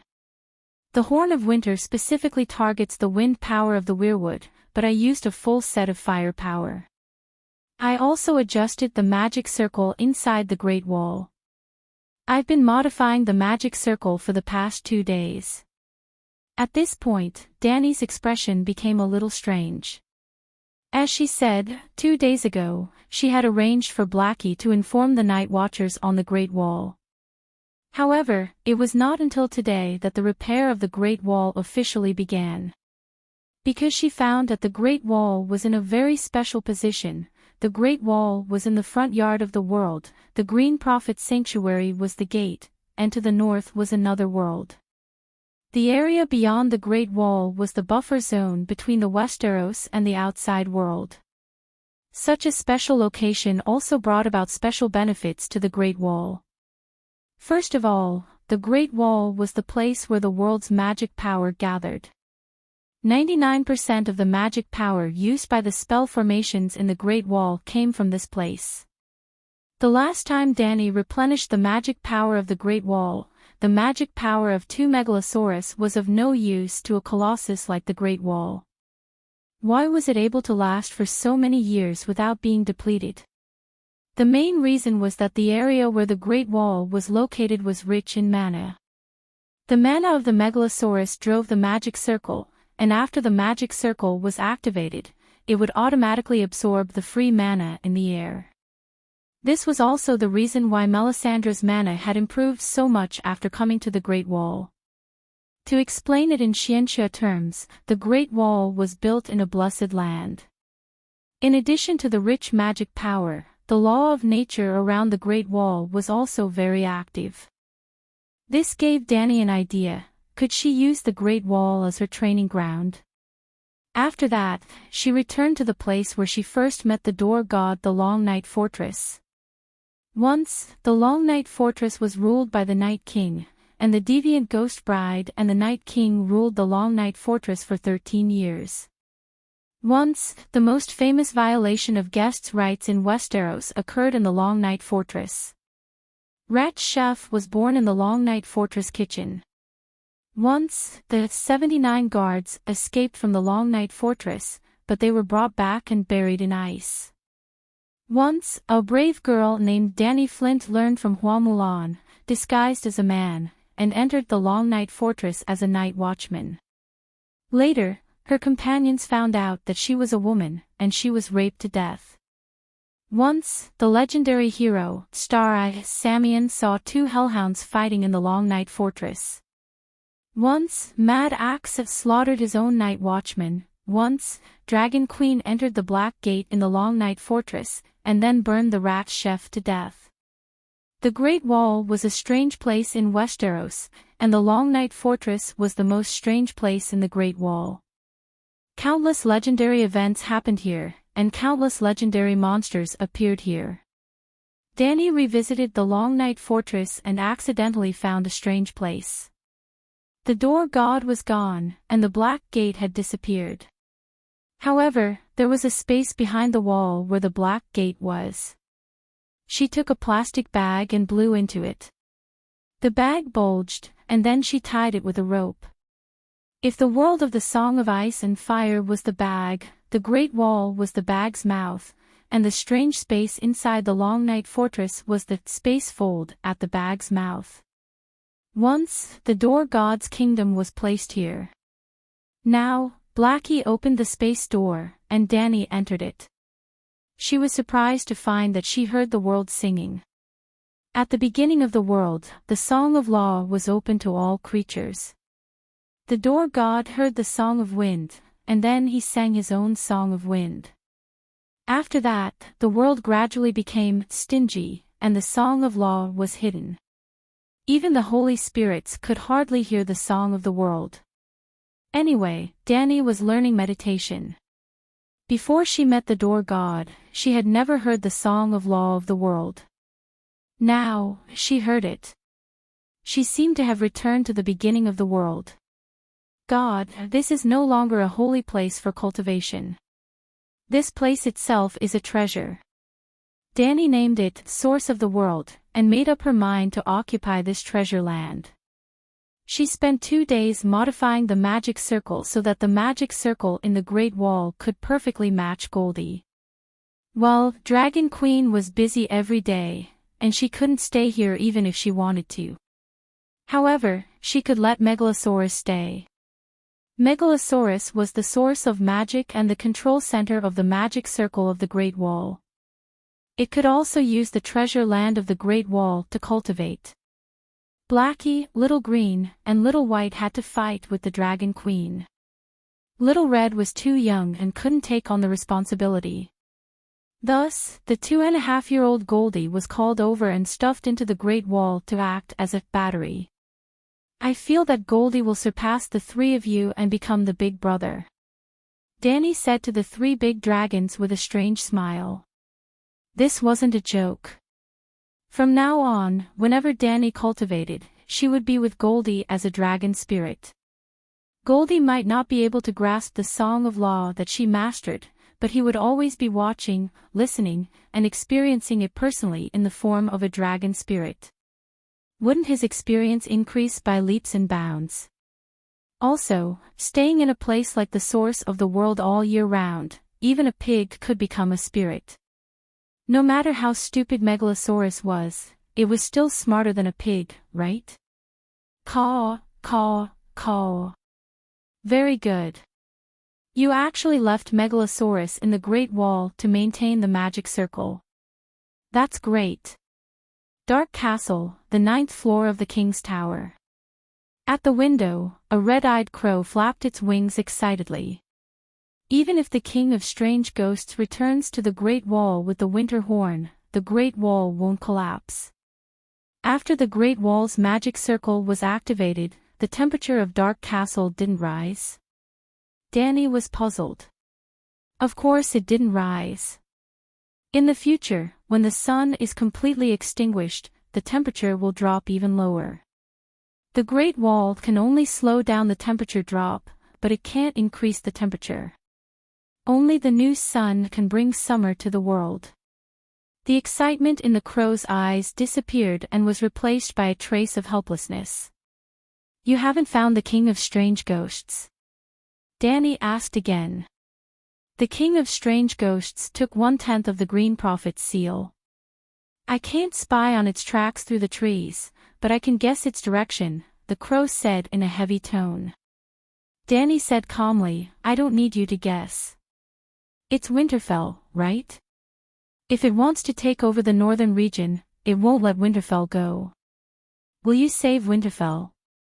Bran's voice was as light as a gust of wind. That depends on whether it's worth rescuing. I think it's worth it. Winterfell can be the bridgehead to stop the strange ghosts, Bran quickly said. Dani waved her hand and said, I don't care what you think. I want what I think. Dark Castle's affairs have come to an end. I'll go to Winterfell personally. Now, you should give me the reward for repairing the Great Wall. Bran looked deeply at her and spread his wings to fly into the dark sky. After a while, a group of crows flew over from the north. There were too many crows circling above Dark Castle like a dark cloud. The already dim sky became even darker. The night watchers below were all alarmed, and they all pointed at the sky. Dani didn't care about what they thought. She sent a mental wave to the crows in the sky and said, I'm the chosen successor of your mother goddess. I can give you a new life. If you're tired of your current life, you can start a second life with me. If you don't want to leave the three-eyed crow, I won't force you. Just as she finished speaking, a ray of fire shot out from Dragon Queen's left eye. It was like a fluorescent gauze that flew 7 to 8 meters in the sky. Suddenly, it expanded and transformed into a cawing crow. When the crow flew into the sky, the other crows looked at it in surprise. Look at it. It looks like Carbon Tooth. It's Carbon Tooth. I remember that Carbon Tooth and Fruit left with the human queen. Carbon Tooth, where have you been these days?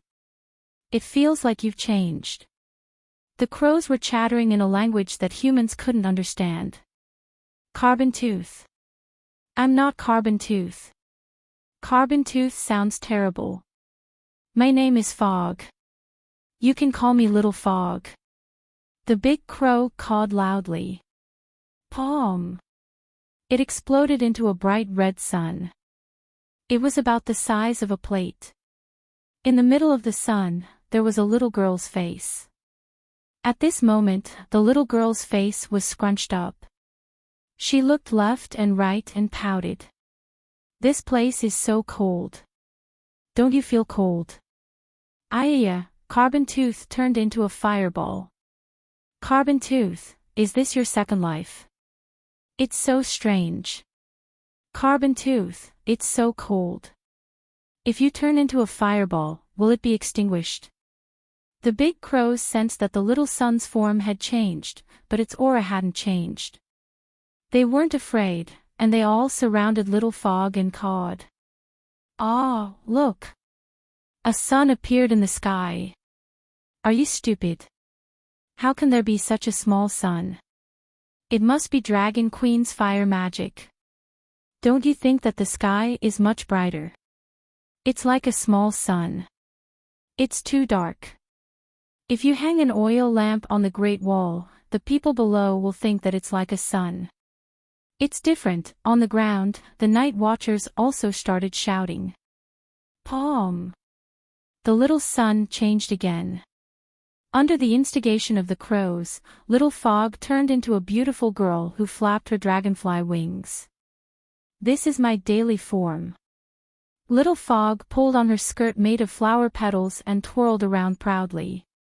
So ugly. Mother Goddess, Carbon Tooth has become so ugly. He looks like a human.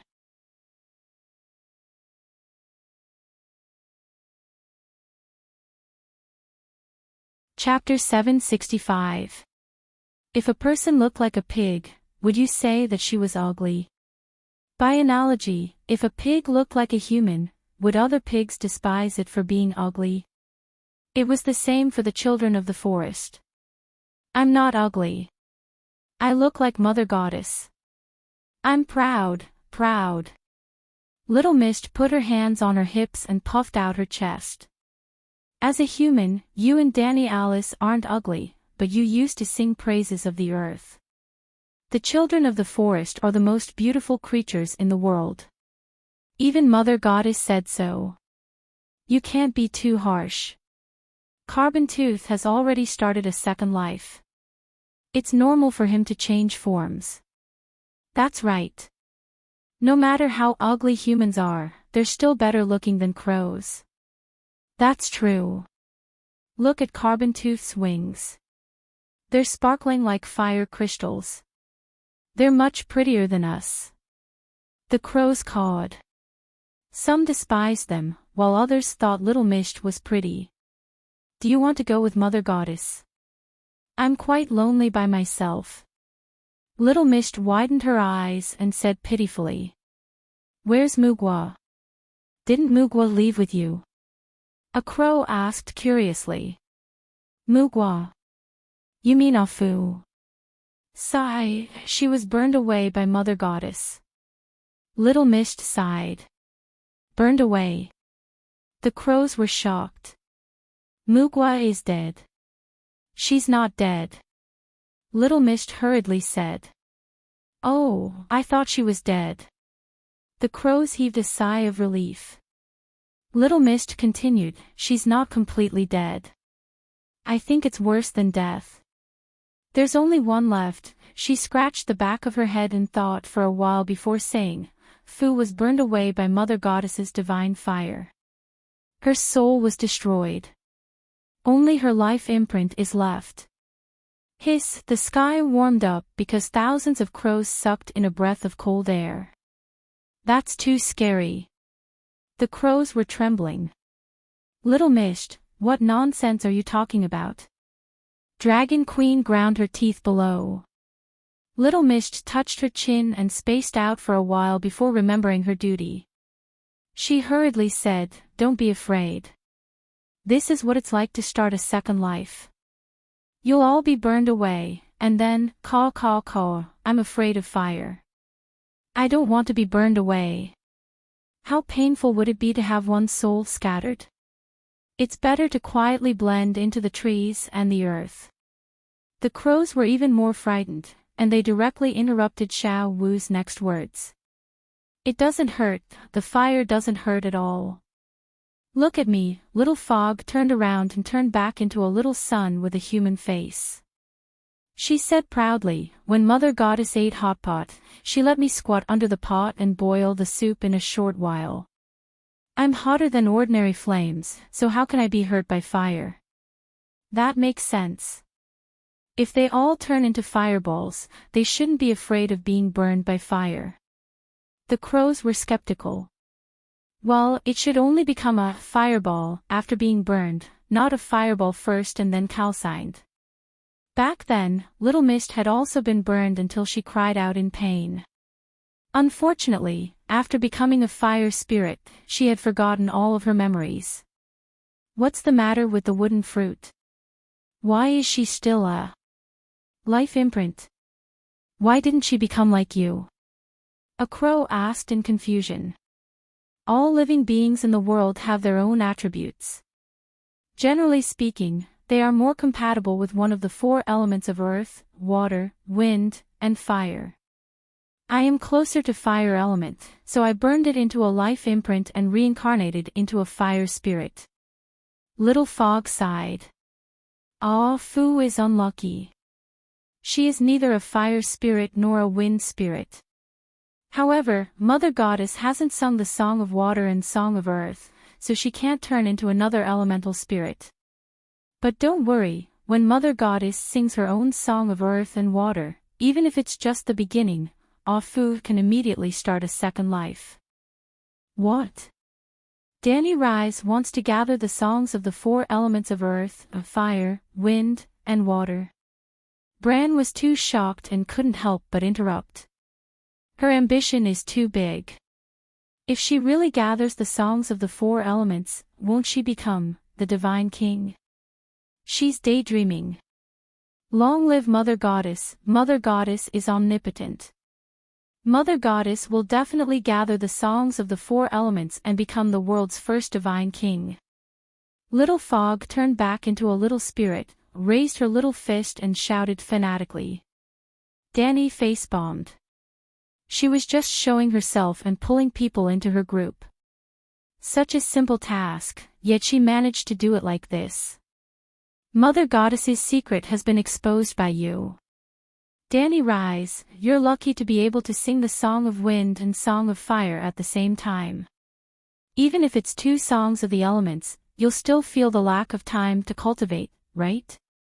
You can't master all the laws in the world. Don't bite off more than you can chew.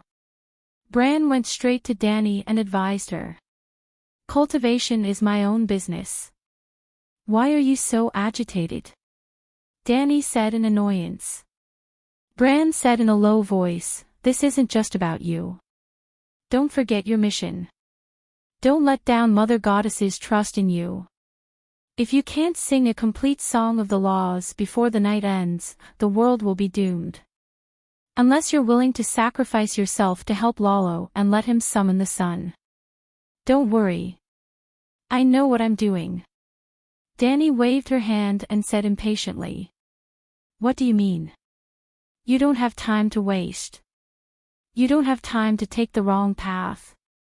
Bran was a little angry. Since you're in such a hurry, why don't you help me with all your might? You said you want crows. I've brought all the crows here. As long as they're willing, they can all follow you. It's already like this. How do you want me to help you? Bran said angrily. Help me convince them. Don't push your luck. The crows are my companions, not slaves. You make it sound like I'm going to make them slaves. After a pause, Danny asked curiously, I thought you'd give the mission of summoning the sun to John Stark. I hope so. Unfortunately, he lacks too much opportunity compared to you. Bran's words were filled with resentment. Mother Goddess's inheritance should have been given to John. Mother Goddess, I've convinced 200 crows. After a short moment, Xiao Wu excitedly led a group of crows and landed on the balcony of the king's tower. She proudly reported the results to the Dragon Queen. The crows opened their red, gold, or green eyes and sized her up curiously. Only 200. Danny was dissatisfied. Bran didn't go back on his words. He brought all the crows here, and there were close to 4,000 of them. In the past, there were only 3,000 crows as animal companions. They were busy running around for the three-eyed crow. The other 1,000 crows were too old, and their souls were too tired. They didn't do missions anymore, and they usually slept on the weirwood. Now, they were all here. However, Xiao Wu only managed to get 200 of her companions. Well, without Xiao Wu, there might be more crows who came to seek refuge with the Dragon Queen.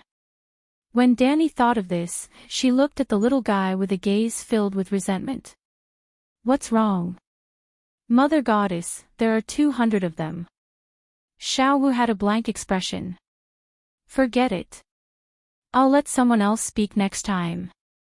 Looking at the crows on the windowsill, Danny completely excluded Xiao Wu from the propaganda team. I'm going to Dragonstone Island. Do you want to come with me? Danny looked at Mance and his wife and asked. Mance's expression was serious. He shook his head and said, most of the free people on the Great Wall were recruited by me from beyond the Great Wall. How can I leave when they are fighting with their lives on the line? Do you think the battle in the south will be easier than in Dark Castle? Danny disagreed. Also, your son is still on Dragonstone Island. He's 2 years old now, right? No, he's 2 months and 7 days away from 2 years old, Dana quickly corrected. Do you miss him? Danny asked. The female savage's gentle and beautiful face was filled with deep longing. Of course, I miss him. I dream of him every day, but I can't leave his father. He can live a good life on Dragonstone Island. He's safe, and I can rest assured. As she spoke, Dana's eyes reddened, and tears rolled down her cheeks. Mance patted his wife's shoulder and said comfortingly, if King Strange Ghost really crosses the neck and goes to the south, we'll go to Dragonstone Island. What about you? Danny turned her gaze to the silent savage Princess Whale. Do you want to go to Winterfell? You haven't seen John for almost half a year, right? Whale frowned and thought for a moment. She shook her head and said, I don't want to be his vassal. Besides, he doesn't need me. Lastly, Heartfire, the Amber family's castle. Excluding the Night Watcher's castle, this was the northernmost castle in the Seven Kingdoms. The weather in the north was cold. Heartfire was not like Winterfell, built on top of a hot spring. Its architecture was more in line with the style of the northerners. They built their houses underground. Not the entire house was built underground. Half of it was underground, and the other half was above ground. It could also be said that it was a stone building with a multi-story basement. In the summer, they lived above ground, and in the winter, they lived underground. Ordinary villagers would dig holes underground and build multi-story wooden houses at the bottom of the holes. The Amber family wouldn't do that. After all, they were earls with thousands of years of history. They were a prominent duke in the north. Their main castle was similar to the Taiha Palace in the Forbidden City. It wasn't the architecture, but the foundation. Both used earth as a platform, and on top of the platform, grand buildings were built. However, the Taiha Palace was built directly on the platform, while Heartfire's castle was built on top of the platform with multiple stories of basements. The buildings that were exposed above the platform were also very low. The edges of the V-shaped roof even reached the ground. The structure of Heartfire was also very simple. It was 100 meters wide and 200 meters long. It was a long strip facing north and south. The forest of heavenly trees was in the north and took up 40 meters. The castle on the platform was 50 meters long and wide. Around the main castle were towers, stables, and warehouses. The castle was surrounded by a stone wall that was 18 meters tall. The top of the wall was wide enough for 2 horses to walk side by side. Of course, just like Winterfell, outside Heartfire, there was a market for the commoners. Was the 18 meters tall city wall tall? Not to mention the great celestial empire, even in the southern Westeros, 18 meters was considered very tall. But it was different in the north. In the vast plains of the north, the snow in winter could be 10 meters thick. With the walls blocking the wind, snowflakes could accumulate to 15 meters and even overflow the walls. For example, in the original plot, why didn't Theon fall to his death when he jumped off the Winterfell walls with the fake Arya? That was because the Winterfell walls were 15 meters tall and the snow outside the walls was 12 meters thick. Jumping down was like landing on a cotton blanket. In previous years, even if the snow overflowed the walls, the people in the castle wouldn't be afraid of an enemy attack. To attack Heartfire, one had to cross thousands of kilometers of snow and ice. A large army couldn't cross, and a small army attacking the Earl's castle was equivalent to suicide. But this time, a large army came. They stepped lightly on the snow, and it was easier than walking. The walls were lost immediately. As Dany led the 3 dragons past Heartfire, she saw a scene similar to the one in the game from her past life. Corpses with glowing blue eyes crawled all over the squarish Heartfire citadel, and even the roofs.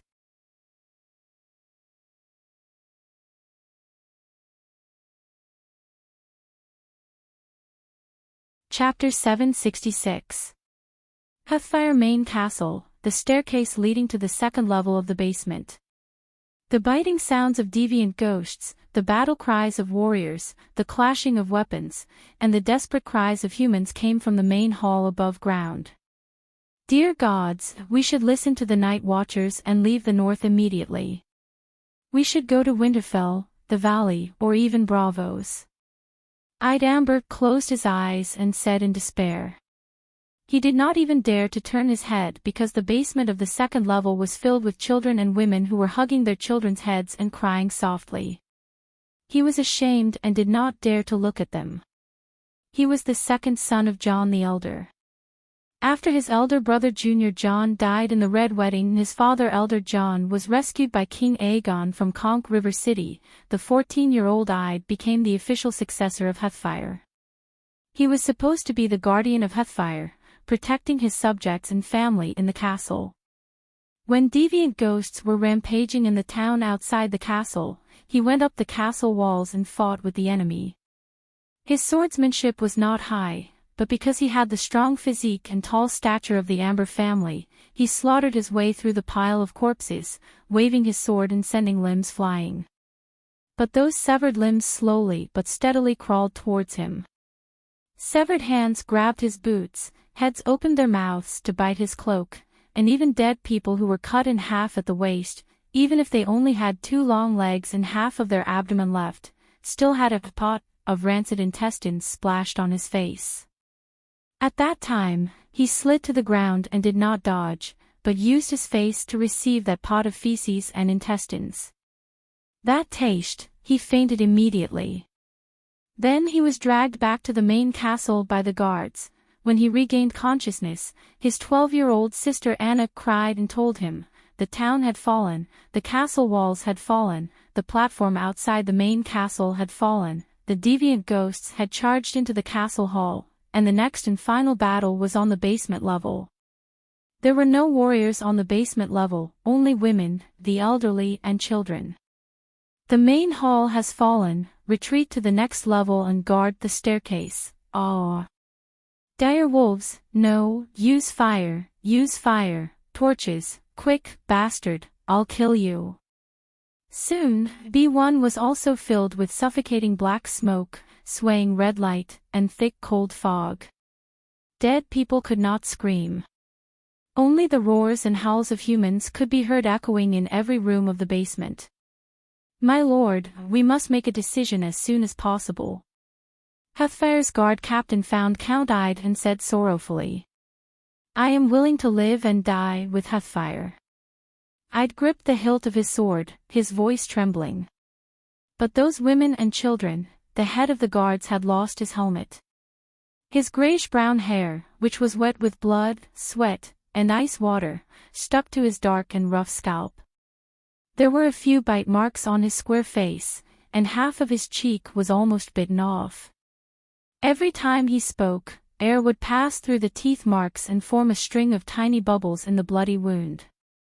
There were 3 deep scratches on his chest armor, which had almost pierced through the steel plate.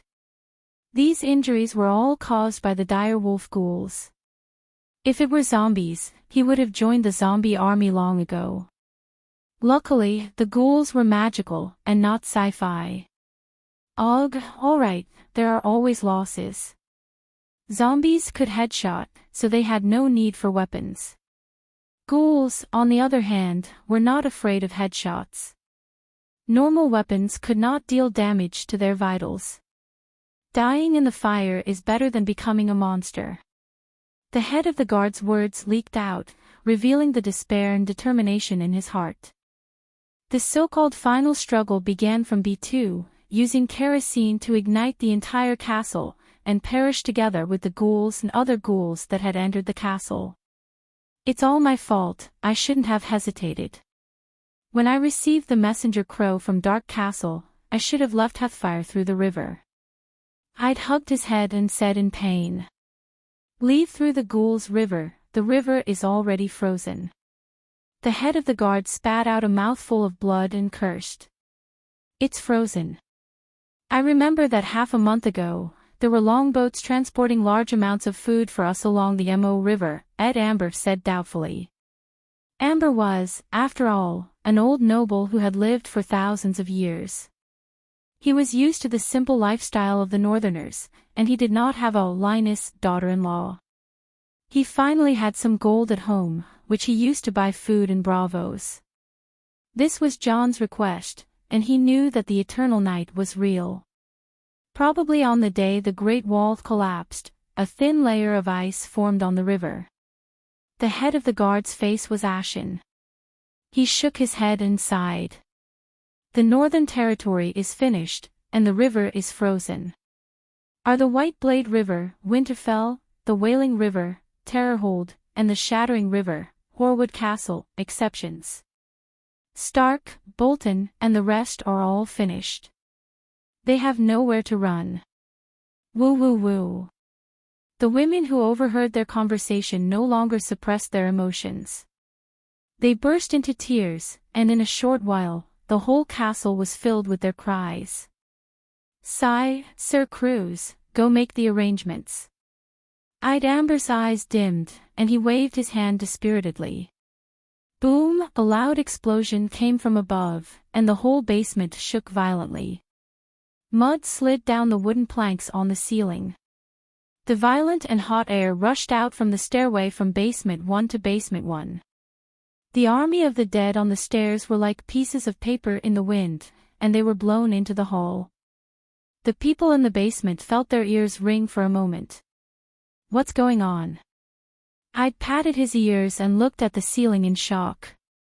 There was silence, and there was no second explosion. The head of the guards avoided the ghoul fire and walked out of the stairway to basement 2. He stuck his head out to look at the entrance to basement 1. When he saw the red flames floating in with the wind, he suddenly realized and shouted in joy, "Someone is here to save us, it's a kerosene bomb." So fast. Our messenger crow was just sent away less than an hour ago. Winterfell and Dark Castle couldn't have arrived so quickly. Eyed Amber was puzzled. No matter how puzzled they were, they accepted reality happily. After the explosion, more than half of the ghouls in Basement 1 collapsed. The soldiers of Heartfire didn't know what was going on, but their morale was boosted. They charged forward bravely, and their swords burned the ghouls. 10 minutes later, they cleared all the ghouls in Basement 1. Eyed Amber, under the protection of 3 shield-bearers, carefully climbed out of Basement 1. Just as he stuck his head out, Eye's body stiffened, and he was stunned. Did you see it clearly? What happened upstairs? Why did they only throw the kerosene bomb once? The head of the guards behind him asked anxiously. I saw it. Fire, there's fire everywhere. Eyed Amber said in a daze. There's no danger. The shield-bearer said, and walked out of the stairway. Then, a group of soldiers followed the young Earl out. The head of the guards understood what Eyed Amber meant. Yes, fire, there were bonfires everywhere. It was as if the entire castle was raining fire. High platforms, stairs, courtyards, walls, roofs, there were bonfires everywhere. They were densely packed, and the smell of burning corpses filled the air. They saw clearly that every bonfire was a burning corpse. The number of ghouls was as dense as the number of ghouls. The castle was silent, and only the crackling of the burning corpses could be heard. Black smoke and red flames filled the sky. In this cold winter night, they felt a heat they hadn't felt in summer. Only these few people left. Suddenly, a clear female voice came from the main hall of the castle. Who's there? Eyed Amber stood on his tiptoes, widened his eyes, and tried his best to look. But his vision was blocked by the red flames, and he couldn't see anything. Well, the main hall of the castle was filled with ghouls, and even the roof was stacked. Now, they all turned into burning matches. The roof was blown away, and the corpses in the hall were piled up like a mountain. The red flames rose 4 to 5 meters high, and the thick smoke covered the sky. Wolala! The reed-like flames in front of them came to life. They moved to the sides like soldiers in formation, and made a 2-meter-wide path. At the end of the path, there was a tall throne carved from red iron ore. There were 3 steps, and including the back of the chair, it was 2 meters high. But everyone's eyes were attracted by the young woman in blue and white armor who was sitting lazily on the steps with her hand on her forehead. Her long sword was placed on the steps, and her mask was pulled up, revealing a face like the autumn moon. But her delicate facial features couldn't hide her valiant appearance, and her domineering temperament. Looking down on everything, it was all an illusion. Dragon Queen only felt a little bored, and she was worried about the situation in the north. Then, she sat on the steps and thought, while absorbing a large amount of Ghoul's spiritual essence. She didn't have any intention of shaking her body and releasing the aura of a king. The people of Fireplace Castle thought she was domineering, because in the blazing red flames in front of her, there was a ferocious black dragon with half-closed eyes lying on the ground. Put a dog on the back of a megalosaurus, and people would think it was the ruler of dogs. In an instant, everyone understood the identity of the female ruler. Dragon Queen. They were shocked and delighted. With the Dragon Queen's arrival, they were finally saved. But in less than 15 minutes, the Dragon Queen had wiped out the endless ghouls in Fireplace Castle. How did she do it? Even though the flames made a path, Eyed Amber and the castle guards couldn't walk over to thank the Dragon Queen. Because the flames burned around her and the megalosaurus, the bricks on the ground were boiling hot, and the iron swords and armor on the ground were even burning red. The dragon and the man didn't feel anything, and they were relaxed. But they couldn't stand it. Even standing in the side hall, far away, they were sweating profusely, and their cheeks were red. They almost fainted from the heat.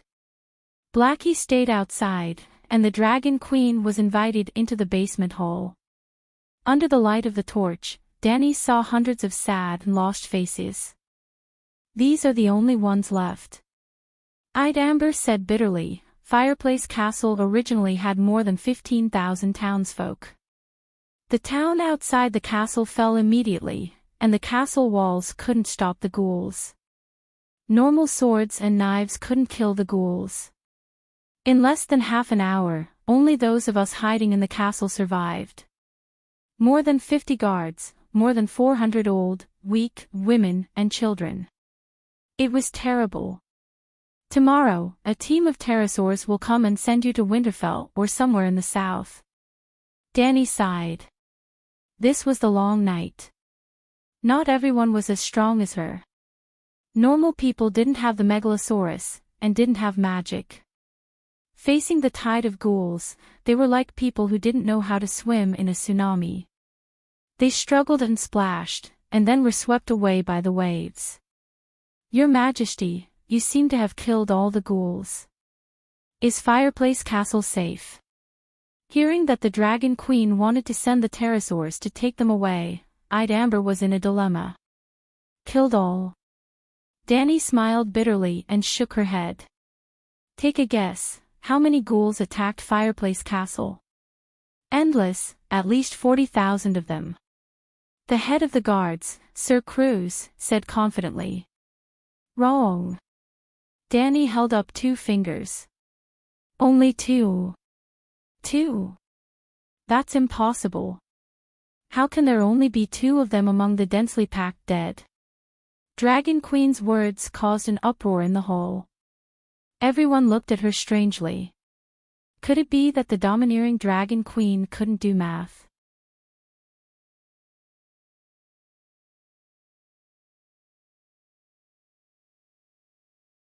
Chapter 767.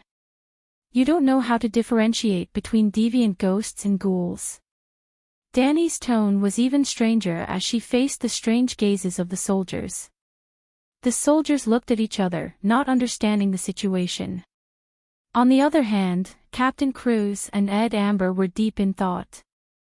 This is the first time we've seen a real undead. The previous message sounded as distant as Grandma's story. Cruz smiled bitterly. News of deviant ghosts appeared a few years ago, right? I've been promoting the United Front against deviant ghosts. Heartfire is the closest vassal to the Great Wall, yet we didn't prepare for it. Danny was bewildered. How could we prepare?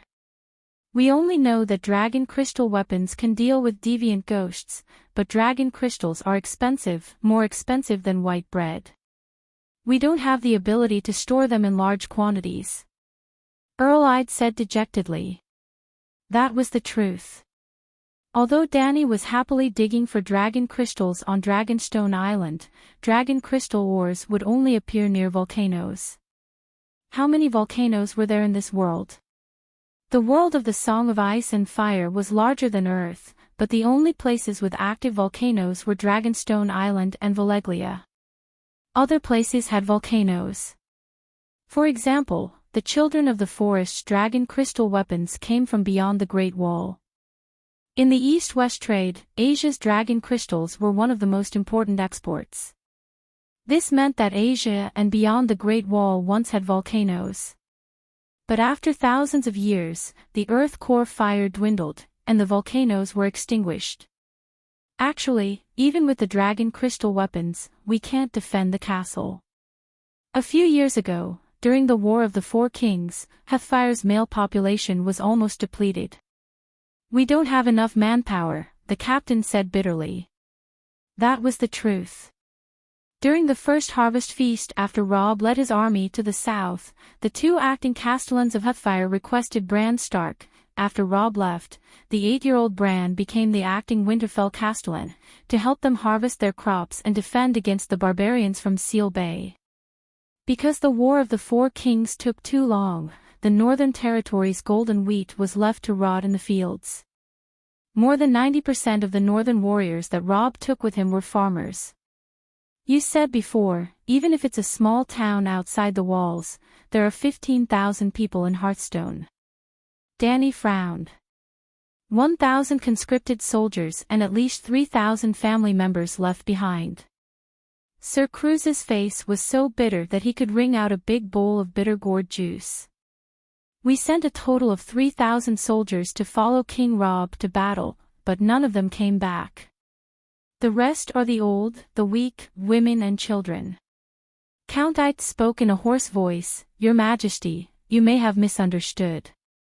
It's not that there are 15,000 citizens around Heathfire. Instead, all the commoners in House Amber's territory have moved to Fireplace for the winter. There are only 15,000 of us. How big was the territory of the Onbo family? At least, it is bigger than South Korea.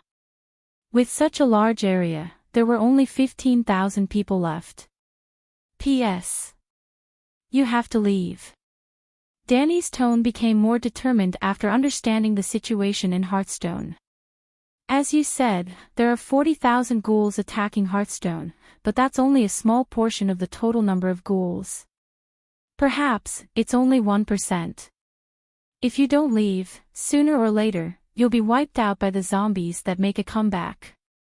1%. Everyone's expression changed drastically as they cried out in surprise. That can't be right.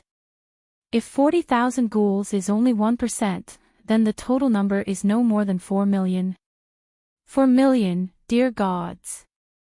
Idonbo's young face that was still covered in fine hair instantly turned as white as snow. Perhaps it was only 1 million at first, but... Danny looked around. You're all used to burials, right? Even the corpses in the graves, they won't let them go. Do they still have any humanity left? Captain Cruz's expression was grim. Why do you think they have humanity? Danny asked curiously. Why would the gods allow such monsters to appear? Sir Cruz muttered. Now that they have appeared, we can only accept the reality and study their habits and weaknesses. The living dead that are resurrected from the dead are ghouls, and ghouls are resurrected from other ghosts, and are also controlled by them. Killing a different ghost, all the ghouls under its control will die, and become rotten corpses again. Ah, I understand now. Idonbo suddenly understood. His Majesty must have killed a different ghost, and then all the ghouls under its control in Fireplace Castle died. I was wondering, there were hundreds of ghouls on the second floor, and half of them died after the explosion. Danny nodded and smiled. Something like that. At that time, there was a different ghost standing on the platform in front of the castle, looking proud, as if savoring the fruits of victory. But it stood there alone, and it stood out so much that I couldn't help but throw a dragonflame fireball at it. But it was only one of the different ghosts that attacked Fireplace Castle, and there was another one outside the castle. Seeing that the situation was not good, it immediately disbanded the ghouls and hid in the snow forest. I was worried about falling into an ambush, so I only cleared the remaining ghouls in the castle and did not chase after it. You can imagine, when I leave, with just the other ghost that escaped, it will be difficult for you all to survive. Idonbo expressed his gratitude to the Dragon Queen helplessly, and then agreed to leave his hometown according to her arrangements. Since they had decided to leave, the people of Fireplace Castle began to prepare their luggage. Food and valuables were sealed in the deepest part of the basement, and the pterosaurs could only carry a limited amount of weight, so they could not bring anything other than warm clothes. Idonbo and the guard captain were busy in the basement, while Danny climbed up the tower to face the cold wind and closed her eyes to cultivate. With the little golden dragon spirit, her consciousness returned to the strange space inside the Great Wall, and the laws of the world were open to her. Just like the holy spirits at the beginning of the world, she could directly listen to the Song of Laws. Before this, she had the 3 megalosaurus breathe fire along the wall, melting the snow that was more than 10 meters thick into water, which flowed into the river. This way, even if the other ghosts returned, the wall would be able to hold them off for a while. Just like that, half a day passed, and Danny, who was cultivating in silence, was awakened by the creaking of the gate. Looking down, she saw a group of more than 100 people, holding spears and carrying bows. They seemed to be preparing to leave the city for battle. "What are you all doing?" Danny looked down at the crowd and asked loudly. "Ah, it's the Dragon Queen." There was a commotion in the crowd. It seemed that they had wanted to avoid her to do something bad, but now that they were caught red-handed, they were panicking. Danny's eyes narrowed. There were men and women in those people, but all of them had white hair. There was not a single adult, nor was there a single child. She was getting more and more curious. She leaped down and landed from the 18-meter-high wall like a piece of cotton, causing another round of exclamations from the crowd below. "Where are you all going?" Danny's gaze was stern as she scanned the old men in tattered fur coats. They lowered their heads, embarrassed. Finally, a lame old man with green eyes stepped forward and bowed to the Dragon Queen, saying, "Your Majesty, we are going out to hunt. Perhaps you will be able to eat fresh roasted venison tonight." "Nonsense, where would there be deer in this kind of weather? Also, there are other ghosts hiding in the forest." "Are you all going to die?" Danny said calmly. "Ah, other ghosts." Someone shouted in a low voice, as if awakened. "There are other ghosts outside the city. We can't become the living dead." "Sigh, what should we do?" An old warrior stomped his spear and sighed. "Your Majesty, I am Tukazamber, Big John's uncle. Can I have a word with you?" The lame old man approached Danny and whispered. There was a faint pleading in his voice. Danny felt it and could not bear to reject him. Then, they went around a pile of black snow that had been burnt by the ghoul fire, avoiding the eyes and ears of the crowd. "Sigh, to be honest, we are really going out to hunt. But the people of the northern region hunt in winter for a different reason," the old lame man said bitterly. Danny suddenly remembered what Xiong had said. The old men of the northern region would pick up their bows and arrows and tell the young people that they were going out to hunt when winter came. But they never came back after they went out. They were not going out to hunt at all. They left the village because there was not enough food at home to survive the winter. They had to leave the food for the young people. "You only have so few people. Isn't the food enough?" Danny frowned. The old lame man's eyes lit up and he heaved a sigh of relief. It seemed that this mysterious and powerful Dragon Queen also knew about the glorious tradition of the people of the northern region. "If Fireplace Castle can be defended, we can hold on for a few more years. But you said before that the pterosaur can't carry so many people at once. Besides, if we go to Winterfell or other places, there won't be enough food to eat. I've lived long enough and know better than anyone that during the rebellion of the Four Kings, the northern region didn't have any food reserves. Even if there were no other ghosts, more than 3 years of winter would starve the northern region to death. Now, the long night is here. We have lived long enough. Let's leave more chances for survival to the young people," the old lame man sighed. Listening to a story and experiencing it firsthand was different. When she heard Xiong's story, Danny didn't feel anything. Now, an old man was standing in front of her and saying the most desperate words with the most honest attitude. She was deeply shocked and even more agitated. "Ridiculous, too ridiculous. I won't allow such a thing to happen in front of me. Go back and take them all back with you. I'll stay at Fireplace Castle for a few more days. The pterosaur will transport all of you to the south in batches." Her face was red as she pointed at the castle gate and shouted. Dragon Queen's voice was too loud and agitated. The group of old men at the castle gate crept over and tiptoed to watch.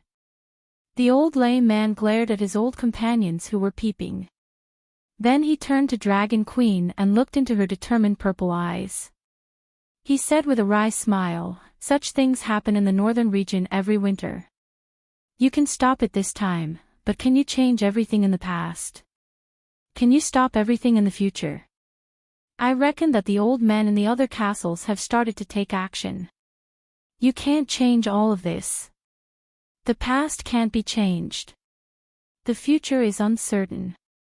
Perhaps the northern region will get rid of this bad habit in the future. But I'm only concerned about the present. As long as I can change the tragedy that's happening in front of me, that's enough," Danny said seriously. "Tragedy? It was you who stopped me that led to this tragedy. Thousands of years of history have proven this point. Either one lives, or the whole family dies. This isn't a bad habit. We northern region people have been able to reproduce for tens of thousands of years because of the old men's fearlessness in sacrifice." The old lame man's tone was full of pride, as if he was about to carry out a holy and glorious mission. Danny waved her hand and said firmly, "Come with me to Crabclaw Peninsula and Dragonstone Island. I'll take care of you. I've been helping the refugees in the Three River Basin and saved thousands of people. I don't need you old men."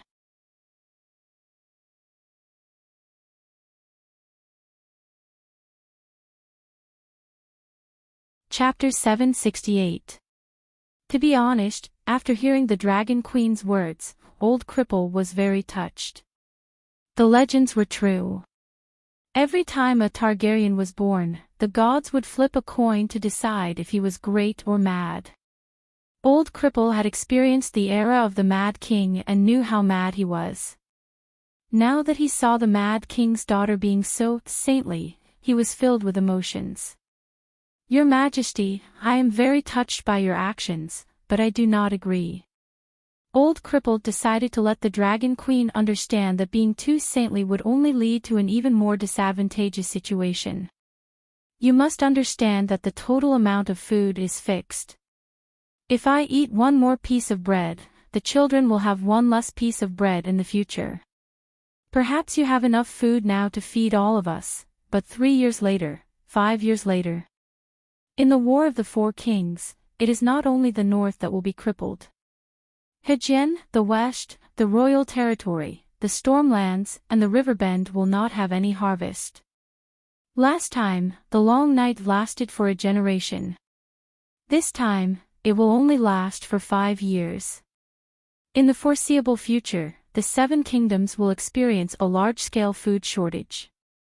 Today, saving us useless old fogies who can't even lift a sword is just an illusory mercy. Before the long night ends, we will all starve to death. In the future, let the entire human race live on and survive the long night. That is the true mercy." Old Cripple was so sincere that he was almost touching himself. To think that I have such resolve. As expected, I should emulate those who are worthy. I did not have such noble thoughts before because I have not seen the great and benevolent king. Now, I have. Go back, go back. I have a way to solve the food shortage. Don't worry too much. Even an old dog can guard the door at night. You are not that old, there will be a suitable job for you. Who knows, you might even see the next summer." The Dragon Queen did not appreciate his kindness, nor did she understand his great resolve. She only waved her hand impatiently and chased him back to the city. Sigh, sigh, sigh. "Your Majesty, don't shout. Don't call the children. That will not be a good sight." Old Cripple kept shouting. That night, the stable in the northwest corner of Hearthfire was suddenly set ablaze. The fire started very suddenly and spread very quickly. Danny arranged the 3 dragons to take turns to hover above the castle, in case King Yi-Gui led his army to kill her. Therefore, when the fire broke out, Danny was the first to receive the news. However, when she arrived, she only saw that the stables were packed full of elderly people. There were men and women, more than 100 of them, and they were all elderly. In the afternoon, they were forcefully chased away by the Dragon Queen, but at night, they gathered together, splashed oil all over their bodies, and set themselves on fire. "Don't save me, I can't save him either." Danny's face was livid. When she entered the burning stable and waved away the raging flames, the old cripple's eyes were about to melt, but he still sensed her arrival. "Let us die with dignity. How shameful it is for an old man to eat bread made from the last of his children's wheat.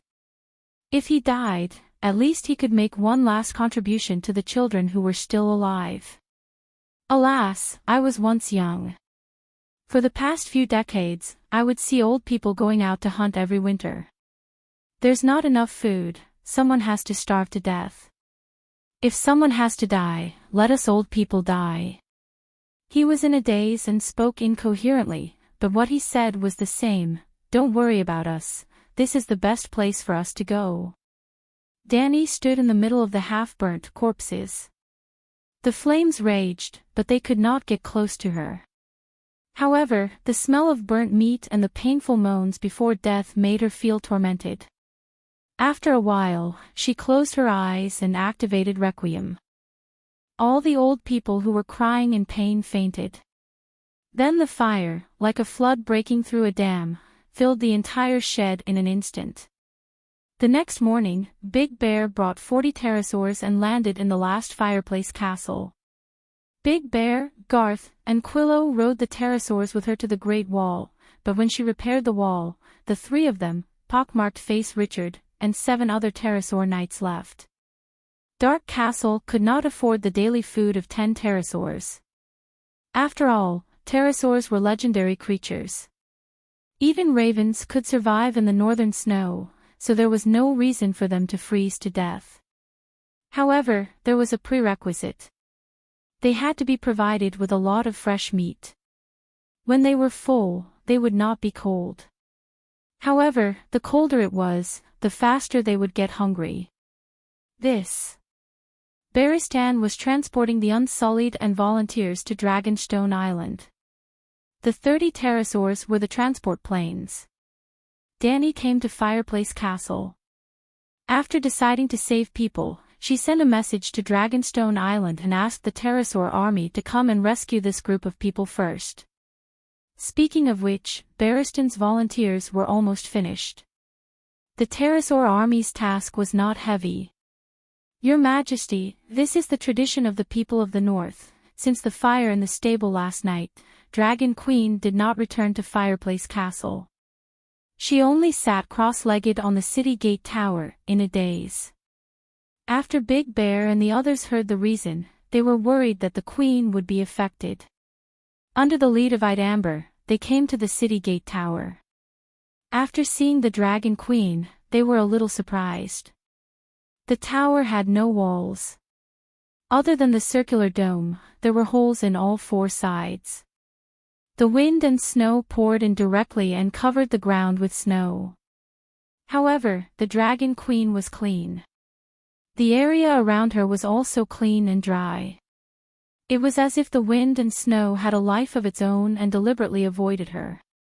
"Your Majesty," Big Bear called out carefully. "A tradition that deserves to be eaten by the other ghosts." Danny ended her cultivation state and opened her eyes. She turned to look at the few people who came over.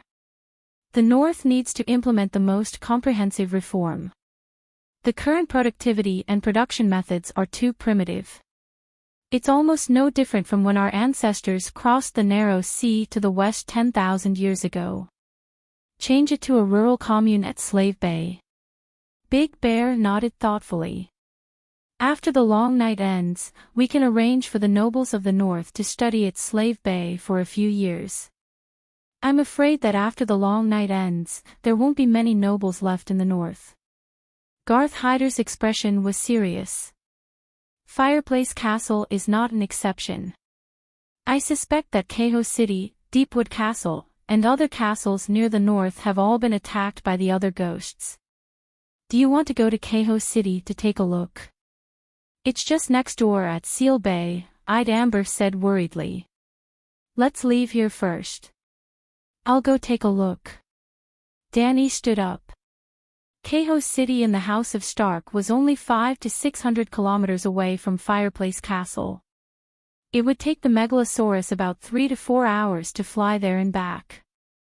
She did not go there herself. She only let Whitey take a detour in the southeast direction.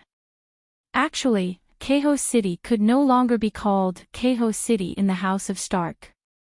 The current owner of Keho City was the Thurn family. When she watched the TV series Game of Power, Dany only felt that the male lead was a little know-nothing and a little silly. She did not think that he had any great political skills. She was wrong. In other words, the TV series Game of Power had played the role of an idiot. The real Awkward was not only sensitive to politics, but was also naturally proficient in political tactics. For example, he killed Slint in Dark Castle, Chapter 431, to avenge his father. For example, he cleaned up Robb's mess and completely solved the hidden danger of Starkard. Rickard Starkard, who was beheaded by Robb, had 3 sons and a daughter. The eldest son, Harrion, was captured by Lannister. The second son, Ide, and the third son, Torrin, died in battle for Robb. Only the daughter, Yali, was left at home. Rickard also had an uncle called Elf. Elf had 2 sons and 3 grandchildren. Elf secretly sided with Bolton, but purposely brought his second son and 3 grandchildren to Erlu as spies. Elf's eldest son, Cregan, planned to forcefully marry his niece, Yali, in order to become the Count of Keho City. Yali was unwilling, so she fled to the Great Wall to find Jon. Cregan thought that this was Starkard's family matter. He chased her all the way to the Great Wall and asked for her release. Elf arrested her and locked her in an ice cellar under the Great Wall, where she froze to death. From Yali, Jon also found out that Elf was a spy. He then informed Erlu. With Erlu's personality, how could he tolerate betrayal? The 5 Starkards received their lunchboxes together. Thus, the Stark House of Stark had no male heirs, and Yali was the only direct descendant left. After that, Elf did something that angered all the Northerners. He married Yali to Magna of Thane. The Thane people were the only tribe among the barbarians who knew how to smelt bronze, establish law, and the concept of a lord. Because of this, the Thane people were the strongest force among the barbarians. They had thousands of tribal soldiers. However, this force was not owned by Dragon Queen. On the contrary, the new leader of the Thane people was very hostile to her because she killed the Lord of the Thane people, CD. When Dany went to the Great Wall for the first time, she happened to see Dark Castle being besieged by the barbarians who had climbed over the Great Wall. Magna of Thane, CD, was the leader of the barbarians. CD raised his axe and rushed towards the Dragon Queen, but was slashed in half by Whitey's tail. After that, CD's brother, Snow, was killed by Erlu. CD's son, Saigon, became the new lord of the Thane people. After all, CD had killed his father. No matter how strong or merciful the Dragon Queen was, Saigon would definitely hold a grudge against her. Thus, he and the Thane people did not go to the Queen's corner to be Dragon Queen's barbarians. Jon and Erlu both took a fancy to the Thane people's strength. Jon married Yali Ka Stark to Saigon, and Erlu accepted Saigon's allegiance as the king.